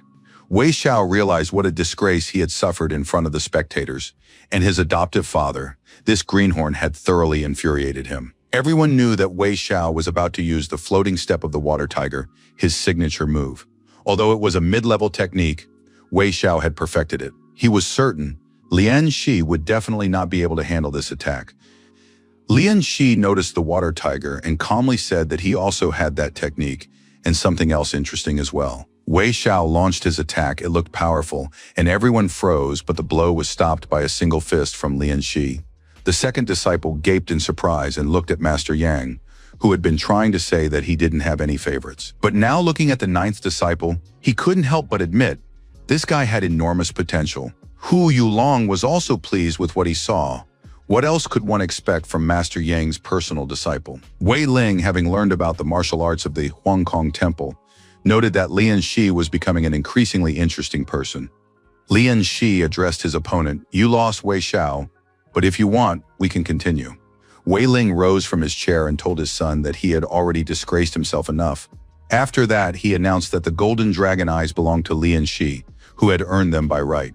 Lian Shi recognized this man, the current head of the alliance, Captain Wei Lin. The auctioneer congratulated the young gentleman on the final lot. The Chamber of Commerce would prepare it for its new owner. Lian Shi stood next to his purchase, thinking with satisfaction that everything had gone as it should. That same evening, left alone, Lian Shi examined his purchase, pondering how to use the eyes. He took out one eye and thought that perhaps he should just eat it.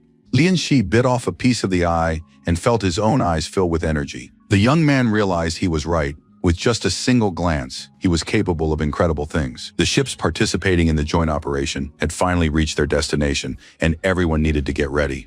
The crew was told that they had reached the shore. It was time to drop anchor and get ready for battle. Lian Shi looked simply charming in his new uniform, his eyes glowing like a dragon's. Upon landing, they saw a landscape that seemed deserted. Insects and small animals crawled among the grass. Birds fluttered, butterflies fluttered, the atmosphere seemed peaceful.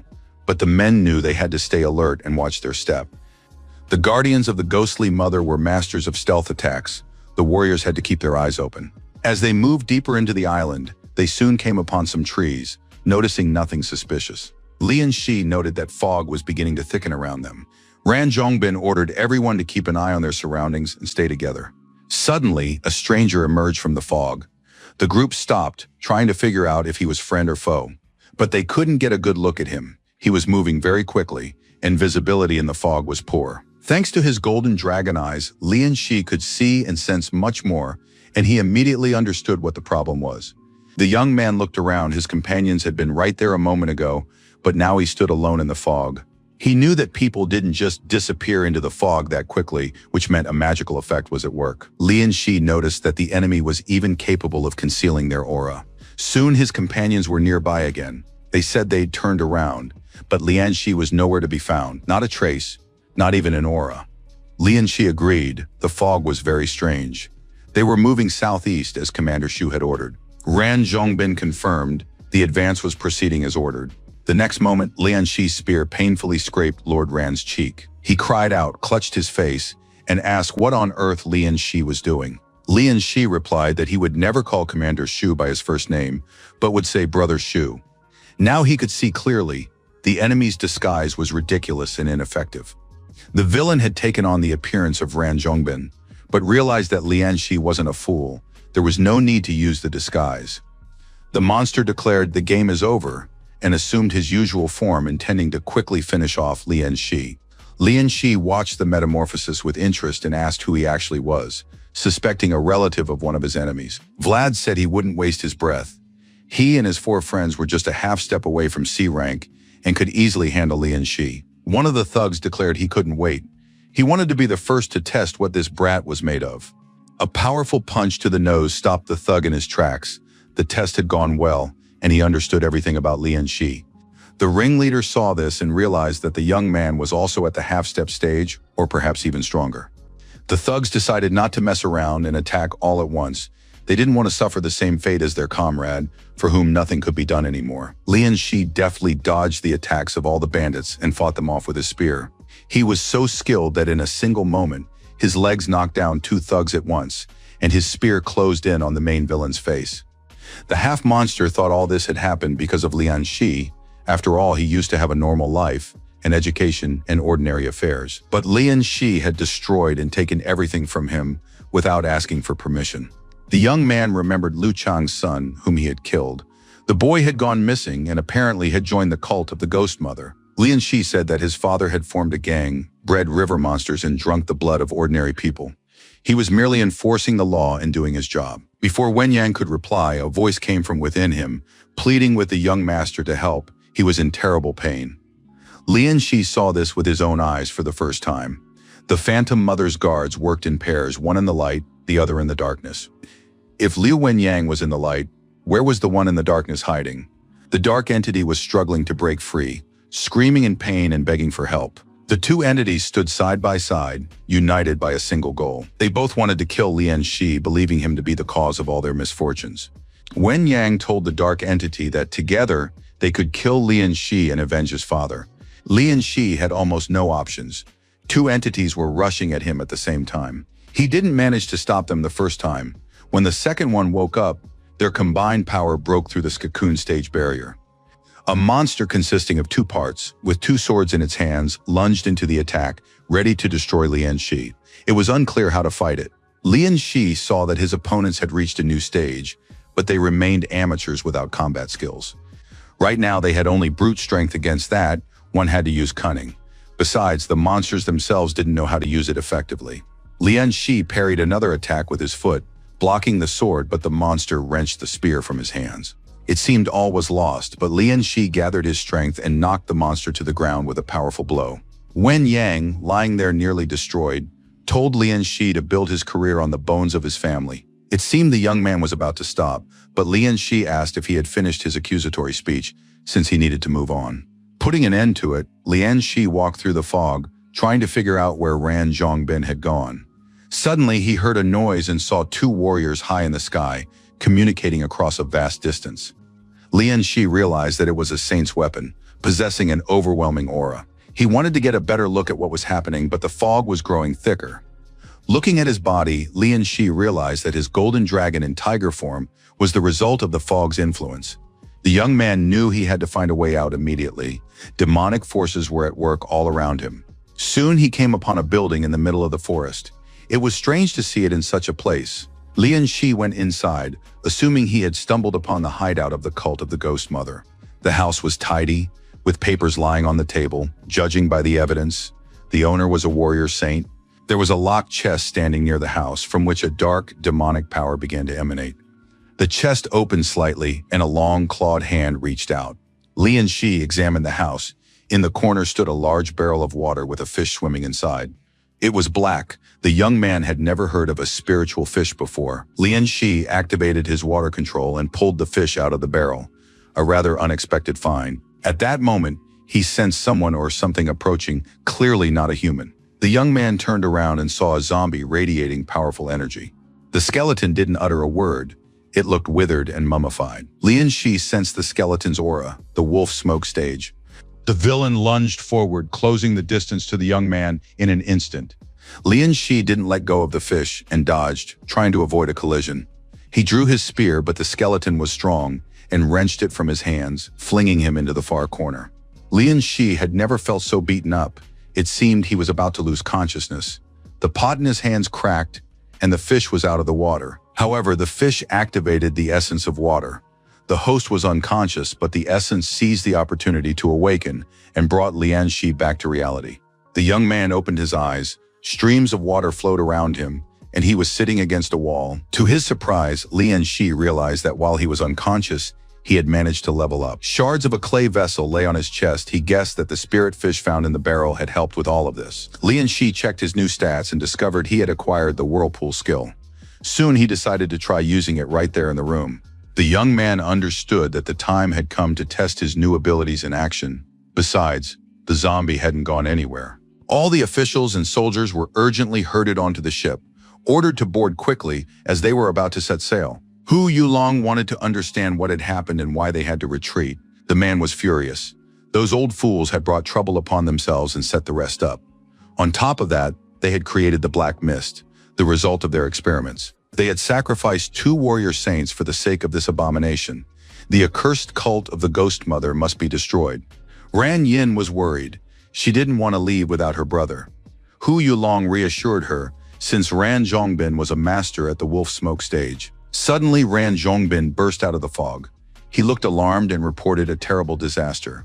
Hu Yulong immediately realized that things were bad and wanted to know where Lian Shi was now. Rang Zhongbin was distraught and on the verge of tears.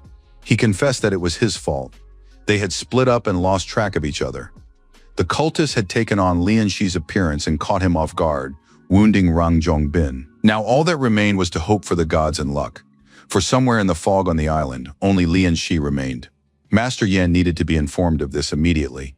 Meanwhile, the zombie monster attacked the young man again. Now no one could stop it. Lian Shi used the water vortex skill he had acquired just recently. But the villain was too strong.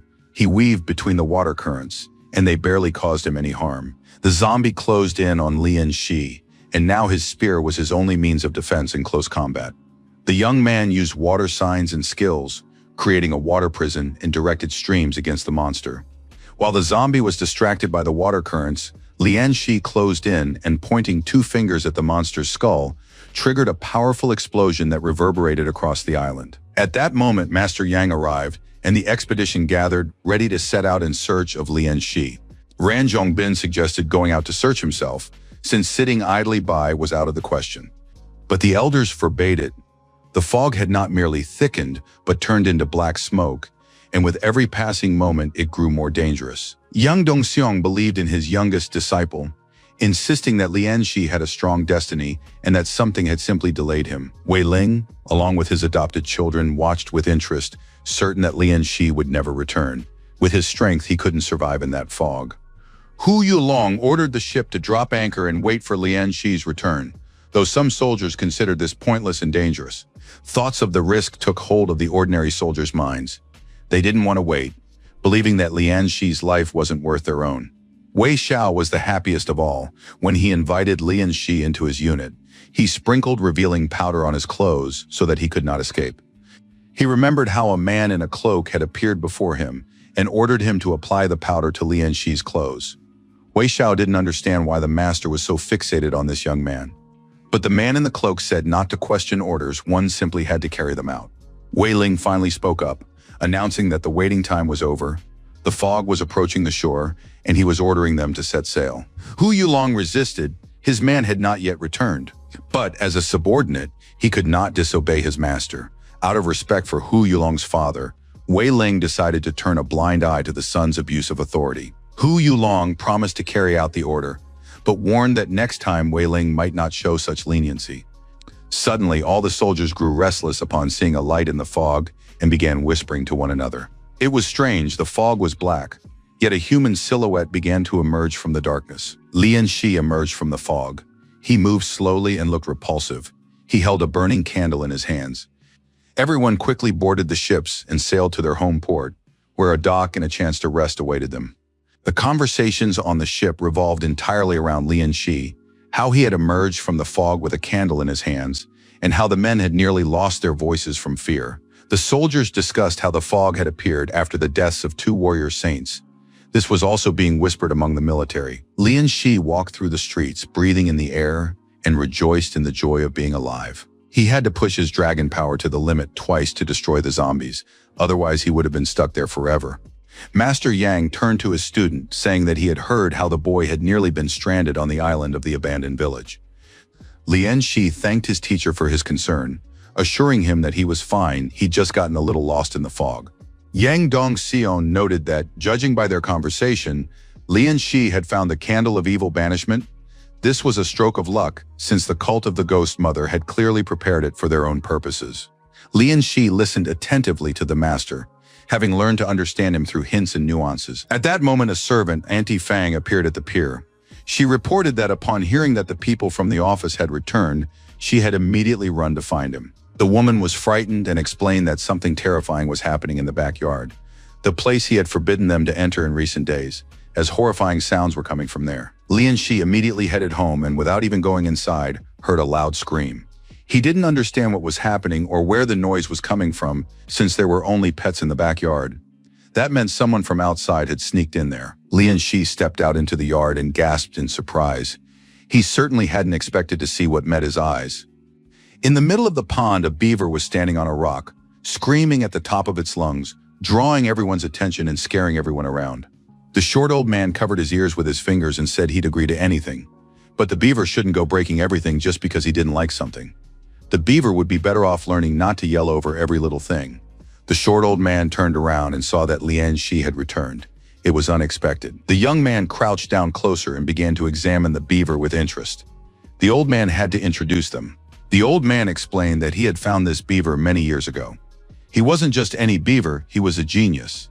The old man noticed that Lian Shi was struggling with a particular model, so he asked the beaver for help. The beaver agreed to come only out of respect for the old man. Lian Shi realized he needed to support the animal and expressed his immense gratitude. The beaver really did look smart and quick-witted. At that moment, a maid announced that the village elder had sent new ceremonial robes for tomorrow's festival. Lian Shi almost forgot that he had promised the village elder to hold a day of sacrifice. When evening came and all the household chores were finished, Lian Shi remained in his room, alone, meditating. Water currents swirled calmly around him, which he now controlled with confidence. After that, he practiced the whirlpool technique once more. Last time, everything had turned out too disjointed, and Lian Shi hadn't fully grasped how it worked. Now, however, he had figured it out. The whirlpool transformed the meridians of his body into gateways to a spatial reservoir. The water funnels opened with the power of his mind and absorbed water, accumulating it inside. Their capacity was about 1/100th of his total water control limit. Testing his skills, Lian Shi discovered something even more interesting. He directed a stream of water at a plant, and it immediately began to wither. It seemed that part of the island's energy had remained with him. This energy wasn't lifeless. The beginnings of a mind could be sensed within it. Perhaps someday he would be able to subdue it, and it would become his trump card. But right now, Lian Shi understood the most important thing was tomorrow's river festival. At the last festival, he had received only a small portion of the blessing, for back then, he had been nothing more than a spectator. Now, however, he would lead the ritual, hoping to receive far more bonuses. He unrolled the scroll and studied the inscriptions carefully. As long as everything was going according to plan, the young man reread the ritual words so he wouldn't stumble the next day. The festival of sacrifice to the river god had arrived. All the residents gathered in the central square. Musicians played, children ran, and had fun. Li Libo watched his friend. Who would have thought that in just a year and a half, Lian Shi had reached such heights? Ji Chang agreed completely. He didn't understand what he was missing that kept him from becoming just as strong. Libo, of course, could have told his friend exactly what was missing, but it was obvious anyway. The boys loved each other dearly, yet they remained boys, always ready to play a prank on each other at any moment. The adults watched them and were touched. These two hadn't changed a bit. The villagers believed that the credit for this went to the village elder, who had helped raise a young man like Master Yan's 9th disciple. The village elder agreed, for he had watched over Lian Shi since childhood and sensed that the boy would go far. The boys had already noticed that Lian Shi had left the house and were telling all the villagers that the festival would begin soon. Today, Lian Shi looked especially solemn. He was wearing white ceremonial robes. To the beat of the ritual drums, Lian Shi ascended the stage, specially constructed for the ceremony, and began to recite. The great Yu left his mark, and clouds drift over the lands. Great rivers carry their waters, nourishing the southern lands. We bow before the sacred waters, whose grace is equal to heaven and earth. You absorb lakes and stars, pierce through mountains, and wash over the world. Ancient spirits and dragons hidden within you, grant us good fortune, bestow a peaceful flow so that the people may live in peace. But if the law of the heavens is not upheld, the elements may be unpredictable. Will a drought come, parching the fields? Or will torrential rains fall, awakening ferocious monsters? Today, together with the elders, we offer you gifts. Great river standing upon the city's soil, I accept the will of the people. Lian Shi immediately checked his stats and confirmed. As the high priest, he had received significantly more blessings. Somewhere in the depths of the water, a water dragon opened its eyes. It was enraged and wanted to know who dared to steal a portion of its power. The dragon sensed that the river's spiritual energy was drying up and tried to figure out who was doing it. The emperor sat in the throne room looking miserable and dissatisfied. He understood a vile creature had awakened. It was tired of living. Did it really want to start a war? The emperor ordered the dragon to leave, but the dragon insisted that humans were stealing his power. The emperor called it nonsense and ordered the dragon to stay out of the way for the time being. Lian Shi concluded the celebration. Now as the high priest, he had received such a dense blessing from the river that it was visible to the naked eye. But even that was not enough. Golden waves were sweeping over the people. This was the river deity appearing to everyone. In the beginning there was chaos. Then heaven and earth came into being. The sun and moon shone in the sky, and great rivers flowed across the earth. The inhabitants prayed to the river deity to protect their city of Yixing. With every passing moment, the blessing grew stronger, exceeding one. Soon a strange sphere appeared before everyone. It was not just a sphere, but a symbol of home in the earth. Lian Shi noticed that his personal quest, return home, had been activated.